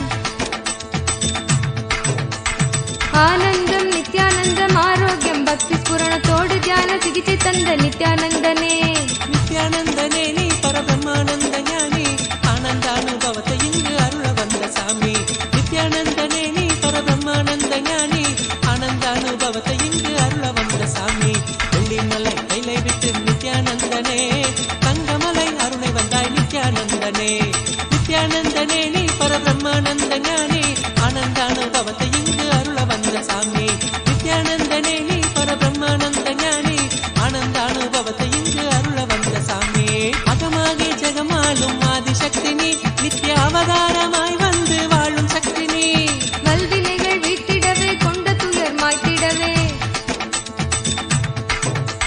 வல்வினைகள் வீட்டிடவே கொண்ட துயர் மாய்த்திடவே வாழ்வின் பொருளாக நின்ற நித்திய சக்தி நீ நித்யானந்தனே நீ பரபிரம்மானந்த ஞானி ஆனந்தானுபவத்தை இங்கு அருள வந்த சாமி நித்யானந்தனே நீ பரபிரம்மானந்த ஞானி ஆனந்தானுபவத்தை இங்கு அருள வந்த சாமி வெள்ளிமலை கைலை விட்டு நித்யானந்தனே தங்கமலை அருணை வந்தாய் நித்யானந்தனே வெள்ளிமலை கைலை விட்டு நித்யானந்தனே தங்கமலை அருணை வந்தாய் நித்யானந்தனே நித்யானந்தனே நீ பரபிரம்மானந்த ஞானி ஆனந்தானுபவத்தை இங்கு அருள வந்த சாமி நித்யானந்தனே நீ பரபிரம்மானந்த ஞானி ஆனந்தானுபவத்தை இங்கு அருள வந்த சாமி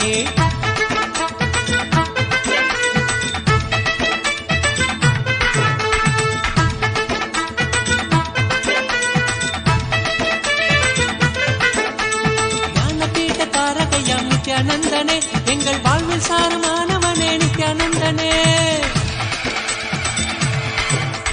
ஞான கருத்திலே திளைத்து வாழ்வில் பற்றுதல் கடக்க ஞான கருத்திலே திளைத்து வாழ்வில் பற்றுதல் கடக்க தாளினையே பற்றுகின்றோம் நித்யானந்தனே நித்யானந்தனே நீ பரபிரம்மானந்த ஞானி ஆனந்தானுபவத்தை இங்கு அருள வந்த சாமி நித்யானந்தனே நீ பரபிரம்மானந்த ஞானி ஆனந்தானுபவத்தை இங்கு அருள வந்த சாமி வெள்ளிமலை கைலை விட்டு நித்யானந்தனே தங்கமலை அருணை வந்தாய் நித்யானந்தனே வெள்ளிமலை கைலை விட்டு நித்யானந்தனே தங்கமலை அருணை வந்தாய் நித்யானந்தனே நித்யானந்தனே நீ பரபிரம்மானந்த ஞானி ஆனந்தானுபவத்தை இங்கு அருள வந்த சாமி நித்யானந்தனே நீ பரபிரம்மானந்த ஞானி ஆனந்தானுபவத்தை இங்கு அருள வந்த சாமி ஆனந்தானுபவத்தை இங்கு அருள வந்த சாமி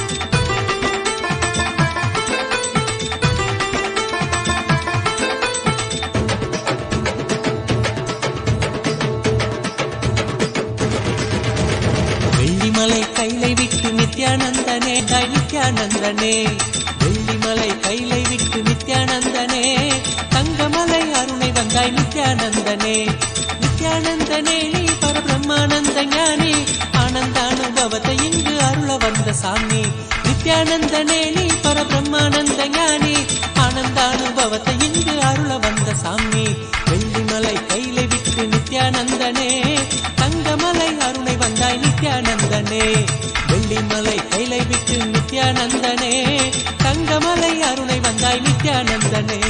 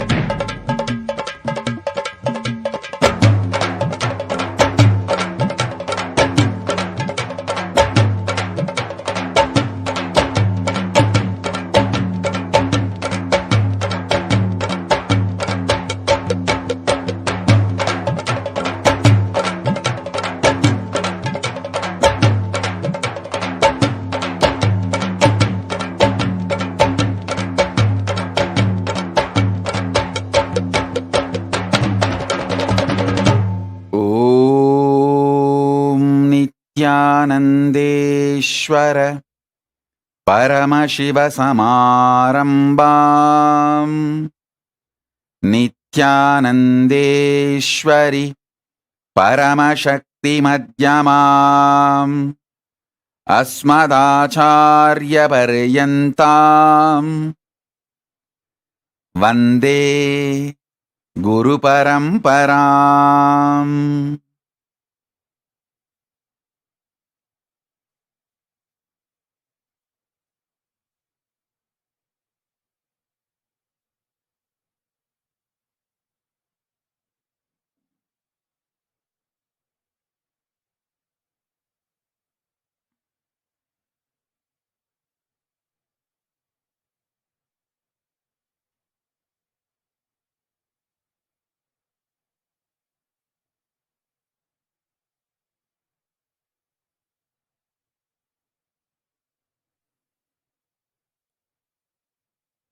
I welcome you all with my love and respect. I welcome all the living, practicing Hindus, everyone sitting with us all over the world. I welcome all of you with my love and blessings.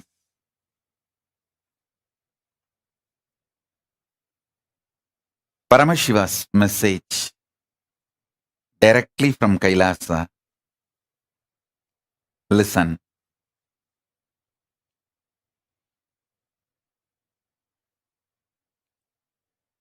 Conscious sovereignty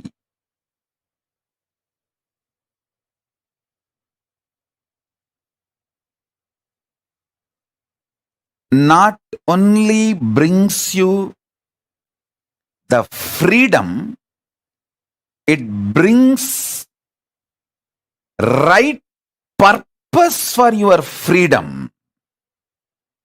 Not just health, right reason why you should be healthy. Not just wealth, right reason why you should be wealthy. Not just freedom, right reason what for you need freedom, what kind of freedom you need. Understand?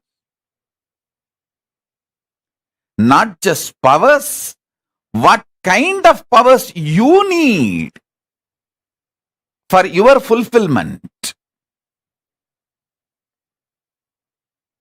Not just freedom, bringing the purpose for your freedom. Not just bliss, bringing the purpose for your existence. I tell you, the beauty of conscious sovereignty is the moment you hear this truth, get initiated, your inner space expands to that level. You can never go back to the old past, same old personality or identity. You can never back to be same old.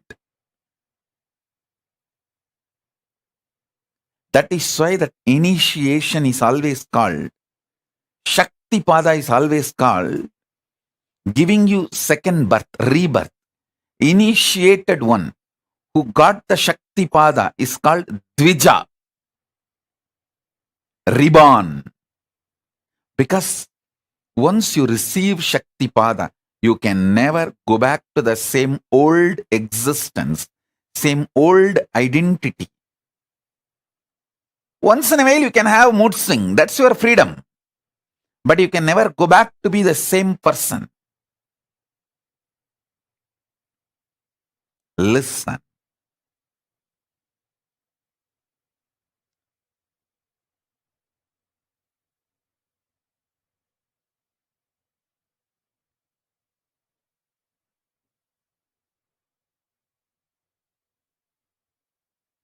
The most beautiful absolutely beautiful thing that can happen to life is constantly delete past.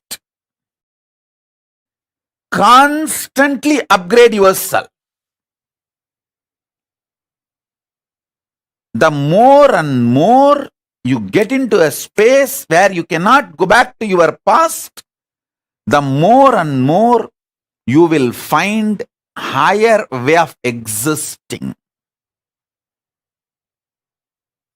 Higher form of existing. Listen. I have seen some of the most beautiful beings in my life. My own Guru, Arunagiri Yogeshwara himself. An extraordinarily beautiful and great seen most graceful, beautiful beings in my life from all walks of life. My own Guru Arunagiri Yogeshwara, Raghupati Yogi, Ram Surat Kumar,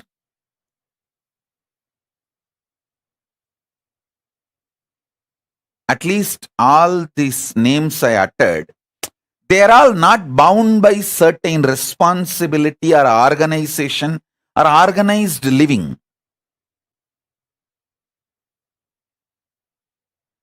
But living inside the organization, very organized living, but very graceful beings I have seen. Srimad Swami Gautamananda ji. He is still alive. If you are in Chennai or Tamil Nadu, never miss having his darshan. He lives in Chennai, Mailapur, Ramakrishna Mat. Tiruchi Swami, Kailashashram. Of course, Tiruchi Swami is not in the body. He has attained Jiva Samadhi.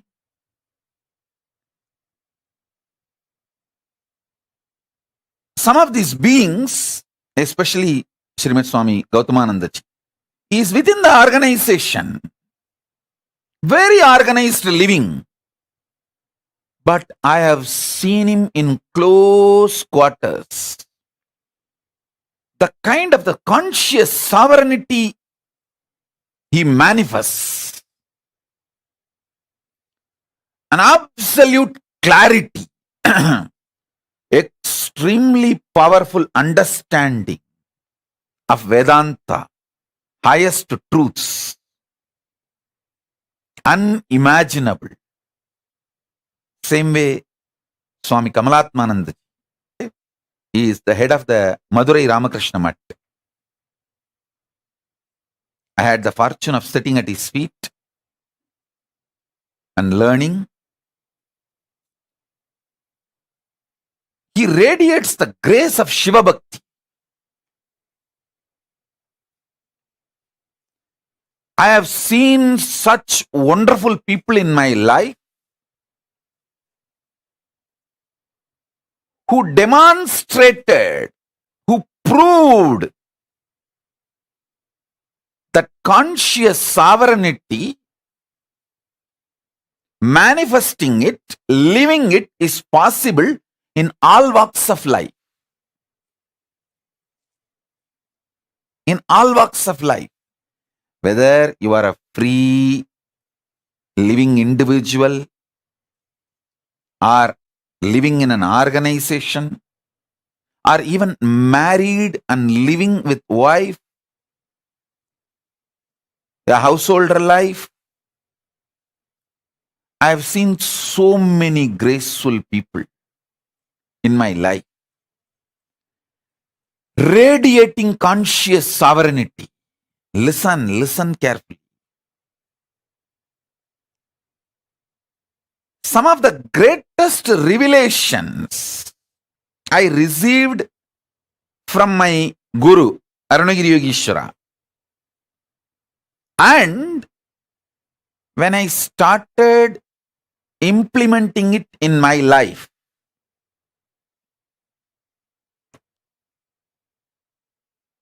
And when I started teaching, and when my disciples who are initiated by me, when they started implementing in their life, and when they came back and gave me the feedback, the right, wrong, good, bad, success, failure,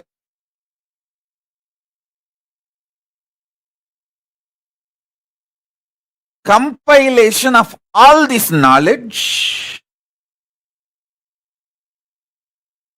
the essence of all this I am sharing with you all. So listen, understand. Three things I wanted to convey. Conscious sovereignty brings just health for the way you want to live your life.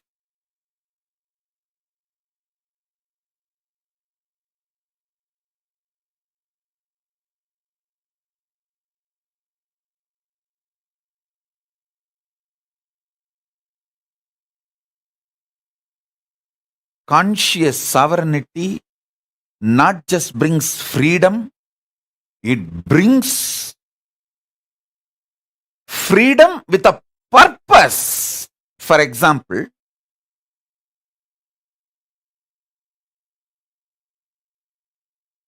when you are suffering with diabetes,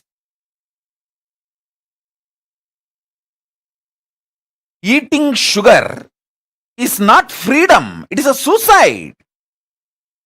You can't say, oh, can't I even have a freedom to eat sugar?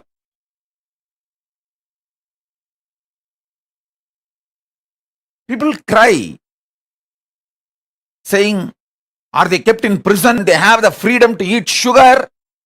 Hey, listen.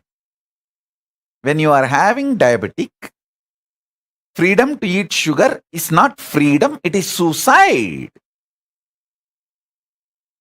Freedom to have the food for your health in a tasty way is freedom.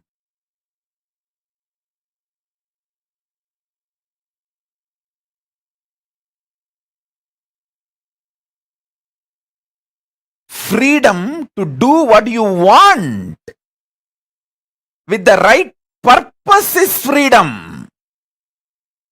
See, realizing the right purpose of your life and having freedom to live it, progress towards it is freedom. I feel so happy when I see Soumya and her mother, both of them in the Hyderabad, when they come, religiously they will sit. Especially mother is elderly person, but even if she feels little sleepy, because now it's already 11 o'clock, late night in India. But I have never seen her missing the satsang. Actually, this is freedom.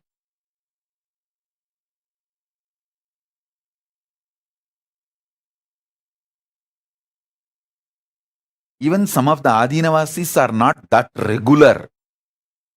They try to crib, saying, oh, are we put in jail or what? Anytime the satsang, we will have to come and sit or what? 11 o'clock, are we not having freedom to sleep? Hey, when there is a satsang going on, if you have all the infrastructure and you are freed from all other work or responsibility to attend the satsang is the real freedom.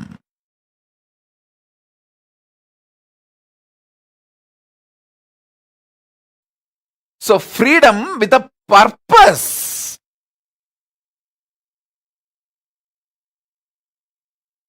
Understand? Freedom for your purpose is the freedom.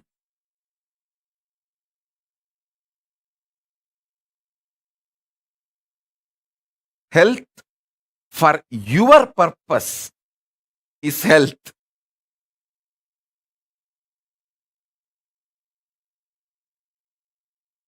Wealth for your purpose is wealth. I tell you, last 3 years studying many different ideas about economy and many different countries' economy policies, how it is geopolitical centered, how it is the ideology like communism or socialism or capitalism centered, and how various countries function their economy. There are some countries which gives high interest. There are some countries which gives minus interest. Means they take money from you to keep your money. So all kinds of economies I studied.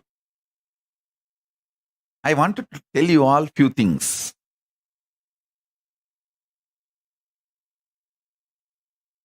It is actually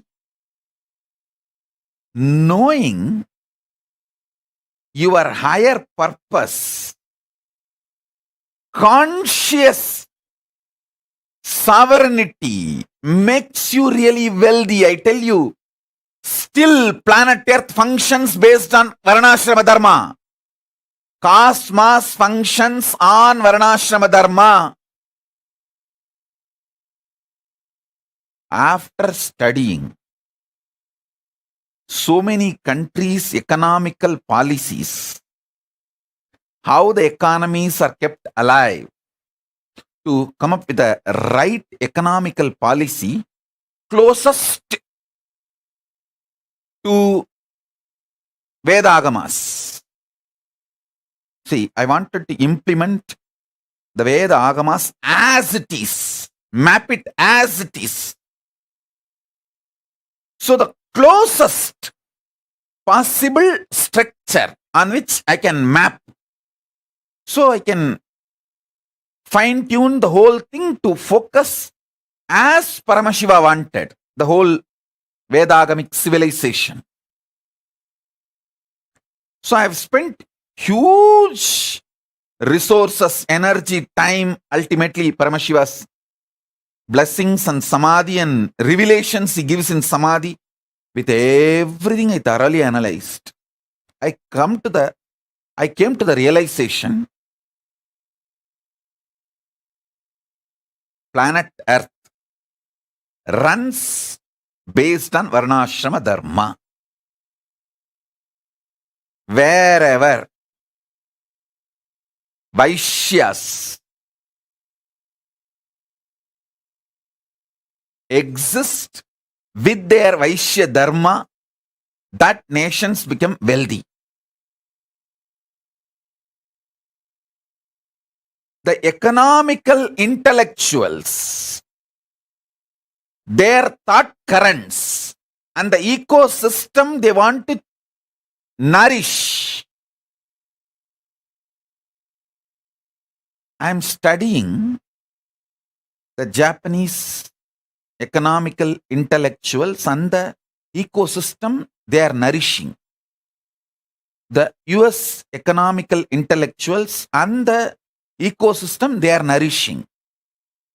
The Indian economical intellectuals and the ecosystem they are nourishing. All this I studied.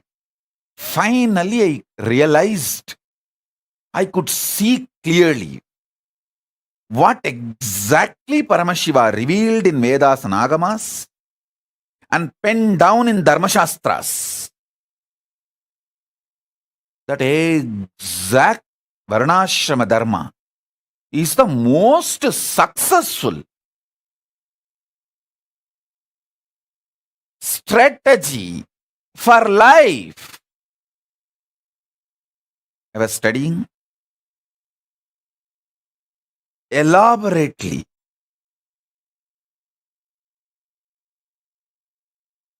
I'll give you just understandings. This will be directly useful for your life. There are many countries which attract the investments which is not needed for them, those investments become load on them, and then they try to lend with less interest rate just to rotate that money and keep that money circulating because they don't know what to do. And those loans become NPAs, non-performing assets, in 3 to 5 years. It's a vicious circle. They are caught in vicious circle, having wealth without purpose. The conscious sovereignty is not nourished. Listen. If the conscious sovereignty in you is nourished, you build muscles, not fat. You build strength, not load. Same way in your economic principles. I am not saying money is bad. Be very clear.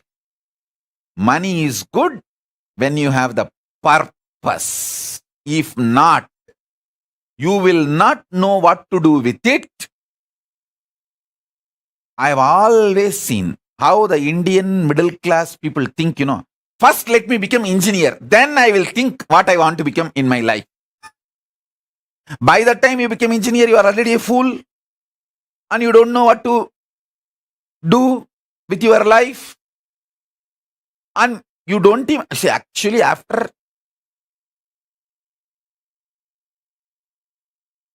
completely dampening you with the dumbest ideas and all outdated machineries which can be seen only in museum.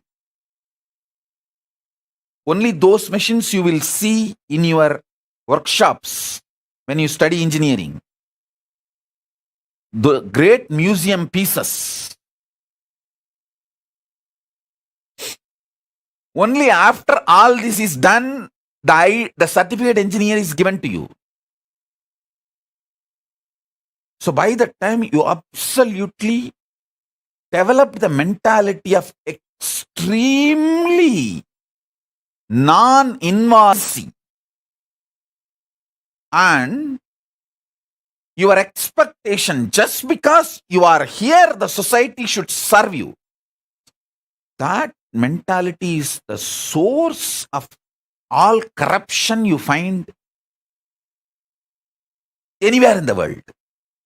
Anywhere in the world.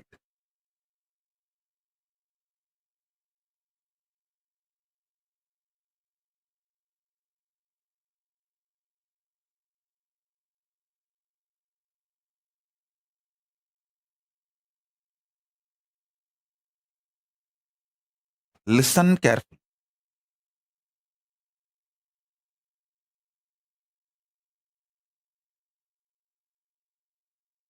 Many times,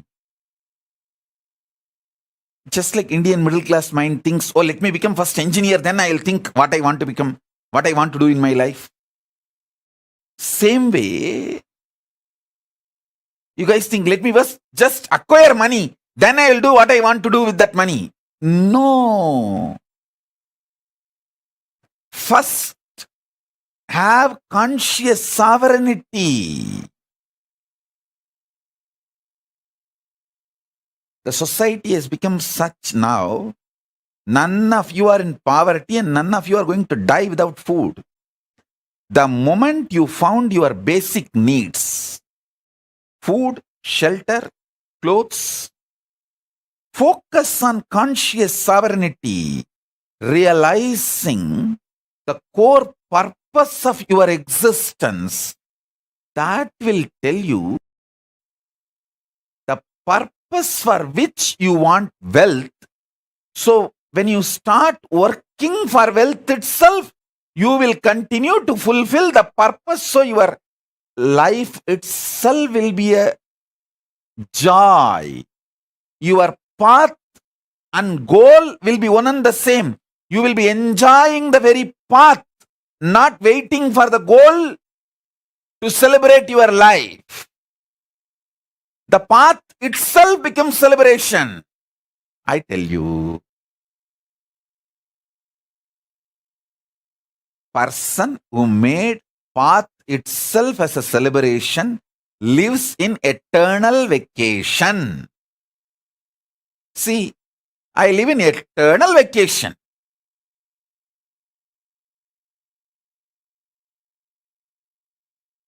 I work 24/7 and I live in eternal vacation. I work actually 24/7 in multiple dimensions, multiple time zones, not just horizontal time zones, vertical time zones also.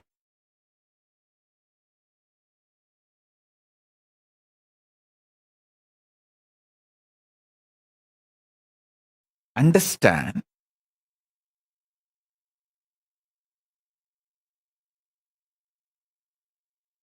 especially if you are young. When I say young, connected with me below 30.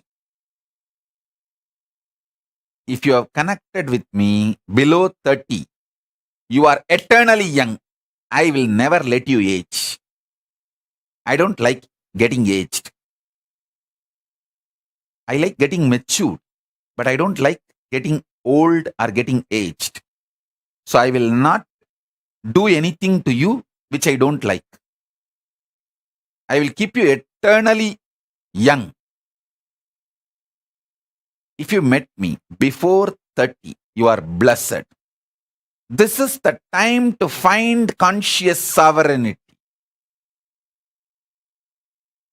Focus on that.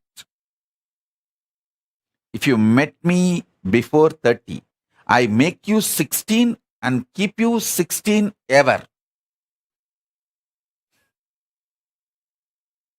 Listen.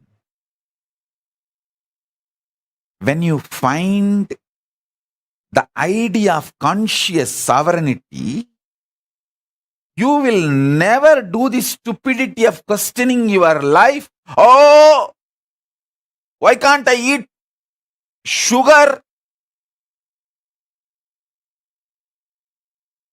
Eating sugar is not wrong. But when you have diabetes, eating sugar is suicidal. So you are not controlled. You are protected.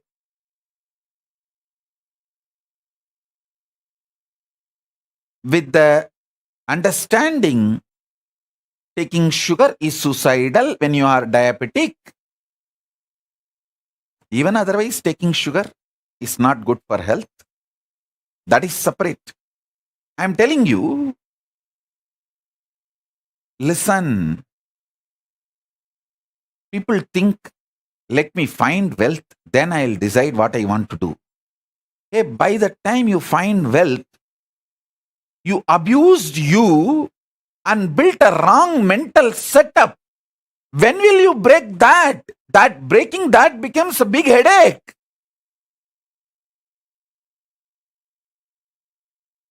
I tell you, with conscious sovereignty, if you find wealth, you will live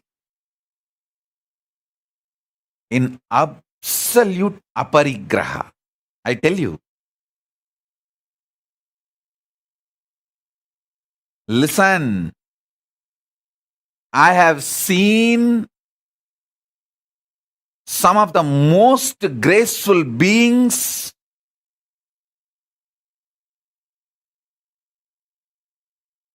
demonstrating minimalist lifestyle, literally having the amount of wealth equivalent to kings. Whether Tiruchi Swami is the founder and head of the Kailasha Mahasamsthana in Bangalore, which has branches all over India. He built a beautiful Devi temple, which is literally now golden temple. The whole Garbhagriha Vimanam is golden and Garbhamandir is golden. He literally built a golden temple for Devi. And the amount of wealth around him and the minimalist life he lived, he had everything, including golden throne, crown, jewels, everything. He will sit in the golden throne, silver throne, on those timings when he is receiving the Pada Puja or when he is doing his responsibilities.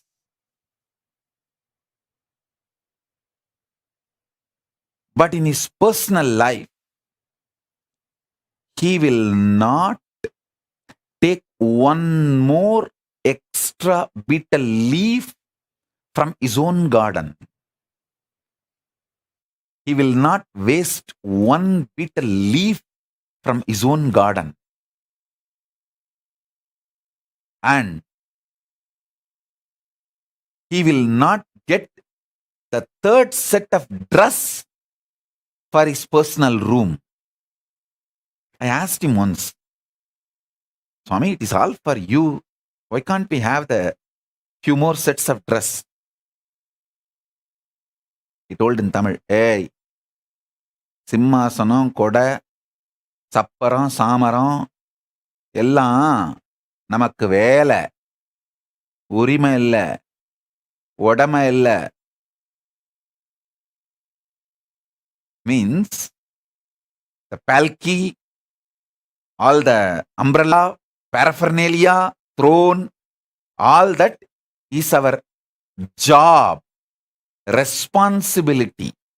Neither right, means neither we are the owners, nor it is ours. Listen.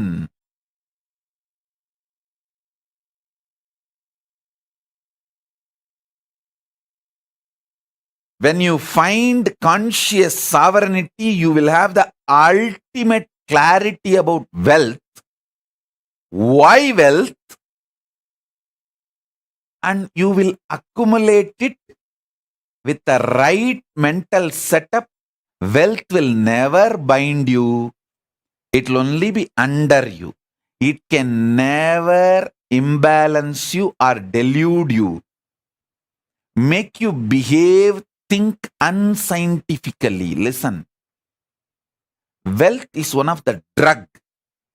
Can make you think irrationally and unscientifically. When the greed for wealth enters, you commit crimes which will not allow end of the day for you to enjoy the wealth, even if you acquire.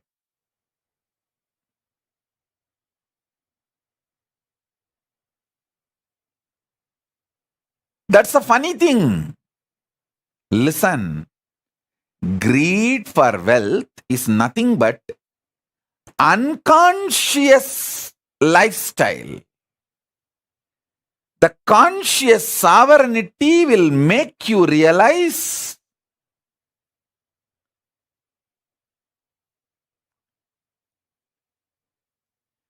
purpose of everything, purpose of health, purpose of wealth.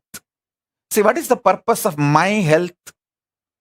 I should be able to sit in Padmasana for any number of hours I want to sit, and my brain should be fresh, alive, to download the Akashic records and radiate it, share it with you all. That's all is the purpose of my health.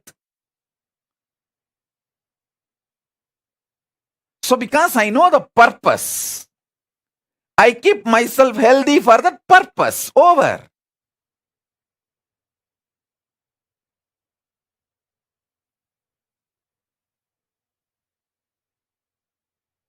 My purpose is my body should cooperate with me to be in samadhi continuously and sit and initiate people, teach people whenever I want to do. That's all. Because the purpose is clear. I keep myself healthy for that. Many times, start building six-pack, gymming, bodybuilding, all that. But after a few days, that six-pack and muscles, bodybuilding, the showing, that becomes so important and addictive. People take the banned drugs, steroids to look and lose health. Please understand, there are many people who build body so unconsciously without knowing the purpose, they lose the body itself in the process of building the body. See how many bodybuilders die.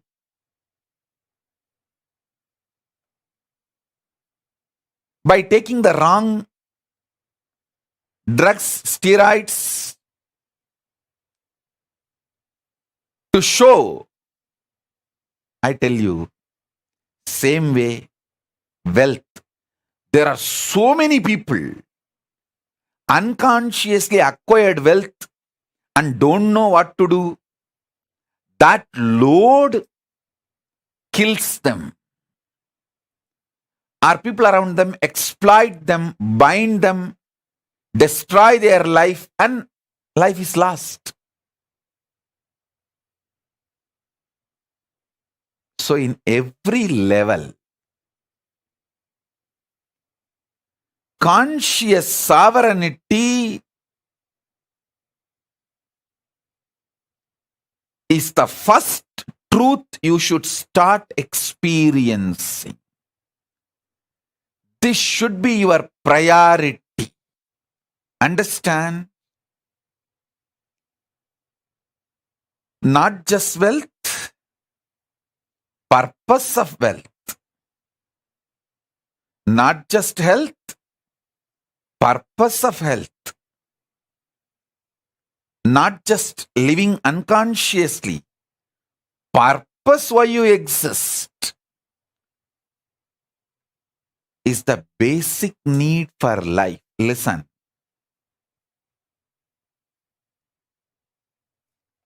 Delusion is suicidal.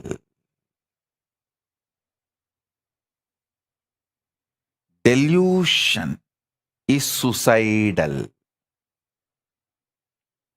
In every level, delusion is suicidal. I have seen people, the most graceful people,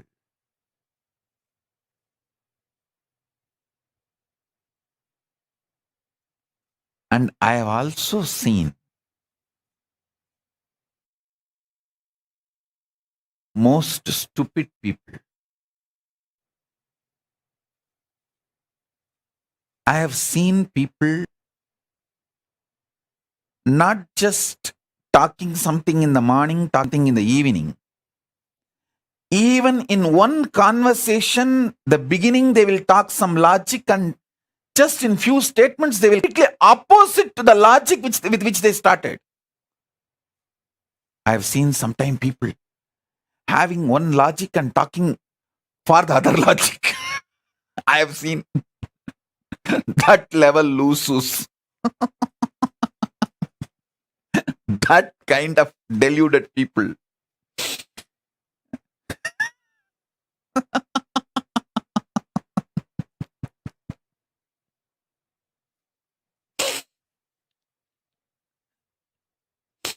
Those are the moments I feel compassionate for myself.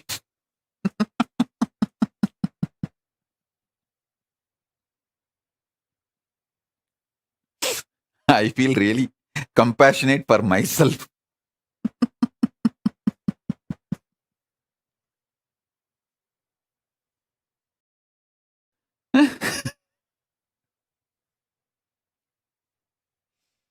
Anyhow, I think now everyone feels, is this me? Is this me? Is this me Swamiji is talking about? Is Swamiji thinking of me and telling this statement? Is Swamiji thinking of me and telling this statement? Anyhow, listen. I have seen all kinds of people. With my experience, I wanted you to know time spent on understanding conscious sovereignty is the best time spent. Understand? Listen.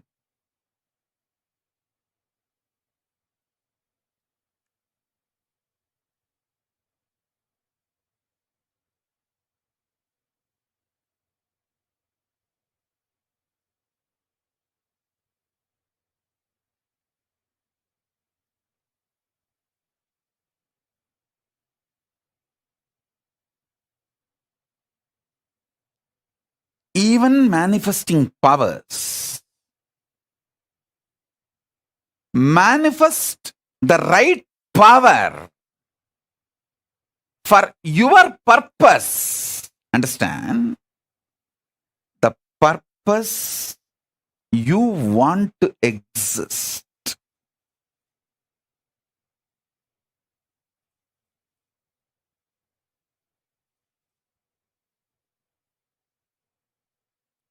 I tell you, if you find the conscious sovereignty, you will just feel pretty young. See, finding conscious sovereignty is not some difficult. You just need to know the larger purpose of your existence. Just be scientific, logical, rational to your higher purpose, larger purpose. Stop the shitty idea of you have only one life. That is the biggest shit dumped on you. You have been brainwashed with unwashable shit called you have only one life. Drop that shit.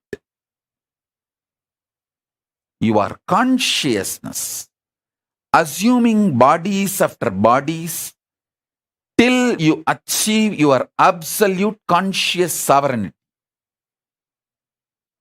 These are fundamental cosmic truths.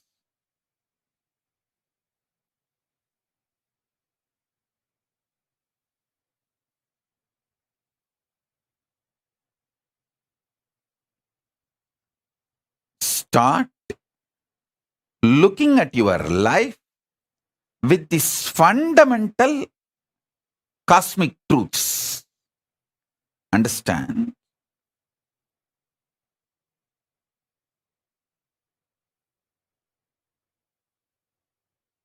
Stop associating yourself with the delusion or the impact of drug called delusion on your brain as you. See, the impact of the delusion drug on your brain forms a fog called mind. You associate yourself with that and make your life's decisions, which is absolute unscientific. Listen, absolute unscientific. Understand that. Just listen. Be scientifically scientific, logically logical, rationally rational. As I said just now, Tiruchi Swamigal or Swami Gautamananda ji, the wealth around them is much more than kings will have. But they lived such absolute minimalist lifestyle because they know the purpose of wealth. I learned exactly that from my gurus.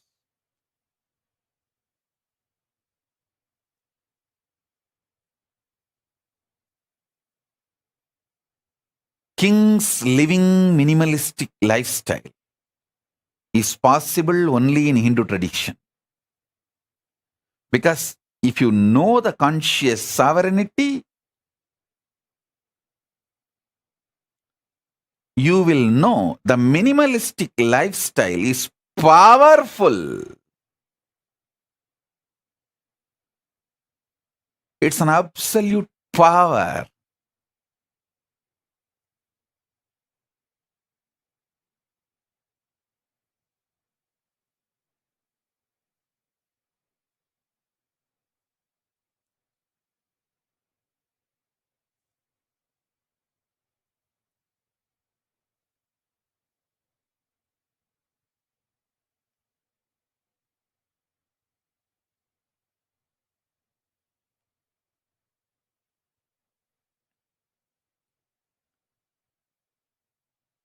This whole Chaturmasya, I name it as conscious sovereignty Chaturmasya.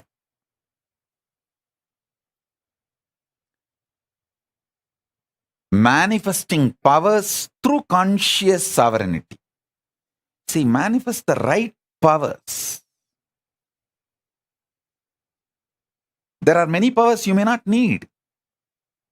That may just become load on you. Manifest the right power.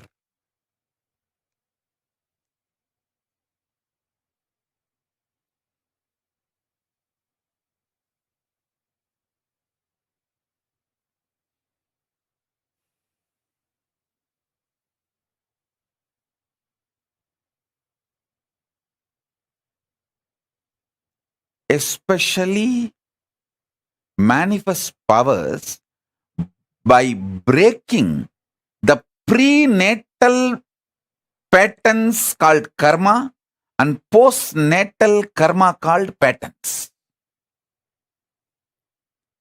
Break them and manifest powers. You will know exactly what kind of powers you need. If you are addicted to food pattern, break them. Then you will see the Nirahara manifest as a power, and not only you become healthy and you are free from addictions, you live long. Listen.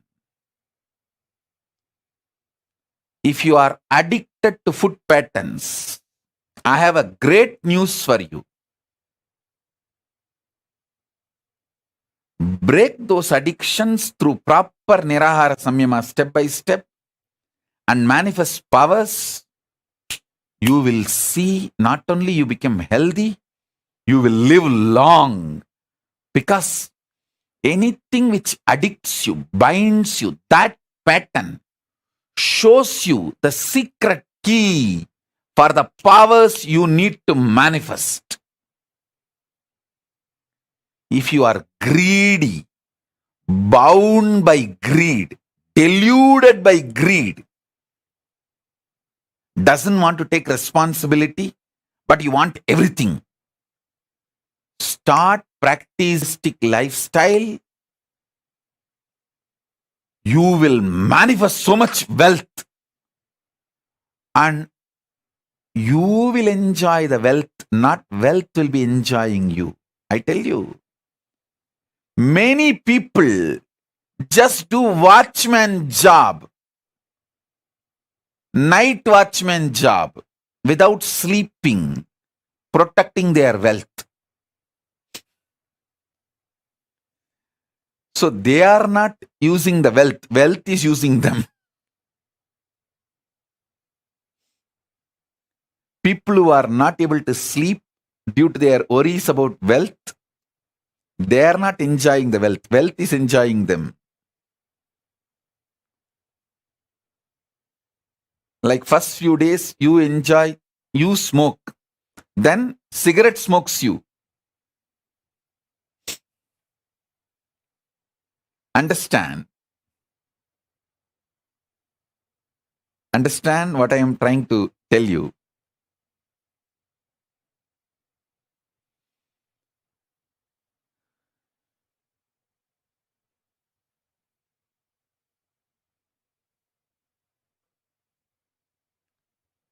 Many times your delusion shows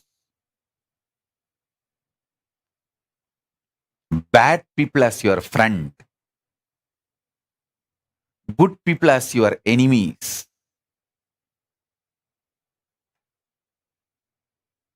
The pressure of hormones, chemicals, frustrations inside you.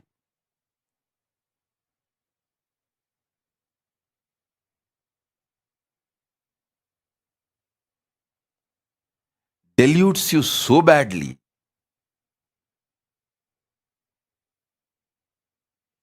Conscious sovereignty is the only solution.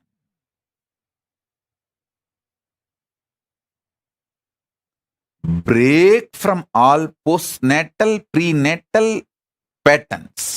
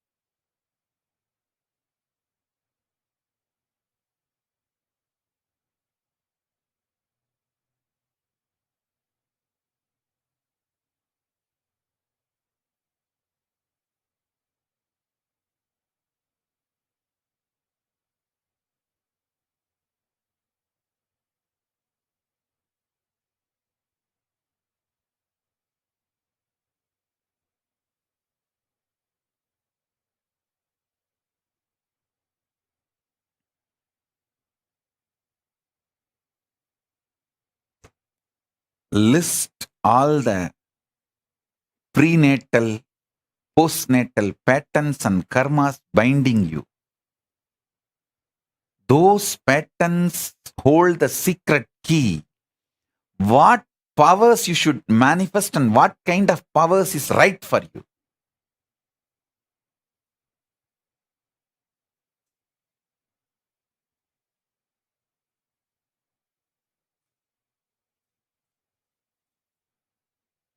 I'll give you a few minutes.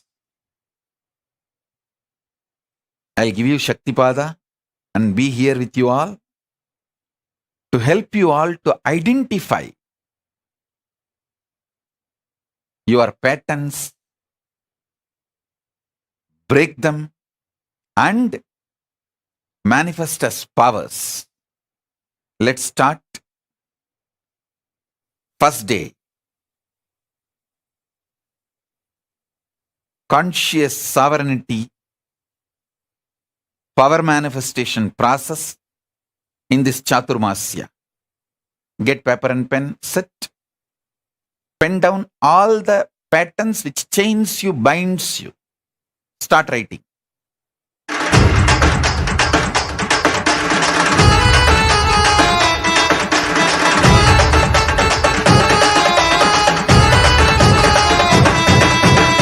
அண்ணாமலையில் பிறந்தான் புவி எண்ணாத யோகமை கொண்டிட நித்யன் 7 லோகத்திற்கு கேட்டா ஈசன் முக்தி நெறி அருளவே நித்யனாய் உலகிற்கு வந்தம்மை ஆட்கொள்ள தேவர்களை காத்திட வைத்தான் தாயாய் பேரருள் புரிய உடல் ரோமம் சிலிர்த்திட நித்யனாய் வந்து அண்ணாமலையில் பிறந்தான் புவி எண்ணாத யோகமை கொண்டிட நித்யன் ஈரேழு லோகத்தில் கேட்டார் ஈசன் முக்தி நெறி அருளவே நித்யனாய் அண்ணாமலையில் பிறந்தான் திருவண்ணாமலையில் பிறந்தான்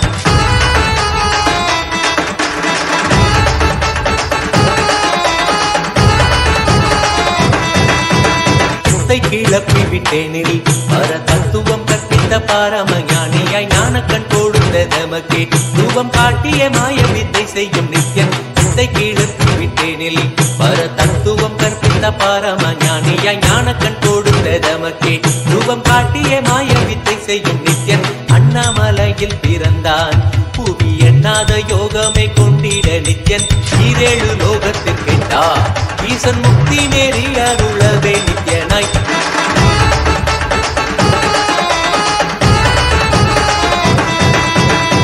பொருளான நித்யனை ஆழ்ந்து சிந்திக்க ஐயனின் ரூபம் விளங்கும் தாண்டும் சிவசக்தியாக ஐம்பொறிகளுக்கும் புலனாகின்ற நித்யன் பொருளான நித்யனை ஆழ்ந்து சிந்திக்க ஐயனின் ரூபம் விளங்கும் தாண்டும் சிவசக்தியாக ஐம்பொறிகளுக்கும் புலனாகின்ற நித்யன் அண்ணாமலையில் பிறந்தான் புவி எண்ணாத யோகமை கொண்டிட நித்யன் ஈரேழு லோகத்தில் கேட்டார் ஈசன் முக்தி நெறி அருளவே நித்யனாய் அண்ணாமலையில் பிறந்தான் திருவண்ணாமலையில் பிறந்தான்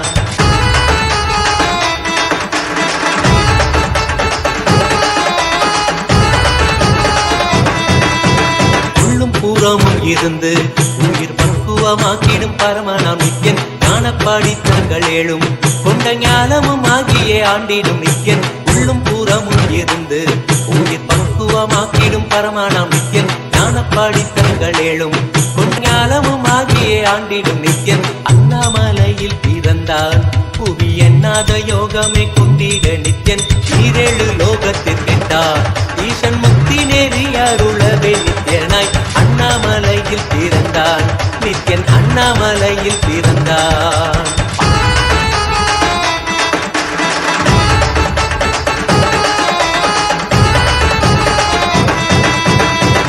வாக்கியங்களான அருள் கவிதைகள் நித்யனின் மகிமை சொல்லிடும் மகிமை அர்ப்பித்த பின்னே சிவசக்தி ஸ்வரூபமாய் தோன்றிடும் நித்யன் அப்த வாக்கியங்களான அருள் கவிதைகள் நித்யனின் மகிமை சொல்லிடும் மகிமை அர்ப்பித்த பின்னே சிவசக்தி ஸ்வரூபமாய் தோன்றிடும் நித்யன் அண்ணாமலையில் பிறந்தான் புவி எண்ணாத யோகமை கொண்டிட நித்யன் ஈரேழு லோகத்தில் கேட்டார் ஈசன் முக்தி நெறி அருளவே நித்யனாய் அண்ணாமலையில் பிறந்தான் திருவண்ணாமலையில் பிறந்தான்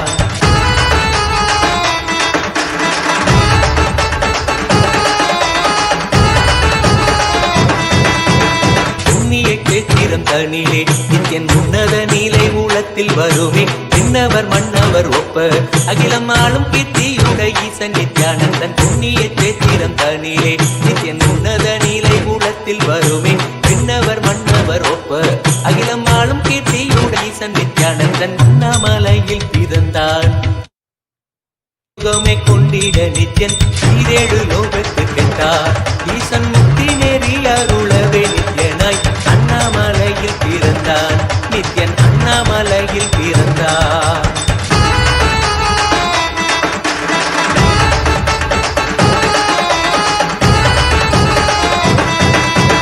உப்புரி நூலை தரித்தவன் ஐயன் வேதியன் வெந்நீர் பூசிய நித்யன் அண்டத்தின் மூலம் காரணன் முடிவற்ற ஆனந்தத்தை தொண்டர் கருள்வான் உப்புரி நூலை தரித்தவன் ஐயன் வேதியன் வெந்நீர் பூசிய நித்யன் அண்டத்தின் மூலம் காரணன் முடிவற்ற ஆனந்தத்தை தொண்டர் கருள்வான் அண்ணாமலையில் பிறந்தான் புவி எண்ணாத யோகமே கொண்டிட நித்யன் ஈரேழு லோகத்தில் கேட்டார் ஈசன் முக்தி நெறி அருளவே நித்யனாய் அண்ணாமலையில் பிறந்தான் நித்யன் அண்ணாமலையில் பிறந்தான்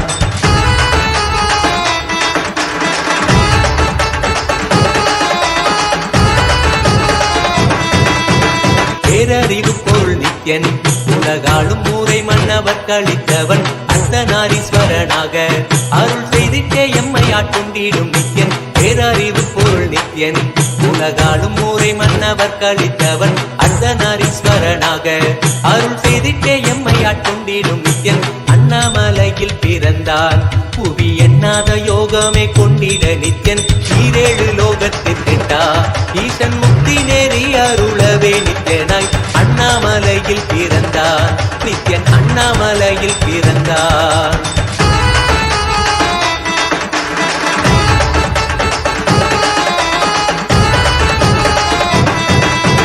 பிறவி பிறவியாய் தேவர்கள் பரம்பொருளான பரமனையை தேட ஈசன் பிறவாமல் ஆட்கொண்டு எம்மை ஒரு தத்துவம் தன்னை உரைத்திட நித்யனாய் பிறவி பிறவியாய் தேவர்கள் பரம்பொருளான பரமனையை தேட ஈசன் பிறவாமல் ஆட்கொண்டு எம்மை ஒரு தத்துவம் தன்னை உரைத்திட நித்யனாய் அண்ணாமலையில் பிறந்தான் புவி எண்ணாத யோகமே கொண்டிட நித்யன் ஈரேழு லோகத்திற்கெட்டா ஈசன் முக்தி நெறி அருளவே நித்யனாய் அண்ணாமலையில் பிறந்தான் திருவண்ணாமலையில் பிறந்தான்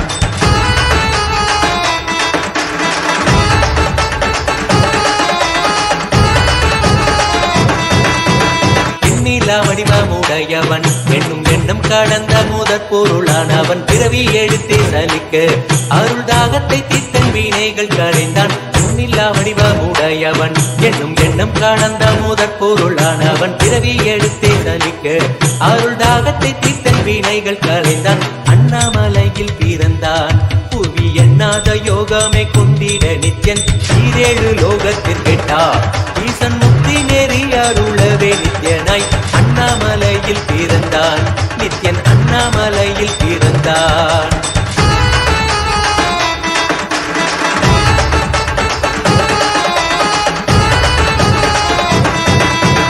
ஆனந்தமாய் என்னுள் நித்யன் முக்தி மார்க்கத்தை காட்டி வீட்டிருந்தருள்வான் மாலையன் காணாத சோதியன் தெளித்தேனாய் இனித்திட ஞானம் அருள்வான் ஆனந்தமாய் என்னுள் நித்யன் முக்தி மார்க்கத்தை காட்டி வீட்டிருந்தருள்வான் மாலையன் காணாத சோதியன் தெளித்தேனாய் இனித்திட ஞானம் அருள்வான் அண்ணாமலையில் பிறந்தான் புவி எண்ணாத யோகமே கொண்டிட நித்யன் ஈரேழு லோகத்திற்கெட்டா ஈசன் முக்தி நெறி அருளவே நித்யனாய் அண்ணாமலையில் பிறந்தான் நித்யன் அண்ணாமலையில் பிறந்தான்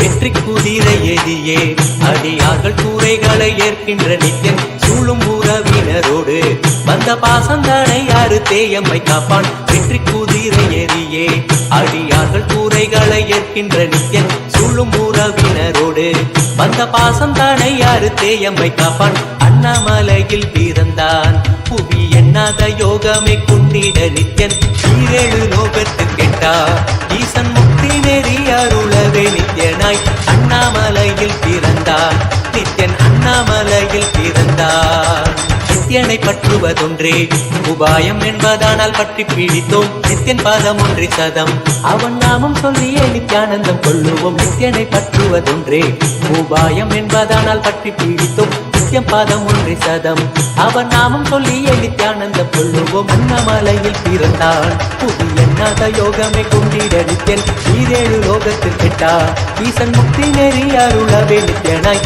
அண்ணாமலையில் பிறந்தான் திருவண்ணாமலையில் பிறந்தான்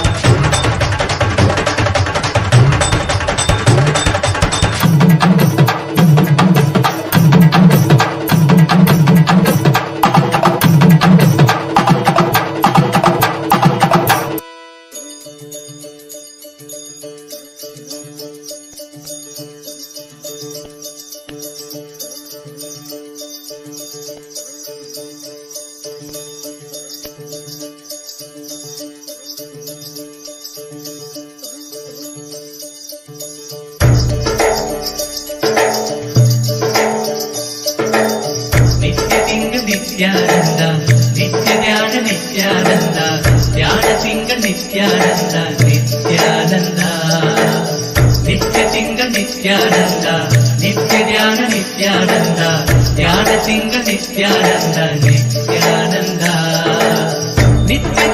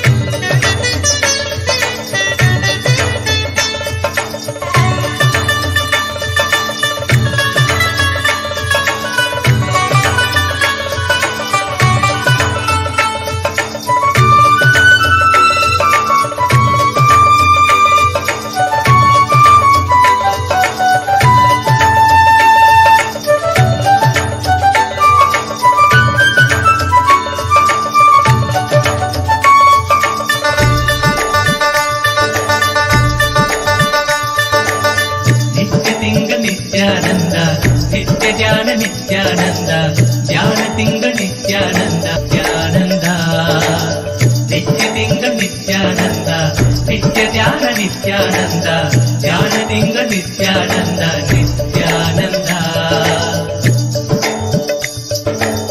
नित्य तिंगल नित्यानंद नित्य ज्ञान नित्यानंद ज्ञान तिंगल नित्यानंद नित्य तिंगल नित्यानंद नित्य ज्ञान नित्यानंद ज्ञान तिंगल नित्यानंद नित्यानंदने नित्यानंद सत्य वेंकटे नित्यानंद वेद रूपणे नित्यानंदने नित्यानंदने नित्यानंद सत्य वेंकटे नित्यानंद वेद रूपणे नित्यानंदने.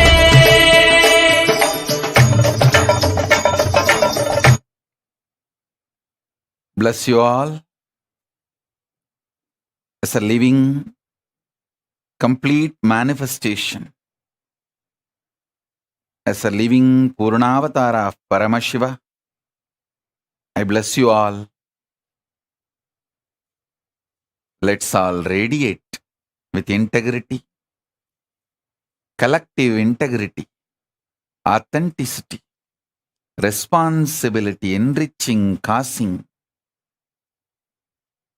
living Paramadvaitam, Shuddhadvaita Saivam, the state, space, being,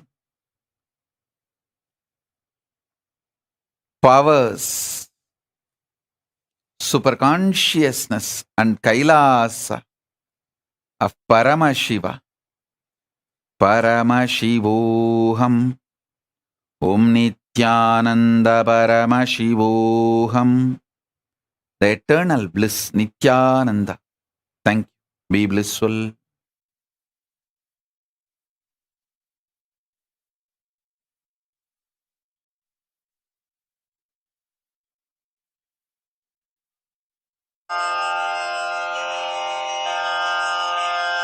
श्रीकैलासोन्नतद्वादशान्त Shyamala पीठारूढ श्रीमीनाक्षि सुन्दरेश्वरा भिन्नस्वरूपा परशिवपुत्र Ratna Kumar गुरुमण्यतुल्यावतार Shri Parvati स्तन्यपान